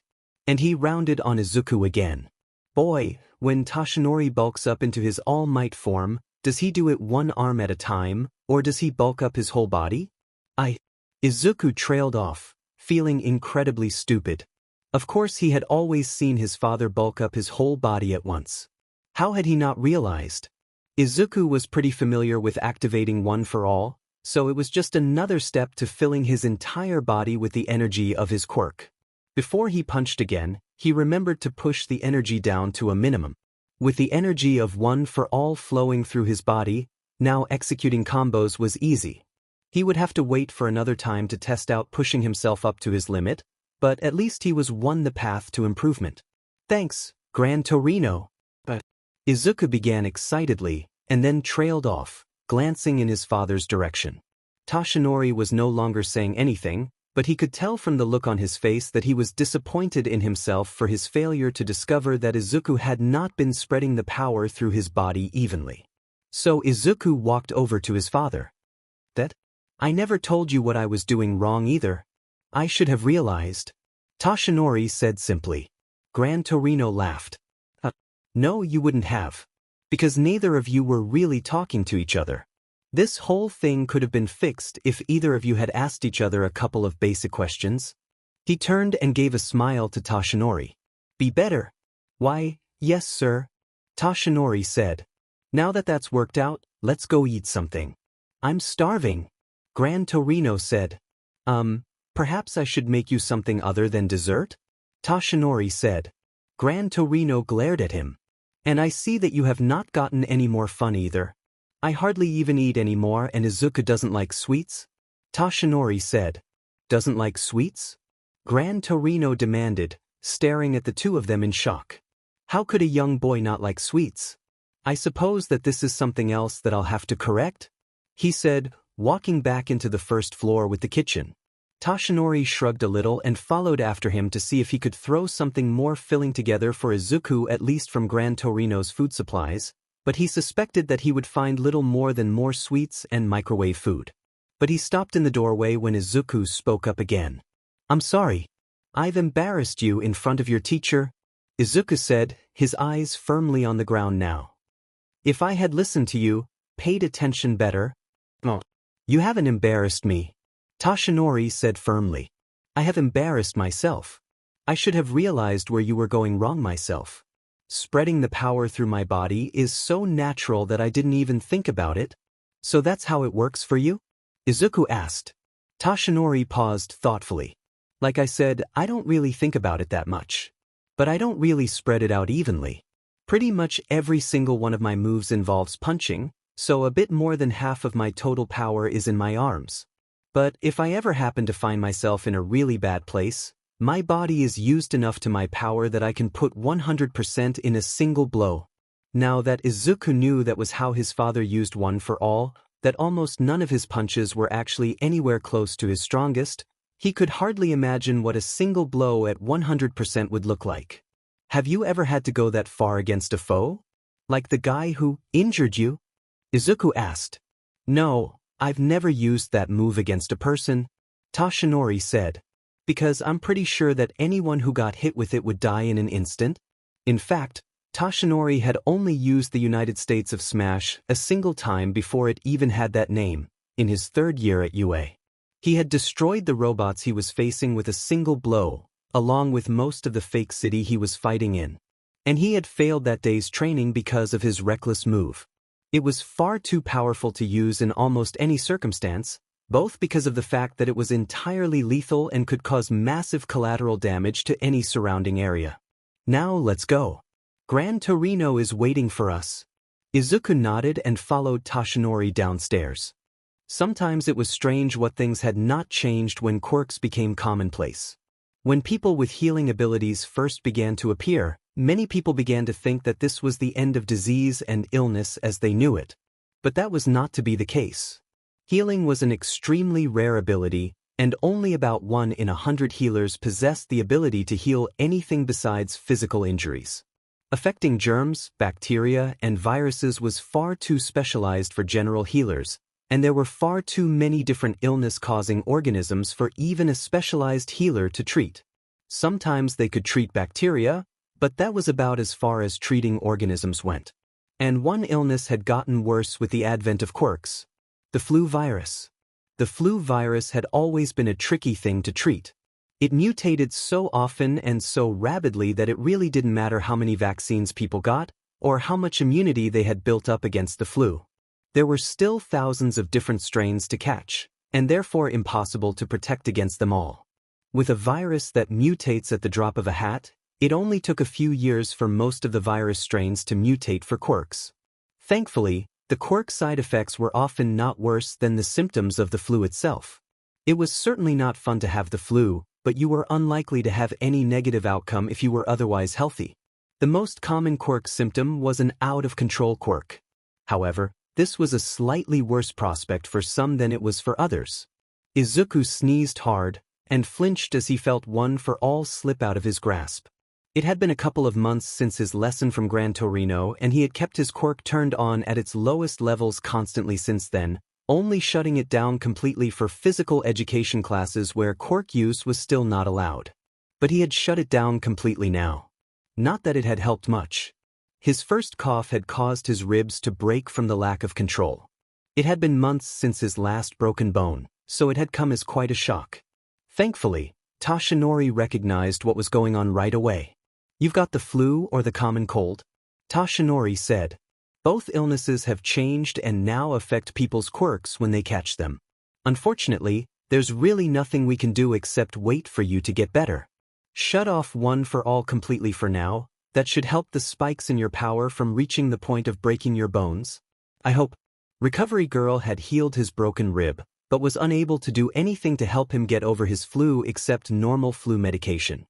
Thankfully, shutting off one for all the way had stopped Izuku from breaking more bones with every cough, but he was still liable to break anything he was holding in his hands, especially small household objects. Thankfully, Izuku didn't have to suffer alone. Since he did not show up to school that day due to his illness, his friends made the trip to his house after school and their various clubs were let out. Schools had gotten a little more strict when it came to keeping children who caught quirk-affecting illnesses home. It was one thing for a child to force himself to come into school sick when he or she was only coughing or sneezing. It was quite another thing with uncontrolled quirk outbursts that could spread through an entire class. The last thing any school needed was for every single transformation and emitter-style quirk to be going off at random every other moment in a classroom. To Izuku's happiness, Yaoyorozu and Ida had shown up at Izuku's house. After all, the next couple of days were very important for them, And even a little thing like Izuku getting sick was not going to stop them from talking about their futures. All three of the friends had the option to get a recommendation into U.A from their parents, and the time frame to accept that recommendation was rapidly approaching. To Izuku, it wasn't really a choice. His father had offered to recommend him to UA, but Izuku wanted to really earn his place. Getting into UA based on recommendation came with a certain amount of prestige. But the recommendation really just meant that you had a pro-hero relative who was willing to sponsor you, and it didn't really mean that you were a superior to the other applicants. And, numbers-wise, it was actually easier to get into UA through recommendation. Going the normal way, your odds were about 1 for every 300 applicants. Going through recommendation lowered your odds to about 1 for every 4 applicants. Toshinori didn't even have to wait a day before Izuku had turned down the recommendation in favor of getting in through the normal exams. Ida Tenya had chosen to go through the normal exams, while Yaoyorozu's parents were insisting that she try for the recommendation for the prestige. So, are you too worried? Yaoyorozu asked, looking around at her two friends. A little. Izuku confessed. Toshinori had told him several times over even though he was not able to use one for all to its fullest potential, there was no reason why he should not be able to pass the practical exam with flying colors. But he still couldn't help but be a little nervous. He couldn't imagine what he would do if he failed to get into UA. There was always the local public high school as a backup, but he really did not want to be forced to that. He needed to get into UA. The closer we get to the exam, the more nervous I get. Izuku trailed off with a coughing fit. Once again, no broken bones and, thanks to the mask he was wearing, there was little chance of him passing the illness to his friends. However, his hands clenched in his sheets with the fabric ripped under his clenched fingers. After all, it was not like the fabric could handle even his normal strength like that. Oops. Izuku muttered. Ida stared at the ripped sheets for a moment. Best jeanist, maybe? He thought to himself. Just like everyone else, he was curious about who Midoriya's father was.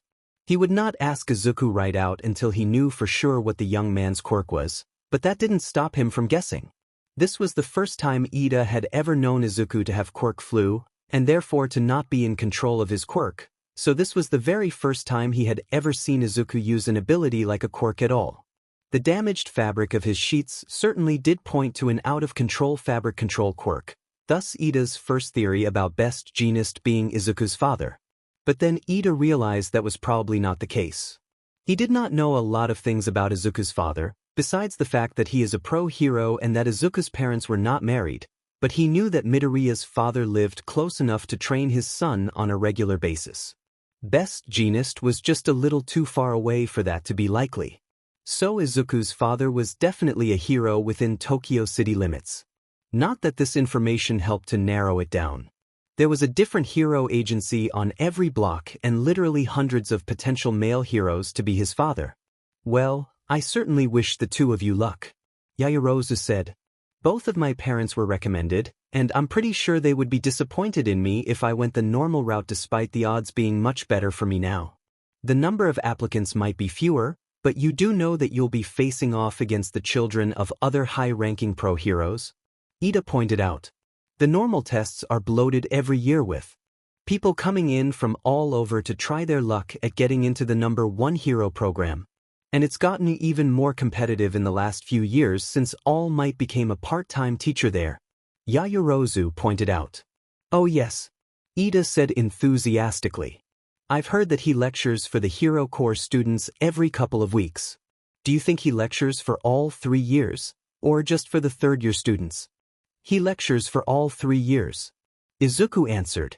He tried very hard to make absolutely sure that he never gave away any information about All Might that could not be obtained by the public.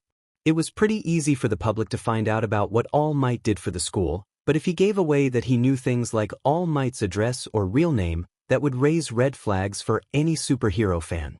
It is certainly an incredible opportunity, Ida said. To be able to learn heroics from the #1 hero himself. I can think of no higher honor. Definitely. Yaoyorozu agreed. But have you too heard the latest rumors? What rumors? Izuku asked, curiously.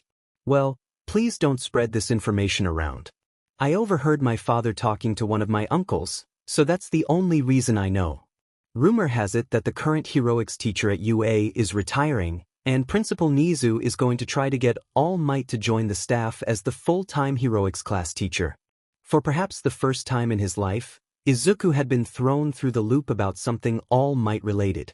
Dad never told me about any of this, Izuku thought to himself, thankful that he was able to hide his pensive expression behind his face mask. Well, really? Ida asked. Once again, I do have to stress that it's just a rumor that I overheard. From what I heard, it's pretty obvious that the heroics teacher is retiring, but there's no official word about who is taking over the post. Of course, there had been rumors for a long time about the UA heroics teacher retiring soon. The teacher was far too old to be a pro hero anymore, and recently the teacher was even having trouble training his students. Hence all the guest lecturers, of which All Might was just one. Are either of you nervous? Izuku asked. His two friends glanced at him. I think it would be kind of weird if we were not a little nervous, Yaoyorozu said, giving him a small smile. I've been studying the molecular composition of everything I can in the past year or so, but sometimes I still wake up in the middle of the night scared to death that the one object I'll need to pass the practical will be something I have overlooked. About a year ago, Yaoyorozu had finally told her two friends what her quirk was, the ability to create any non-living material from the lipids of her body. The only downside of her quirk was that she couldn't create something if she didn't understand the molecular composition of the item she wanted to create. I'm a little nervous too, Ida said, pulling up his pant legs to reveal the mufflers protruding from his calves. Ida's quirk gave him super speed thanks to the engines in his legs. It took me ages to decide that I wanted to go through the regular exam, and I'm still worried that I might have made the wrong decision. Rumor has it that the recommendation exam is usually an obstacle race, while the regular exam is fights against faux villains. I wanted to show off my strength too, but I still worry that I might have been better off in the race where I could show off my strongest suit. You can still show off your speed in the regular exam, Izuku pointed out. It is timed after all. And you, Midoriya? Ida asked. You are the one who asked. Unlike the others, Izuku still had not given either of them a hint as to what his quirk is. I am a little worried. I've had a little bit of trouble controlling my quirk, and even now I can't use it at 100%. He trailed off to cough a little. My father says I'll be fine at my current level, but I still can't help but be a little worried that my best won't be good enough. How could that be? You've been training with your father almost constantly since I've known you, Yaoyorozu said, a little shocked. I wasn't training my quirk that whole time. I needed to train my body first. That's what most of my training was for. You've trained the longest out of any of us, Ida said. I'm sure that you'll be fine, even if you are not in 100% control. Izuku nodded, but he still couldn't help but think about the gaps that he saw in his own training. He had never before been in an actual fight, nor had he used his quirk on anything besides non-living objects. One thing worried him above all others as the entrance exam was weeks away. Once he got into UA, he would start having to use his quirk in training and sparring against the other students. What if he hit too hard on accident because of his lack of experience with how much a human body could take? One single punch could put out about 15% of his total power, but what if 15% is lethal to humans? He had no idea. Killing another student in a spar, even by accident, would lead to his immediate expulsion and arrest for using his quirk to murder someone. Tashinori's words came back to him. Humans can take a lot more punishment than you might think. I've had some criminals able to tank nearly half of my total power. If you are really worried about killing, keep the power output low and avoid hitting critical areas. The center of the chest, the head, the throat. Avoid those areas and you'll rarely have to worry about causing fatal damage. Well, ready or not, the exam was just a few weeks away. All Izuku could do now was focus on studying and hope that he had learned enough to get him through the entrance exam. Everything after that could wait until later. It was pretty easy to see that everyone was at least a little bit nervous on the morning of the entrance exam. Midoriya Izuku stood just outside the main gateway of UA High, his entrance exam pass clutched tightly in his hands. Ida had said that he'd meet him outside the gates, and Izuku was expecting him within the next few minutes. Ida always had a habit of showing up at least 10 minutes before other people started showing up, hence why Izuku was there so early. At least in part. He was mainly there early because he had been too nervous to just sit at home. He felt like he would explode if he had to stay home just one more minute, so he'd gotten to the school about half an hour before he was expecting Ida to show up. And he was not the only early bird. Many other kids from middle schools all across Japan were milling around just outside the gates or just inside them in the campus courtyard. Midoriya. He heard a familiar voice calling to him. Izuku was glad to see that it was Ida running up to him. For a second, Izuku kind of wished that Yaoyorozu could be there as well, but the recommendation exam was going to take place a little later on in the afternoon. She was probably still at home getting in some last-minute studying. So, it's the big day. Are you nervous? Is it that obvious? Izuku asked. I'm sure that I've done enough to prepare, at least for the practical, at least as much practice as I could with not having many options to practice using my quirk in combat. At least you'll know that everyone here is in the same exact boat that you are. Ida said. None of us could use our quirks in combat either. And as for the written exam? I don't think you have to worry about that either. That's easy for you to say. You're the second highest ranked student in class. Izuku said with a fond smile at his friend. It's not like you are ranked that far behind me. Ida said. You'll be fine. Suddenly their conversation was interrupted. Get out of my way, you prep school nerds.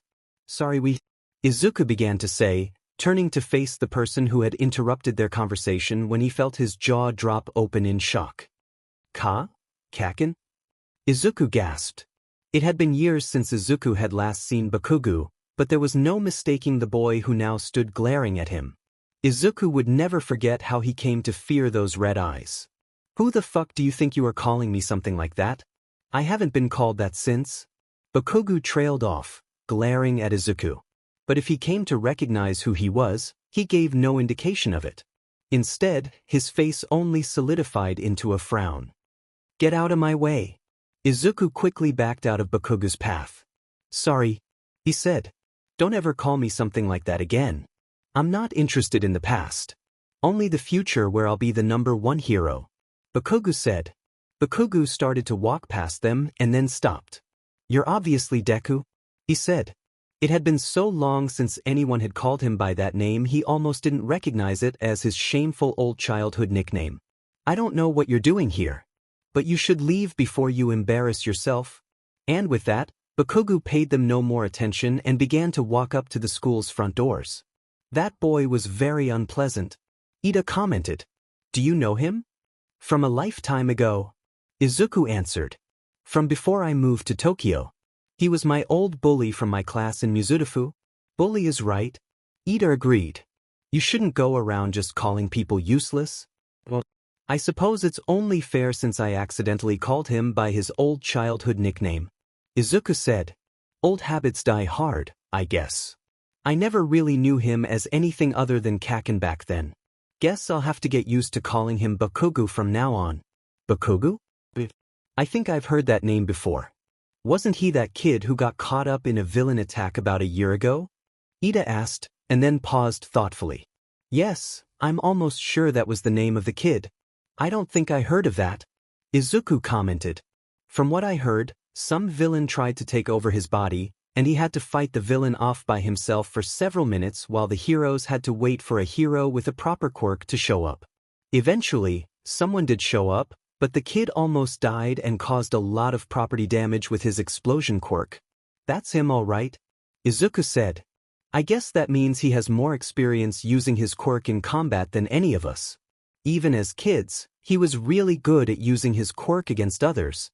Ida stared at Izuku. He had an inkling that Izuku really meant that Bakugo had used his quirk on him while bullying him. But he didn't want to press Izuku for answers. He had long ago learned that it was impossible to get straight answers out of Izuku if he was careful about it. Are you coming in? Ida asked. Go ahead. I'll be there in a minute, Izuku said. Ida nodded and turned to walk up to the school entrance. Izuku contented himself just to stand and people watch for a couple of moments.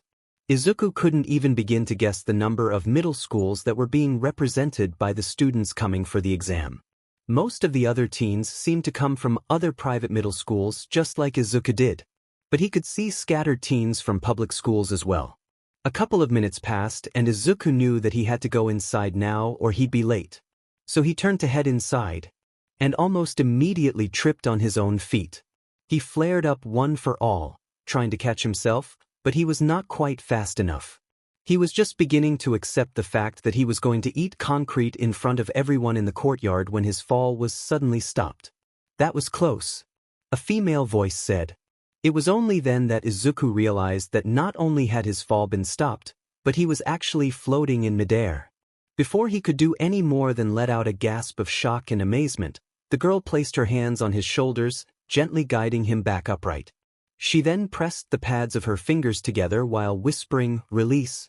All at once, gravity began to affect Izuku once more, and he was standing firmly on his feet again. "I'm sorry I used my quirk on you without permission. But it's bad luck to trip on yourself." Oh, it's no problem at all. Thank you for stopping my fall," Izuku said. "That's a really amazing quirk you have. Is it telekinesis? My mother has a very minor." He trailed off, realizing that he was going to start rambling, and also realizing that he had only minutes to get inside or risk being late. "I'm sorry. I didn't mean to start rambling. Thank you for saving me. And good luck to you," Izuku said, waving and turning to run inside. "And to you as well," the girl called after him.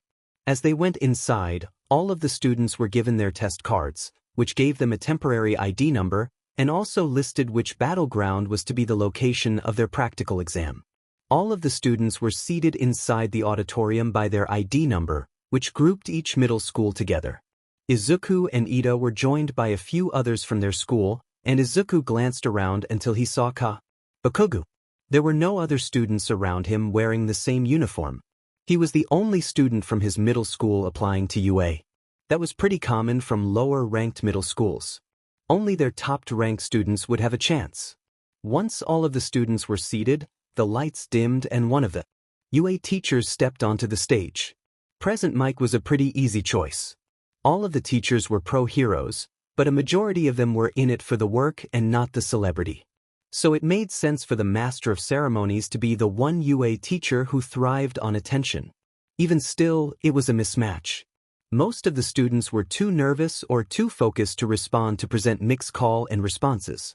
After a few seconds of failing to pump up the students, Present Mike decided to get down to business. "I know it's all very boring, but the first couple of hours is going to be dedicated to the written portion of the entrance exam, which will be passed out in a couple of minutes. Once you are done with the written portion, please remain quiet in your seats for the test to be over. Once the boring part is done, the fun part will begin. The practical." Present Mike grinned maniacally. "I'm sure that you've all read the printout the school sent you. Once you are done here, change into the gym clothes you were asked to bring with you, and then you should all follow the signs to the bus that will take you to your designated battle center, which is printed on your card." "Which center are you going to?" Izuku asked Ida quietly. "Battle Center C." Ida hissed at Izuku under his breath. Izuku had heard that tone plenty of times before. It was Ida's nice way of telling him to shut up. "I'm in Battle Center B," Izuku thought to himself. Maybe they are trying to split up students who came from the same middle school? Here's how the practical will go down. Each battle center will hold a 10-minute mock battle with robotic faux villains. Each villain will be worth a certain number of points depending on how difficult the villain is. Your goal is to shred as many of those villains as you can in the time allotted, like a mid-song guitar solo," Present Mike said. As he spoke, graphics began to play on the screen behind him, giving the students a visual representation of what they were meant to be doing. But as the graphics began to show the silhouettes of the faux villains, Ida raised his hand beside Izuku. "Excuse me, sir?" "Yes, examinee number 7111? With all due respect, the printout we were given shows 4 types of faux villains," Ida said, holding up the printout to show the 4th villain type printed alongside the other 3. "If this is an error on official UA material, it is shameful.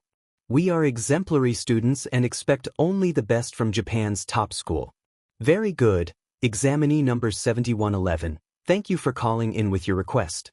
The fourth villain type is actually not worth any points at all. Present Mike gestured to the screen behind him, which now showed a silhouette of the new villain.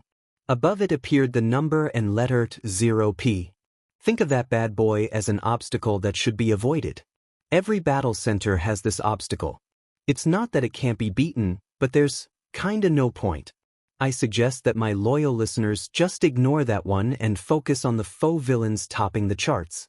Thank you, sir. I apologize for the interruption, Ida said, giving a short bow before taking his seat again. No trouble, young listener, Present Mike said, pointing at Ida and winking with a large smile. Now, if there are any more questions? Present Mike paused. A couple of the students were whispering to their friends, but none of them seemed to have questions for Present Mike. Before we start, how about I give all of you a taste of our school motto? As the General Napoleon Bonaparte once said, true heroism consists in being superior to the ills of life. Go beyond. Plus ultra. Present Mike held up the stack of written exams. Your written test starts now, but I hope that you've been hitting more than books. At the end of the written exam, Izuku was relatively sure of himself. Most of the questions were ones that he knew the answers to, and the rest he was able to make relatively good educated guesses. All of the students took 5 minutes to change into gym clothes before heading to the bus. Before he stepped onto the bus, he gave Ida one last good luck, and then boarded the bus along with the rest of the young teens headed off to Battle Center B. It was only a short drive to the Battle Center and Izuku unloaded along with everyone else. Come down, Izuku muttered to himself. You've worked for this for years. You've done as much as you possibly can. You've got this. He slapped his own cheeks to get his head back in the game. It was almost time. A quick glance around at the other hopefuls revealed a group of about 24 young teens who seemed on the outside to be more confident than Izuku felt. Maybe that was because they had all had their quirks for many more years than Izuku had to learn his. It took several moments of deep breathing for Izuku to feel like he could fake confidence as well as they could. He could tell that everyone was sizing each other up, but Izuku could have no way of knowing what the others thought of them. Truthfully, to the other examinees, the only thing that really stood out about Izuku was his above-average height for a 15-year-old. There were probably only 2 other hopefuls in their group who might have stood taller than Izuku. His gym clothes were a little too good about hiding how muscular he was. Izuku looked around, and to his shock, he spotted the same girl that had stopped him from tripping over himself in front of the school. In that moment, he realized that he never took a moment to introduce himself to her. He had just started rambling on about her quirk and then rushed off. Thinking that it would be rude not to say something, he began to take a few steps towards her before he faltered. She was one of the only examinees who looked as nervous as Izuku felt. Her eyes were closed, her hands clasped to her chest as she took deep, calming breaths. I should leave her be, Izuku realized. I could always properly say hi to her afterwards. Without any of the examinees noticing, the large doors to the battle center opened up with surprisingly little noise. After a few seconds, the loud voice of Present Mike suddenly yelled down at them from above. Go! Go! Go! In real battles, there are no countdowns. What are you doing, listeners? You're wasting air time. For a few seconds, everyone just stood in shock, and then almost as one, everyone rushed into the battle center. What first?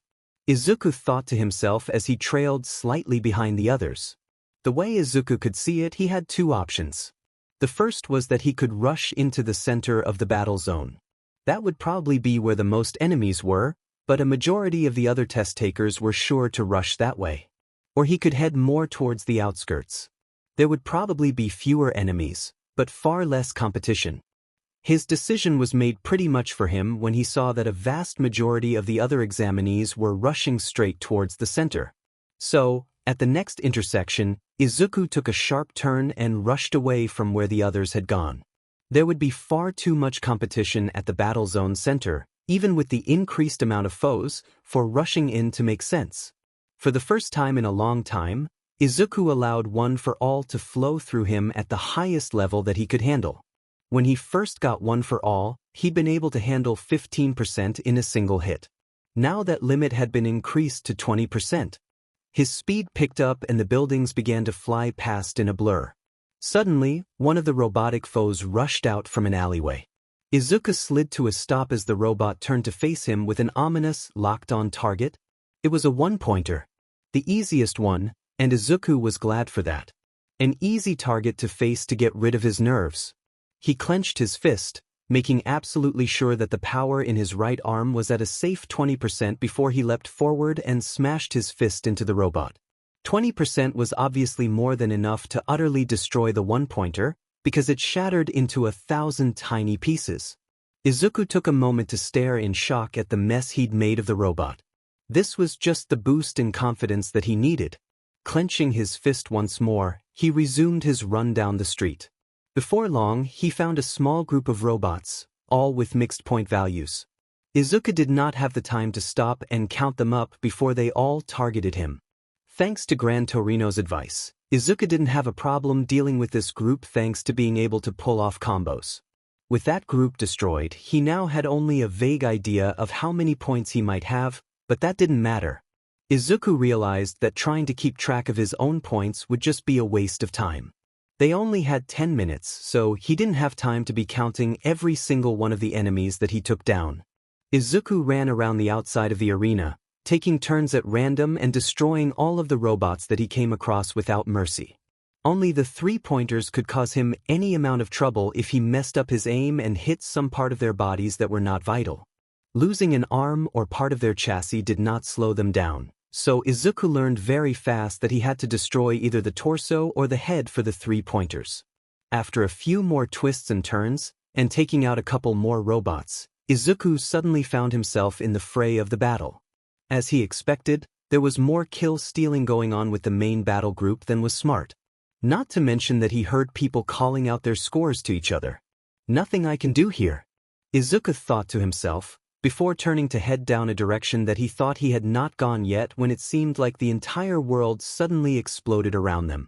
Everyone stopped fighting when one of the buildings suddenly imploded, collapsing in on itself. Before the smoke and dust had cleared from the collapsed building, everyone heard Present Mike yell, "Less than 2 minutes remaining." But no one was moving because the dust had cleared and revealed. "Shit," Izuku whispered to himself, cursing in English like his father did on occasion. It was the zero-pointer.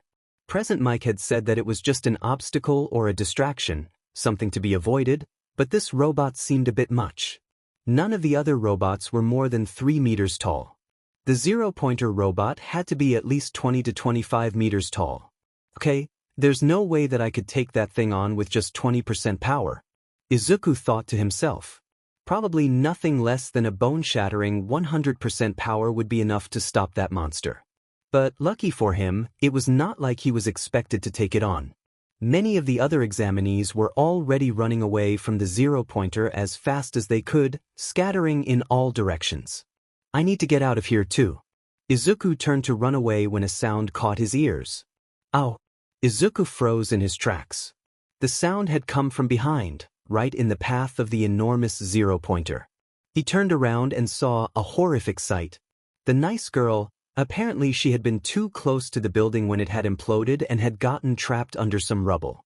She was trying to pull herself free, but it looked like both of her legs were stuck and it would take many seconds for her to pull herself free. And those were seconds that she did not have. The zero-pointer was moving down the street on its enormous treads, and there was a chance that the nice girl would be crushed under those treads if the zero-pointer did not stop or change direction. Was the zero-pointer programmed to do something like that? Would it even be aware of the girl's presence? These were questions that Izuku did not have the time to answer, nor did the answers even matter to him in the end. If he did nothing and the robot did not stop its course, the girl would die. There was nothing to think about. All that mattered was action. There was no time to think about power regulation, nor any time to think about the repercussions against his body. There was no time to worry about if he had gotten enough points to ruin his body with 2 minutes of time to go. All of his power went into his legs for a mighty jump, and he launched himself like a missile up towards the zero-pointer's head. Just like the three-pointers, that would be one of its vulnerable spots. He felt both of his legs shatter from the force of the jump, but that didn't matter. He was airborne and right on target. As quickly as he could, he transferred that power from his broken legs to his right arm. A full power smash would hopefully be enough to take down this foe, because if it wasn't, the girl would die. Izuku clenched his fist, drew back his arm. Smash! Izuku screamed, throwing his fist forward with all the power he had received from his father, and his fist made contact with the metal chassis of the robot's head. There was an explosion of sound, like a bomb had just gone off, and the front of the robot's head caved in as it was knocked back and over. The entire robot was compromised and starting to explode from the inside. But, most importantly, it had stopped moving forward, and it would not crush that girl. She was safe. Izuku only had a couple of moments to feel a sense of relief before his upward momentum ceased and gravity took hold of him once again, pulling him back towards Earth. It was only in that moment that he realized what trouble he was in. Both of his legs were broken, as well as his right arm. In his haste to save the girl, he had pushed himself far past his limit and broken his body. And now he literally didn't have a leg to land on. There was very little time to think. His father had told him that one for all could increase his durability as well as his strength. Perhaps that was his only chance of survival. To flood his body passively with one for all in order to increase his durability. It was not much of a plan, but it was the only one he had. He flooded his body with one for all of his power, evenly through his whole body. He had never tried to use one for all defensively like this before, so he couldn't be sure if there would be a backlash injury or not. But that didn't matter. He was already injured, and if he didn't do something he would die. The ground was rapidly approaching, and Izuku shut his eyes to prepare himself for the impact when he felt a pain that he was not expecting at all. He had been expecting pain to shoot through his entire body, not a feeling like someone had just slapped him. But that's kind of what it was like someone had slapped him before he hit the ground. Izuku cried out in pain briefly before he realized that he had not hit the ground at all. He was floating gently less than half a meter off the ground. He looked around, shocked. It was the nice girl. She was laying on top of a piece of a three-pointer robot which was floating in midair. Her face was screwed up with strain and concentration. And then, after a few seconds, she pressed her fingers together and whispered in a strained voice, "Release." Izuku was lowered the rest of the way to the ground, grunting a little in pain as his broken limbs landed on the wrong angle. The piece of metal that the girl was floating on also came crashing down to the ground. The girl let out a shaky breath before she started to retch a couple of times. She vomited on the ground. But Izuku wasn't paying attention to her. Other than being sick, she seemed to be all right. He couldn't see any sort of injuries on her, so he figured that she would be fine. So now he could think about his own predicament. There was less than a minute left, and he was no longer in a position to gain any more points, while all the others would surely be out there continuing to gain points to up their scores. He had broken himself to take out an enemy worth 0 points. But, at the same time, he couldn't regret what happened. He never would have been able to forgive himself if he allowed someone to die for the sake of an exam, especially for the sake of an exam. He could only lay there in silent pain while the rest of the time ran out. Present Mike screamed in the distance that the test was over. "Why?" a soft voice asked. Izuku pushed his head up off the ground to look at the nice girl. She was staring at him, confused. "Why did you do that? You've hurt yourself so badly, and took yourself out of commission for the entire end of the exam, for me?" Izuku answered. "I couldn't stand there and watch someone die." And it was the absolute truth. He lowered his head back to the ground, hiding his face from view so that tears could silently fall without anyone knowing. Some of the other examinees were walking over, some staring at the ruins of the 0-point robot in shock, while others were staring at the fallen Izuku with equal shock. "That was amazing," one of the teens said. "He just took out that 0-pointer with one punch." "Yeah, but at what cost?" one of his peers said. "Just look at the state of him. His legs and one arm is broken for sure. He did it to save the girl. I saw him start to run away but then go back when he saw she was trapped." Their discussion was cut off by the sound of a voice that Izuku was very familiar with. "Recovery girl. Good job. Good job all of you. You are all heroes in my eyes." Izuku quickly turned his head to wipe his tears off on his sleeve before Recovery Girl made her way to him. "Oh dear. It looks like you've overdone it, Sonny," she said, recognizing Izuku immediately. I'm sorry, Izuku whispered.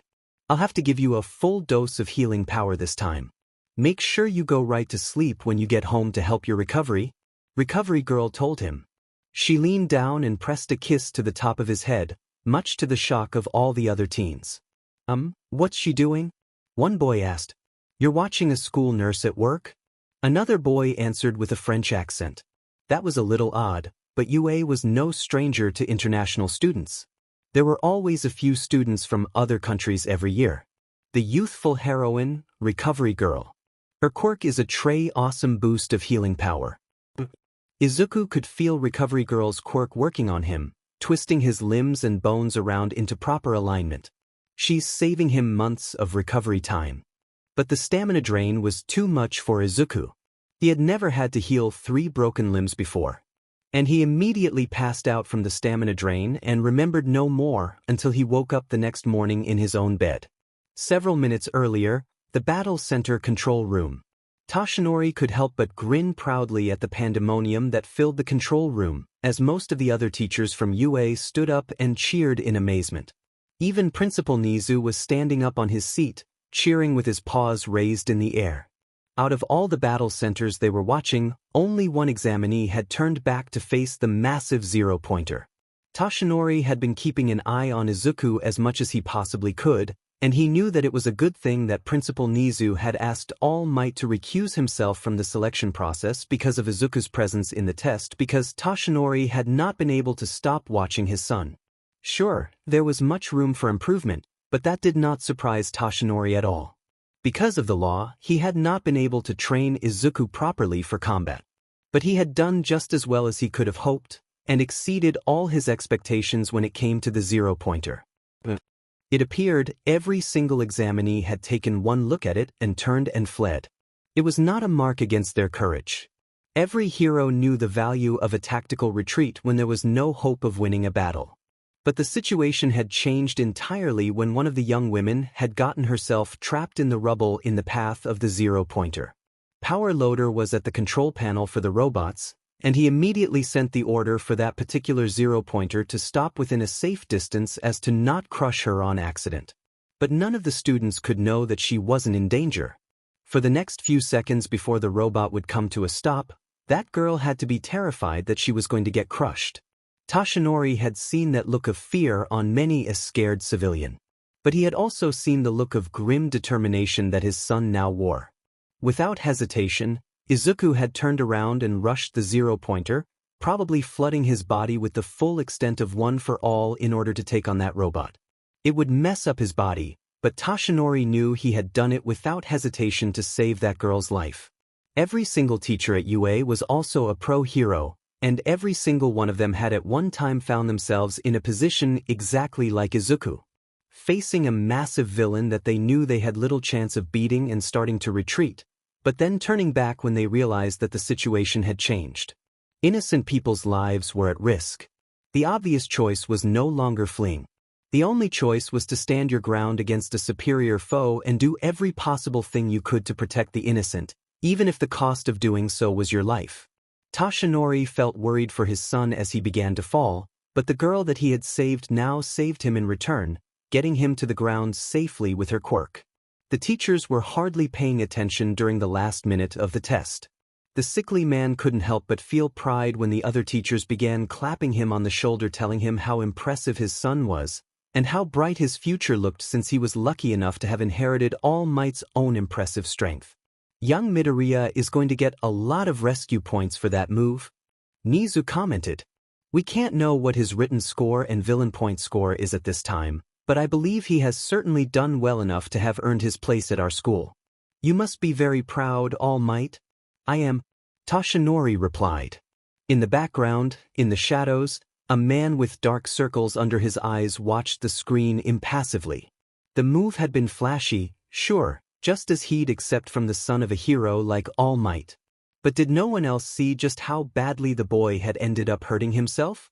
How could a person with a super strength quirk have made it all the way to 15 years old and still be at the point where their own power hurt them with backlash?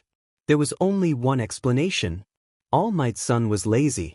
He knew that he had this incredible power that he had inherited from his famous father, and thought that he could coast by without putting in the hard work to master his own power. If All Might's son had passed the written portion of the exam, he was going to get into UA. But if he found out that the boy was a lazy teenager simply riding on the coattails of his famous father, he would expel him without remorse on day one. In the aftermath of the entrance exam, Izuku couldn't help but be nervous. He had woken up in his own bed the next day with his mother watching over him. Has Dad sent any word? He asked his mother. Inko took a moment to sigh with relief when her son woke up. She wished she could give Izuku the information he wanted, but she had even less information than he did. Tashinori had returned Izuku to her last night, unconscious from Recovery Girl's treatment, and had not given Inko any indication about how Izuku did. The written tests have not been scored yet, and the UA teachers will need about a week to go over all the footage for every single participant before the final scores are released. Tashinori had told her briefly, "If I can, I'll be back in a week to let Izuku know if he has passed or not." Tashinori was telling the truth. He had no idea if Izuku had passed. Judging sorely by the practical, he had made it in. But there was the written test to consider. If Izuku failed that, he was out no matter what his score for the practical. The staff would go over the recommendation tests the following day, and then go over the regular tests over the following week. It killed Tashinori to leave before making sure that Izuku woke up, but the school needed him for the recommendation students. He had no say for the regular test due to Izuku's presence among the hopefuls, but they still wanted his opinion for the recommendation students. "I'm afraid your father didn't say anything," Inko told her son. "He just said that they'll have your scores within a week and he would be back to let you know how you've done. But, Izuku, no matter what, I am so proud of you," Inko said with a smile. Over the next week, Inko could do little besides watch as her son worried himself sick over the results for UA. And she could hardly blame him since he had no backup school. Most students who applied for high-end private schools like UA also applied to a backup public high school. Izuku had not done that. He was going to go to UA and he had been absolutely sure of that. However, after the fact, Izuku was left wondering if he hadn't made a mistake. For the first 7 minutes of the test, he felt like he had performed pretty well. But attacking the zero-pointer had left him completely unable to get any points for the remainder of the test, unlike nearly everyone else. It was all he could think about. He could not even concentrate on his workouts anymore, and those had become second nature over the last several years. In his distraction, he was now basically just doing the bare minimum, not unlike he had been doing when he first started training with his father. Within about 5 days, Izuku had gotten an excited text from Momo saying that she had been accepted into UA. Izuku had immediately called Momo to congratulate her on her acceptance. "Have you gotten word about your scores yet?" "No, not yet. I am a little worried though," Izuku said. "But what's wrong?" Yaoyorozu asked. "I messed up in the practical exam," Izuku confessed. "We had a 10-minute mock battle, and I overextended myself and took myself out of commission for the last couple minutes of the battle." "How were you doing before that?" Yaoyorozu asked. "I suppose I was doing okay," Izuku said. "But the acceptance rate is so low and I wasted whole minutes of my time when almost everyone else was increasing their score." "What exactly happened?" Yaoyorozu asked. "We had to fight robots. At the end of the fight they unleashed a massive robot into the arena. There was a girl. She got trapped under some rubble and was about to get crushed by the robot. So I attacked the giant robot." "You what?" Yaoyorozu asked, shocked. "But it was at too great a cost. I'm glad that I leapt in to save her, but breaking my legs and arm to do it cost me the rest of the battle." "How big was the robot?" "About 25 meters, Izuku answered. For a few seconds, Yaoyorozu did not say anything, because all she could think about was her friend being able to take on a robot that massive. "And you took on this robot alone? No one else stopped to help?" "No," Izuku answered. "I was by myself. Everyone else fled at the sight of it because it was worth 0 points." "But why would they have something like that in the test?" Yaoyorozu asked. "To show that you know how to run away? That seems highly unlikely. Do you think they might have lied about the giant robot being worth only 0 points? I can't see how you won't get some sort of reward for taking on such a massive foe by yourself." He must have an extremely powerful quirk. Yaoyorozu thought to herself. She had always thought that he had a pretty highly rated father.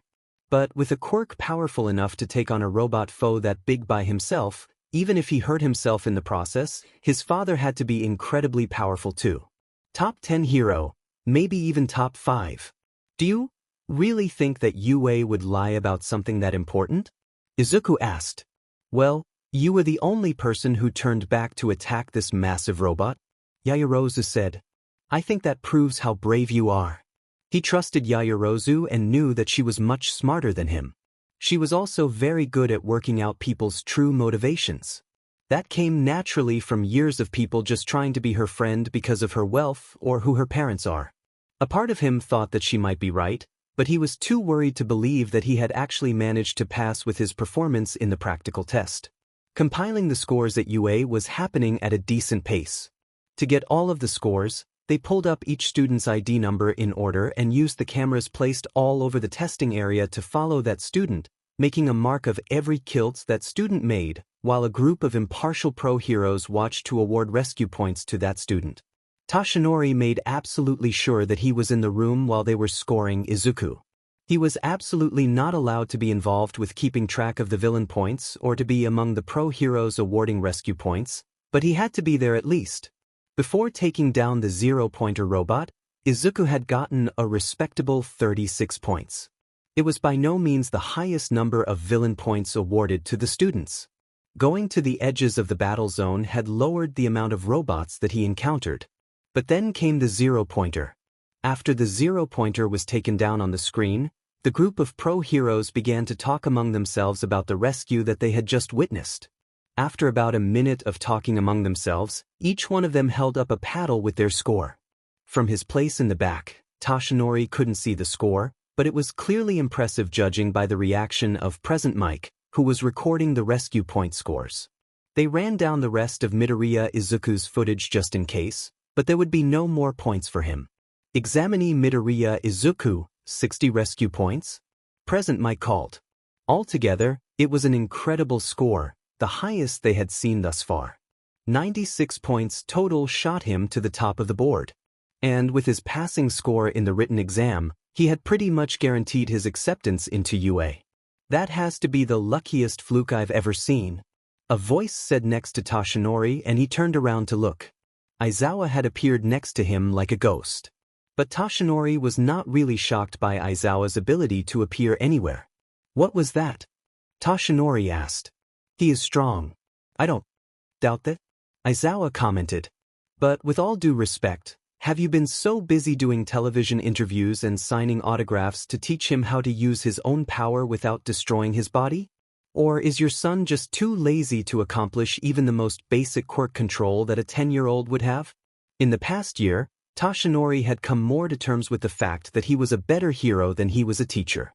Not a day went by that he did not feel that Izuku's struggles with controlling one for all were his fault. He could handle the criticism against his abilities as a teacher, but he would not stand anyone calling his son lazy. Cast doubts on my abilities as a teacher if you must, Tashinori said, a little coldly. But don't you dare call my son lazy. He has been training for this since he was in elementary school. The super strength quirk that he inherited from me is a tough one to master. Is that so? Aizawa asked, although he sounded like he didn't believe Tashinori.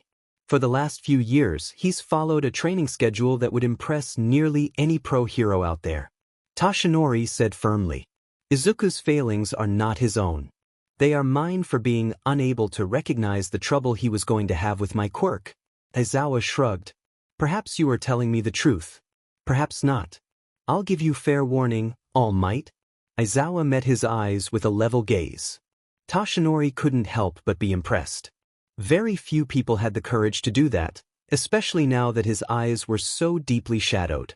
Hope that your son does not end up in my homeroom class, because if he does end up there and you are lying, I don't care who his father is, I'll expel him. That's a little harsh, don't you think? Tashinori asked, a little shocked. Aizawa simply shrugged and walked away without answering him. Present Mike, who had heard the whole conversation, walked over to All Might. Sorry about that. Eraser's always been a little expulsion happy. Every time he gets a new freshman homeroom class, about a quarter of them are expelled before the first month is over. Why? Toshinori asked.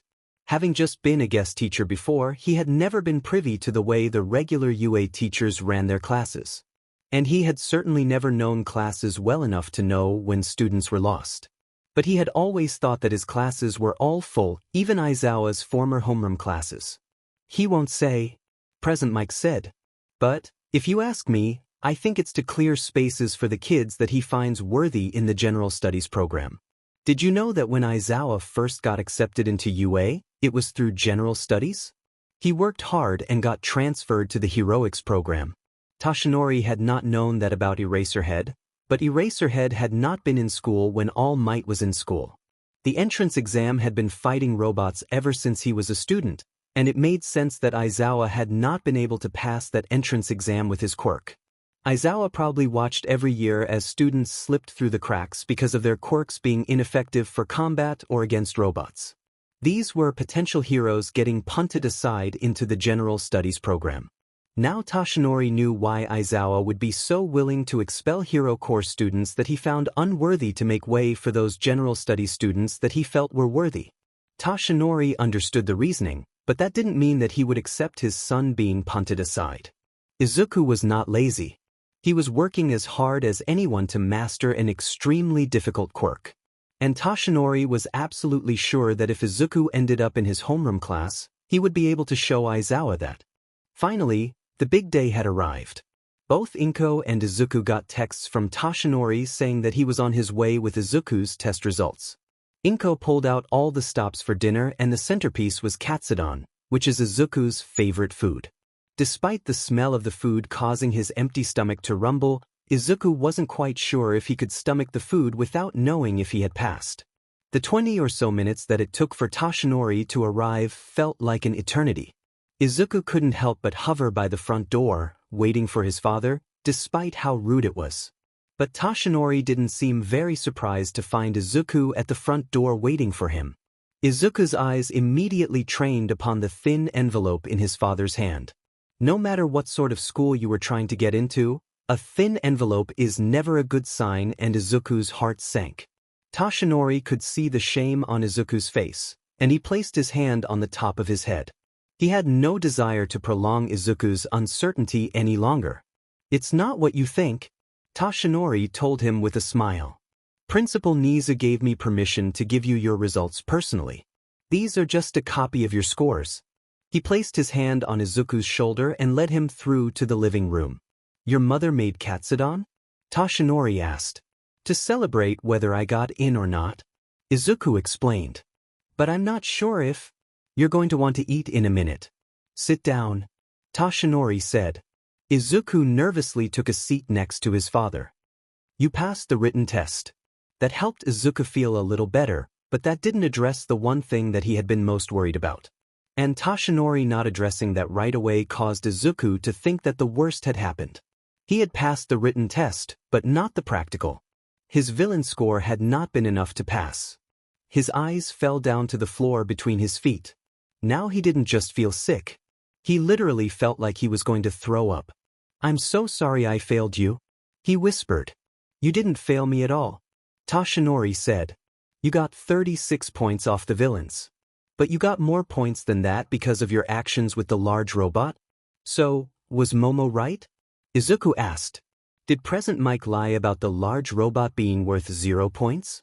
He was starting to feel a little bit better as he felt hope rising up within him. Oh. The big robot is worth 0 points. It's because of what you did for the girl. You went back to rescue her, despite the great cost for yourself. The entire purpose of the UA Hero course is to train the next generation of heroes. How could they reject a prospective hero who is willing to risk it all for the protection of others? Toshinori smiled and handed over the envelope. Izuku took it right away and tore it open. Just as his father had said, it contained a breakdown of his score. The written test he had passed.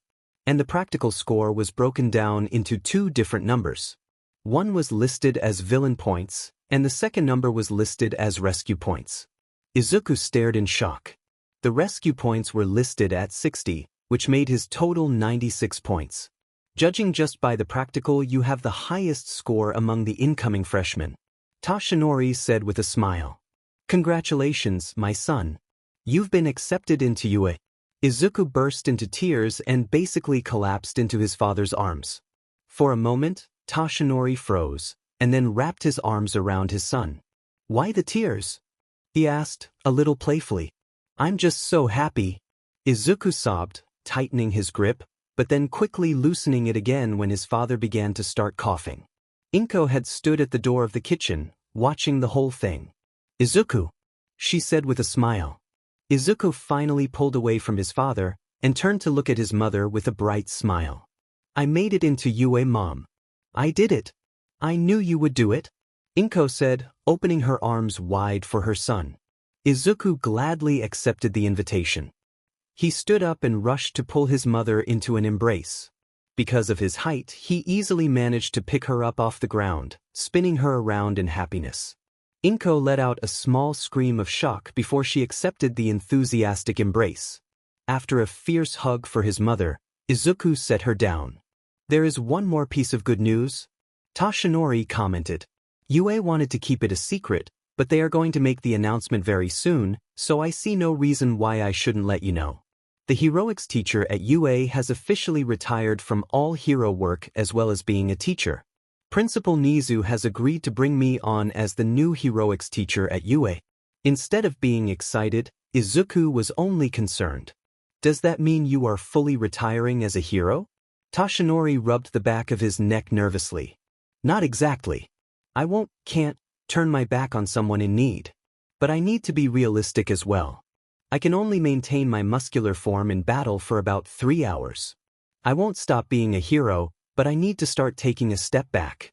Principal Nizu is well aware of this, and that's mainly why he's given me the job.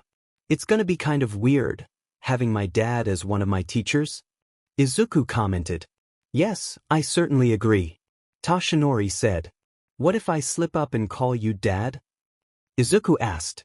I doubt it will be a problem in the classroom. You are in the habit of still calling me All Might in my muscle form, Toshinori pointed out, unconcerned. It was still a little weird, but it was good news all around, and Izuku was certainly feeling better than he was just a few minutes ago. And now he was certainly hungry for the katsudon that his mother had made. Let's eat. I've got my appetite back now. Yes, of course. Are you joining us, Toshinori? Inko asked, glancing over at him. Oh, I guess for a few bites, Toshinori said, following them through to the dining room. He did only eat a few bites, but he stayed there for the whole evening, celebrating their son's achievement. The next day, Izuku, Tenya, and Momo all agreed to meet up and discuss the results of their tests now that they all had their results. They met up at a restaurant that was an equal distance away from their houses. Once they found each other at their normal table, it was pretty clear from the smiles on all of their faces that they had all made it. You passed? Izuku asked Tenya, since he already knew that Momo had passed. Tenya nodded. I was able to do fairly well in the practical.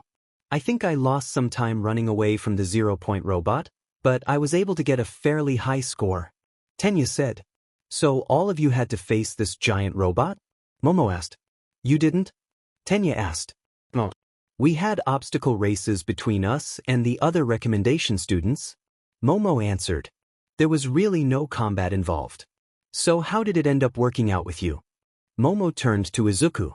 You were really worried that you screwed up when you hurt yourself taking on the giant robot? In a rare moment, Tenya spat out his drink, hurriedly pressing his napkin to his mouth, and staring at Izuku in open shock. You did what? You actually took on that monster robot? I had no choice, Izuku said. There was a girl in my battle center who got caught under some of the rubble from the big robot destroying the building. She might have gotten crushed. So I went back to help her. He destroyed the robot, but it broke my arm and my legs. Tenya was staring at Izuku in shock now, his drink completely forgotten. Anyway, it turns out that the teachers don't just let you in based on villain points, but rescue points as well. I got a lot of rescue points for going back to help the girl. Those points made up for the villain points I lost hurting myself. Izuku flinched. He had never heard Tenya sound so serious. We're going to be in UA together soon, and I think it's time that you've told us the truth. What is your quirk? Momo and I promise we won't say anything about who your father is if it's that important, but we have to know. He turned to look at Momo. She looked a little nervous and then sighed. We understand that you've wanted to keep it a secret this whole time.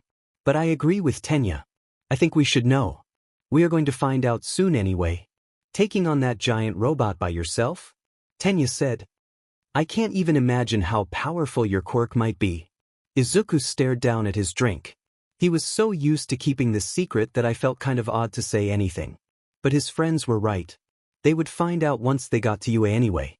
Thankfully, there was no need to tell the whole truth about One for All. It's a very powerful super strength quirk, Izuku said quietly. For a moment, no one at the table spoke. And then Momo pulled out her cell phone, unlocked it, and then began typing on it without saying a word. Tenya, who was sitting in the booth next to her, glanced at her screen before looking away with a calm expression. Finally, Momo seemed to find what she was looking for. But her hands were shaking a little as she showed Izuku the image on her phone. It was a picture of All Might. She put the screen to sleep as soon as Izuku saw the picture and put her phone away. Is that your father? She asked, lowering her voice to a whisper. Both she and Tenya were staring intently at their friend. Izuku glanced around, to make sure that no one was paying attention. He really wished that they were somewhere more private. So he just gave a small, silent nod. Tenya seemed to be a little more shocked than Momo was. I almost can't believe it, he whispered. You are really the son of... Shu. Izuku shushed him. If you really want to talk about this, can we please go to my house where we can speak about this privately? Of course. Momo said, dropping some money on the table to cover their drinks. All three friends stood and left. Inko started in surprise a little as Izuku and his two friends came into the house. Good afternoon, you two, she called, giving them a smile. Did the two of you get into UA just like my Izuku? Yes, we did, Momo answered. Both she and Tenya couldn't help but stare at Izuku's mother a little more than usual. Midoriya Inko was a fairly pretty woman, but she didn't really fit the mold of any of All Might's other known former lovers, nearly all of which were heroes. Congratulations. I already made some of Izuku's favorite to celebrate his acceptance, but I'm sure that I can whip something up for dinner tonight to celebrate you two getting in as well. If you would like to stay for dinner, that is. I would love to, Ms. Midoriya, Momo said, and Tenya agreed with her.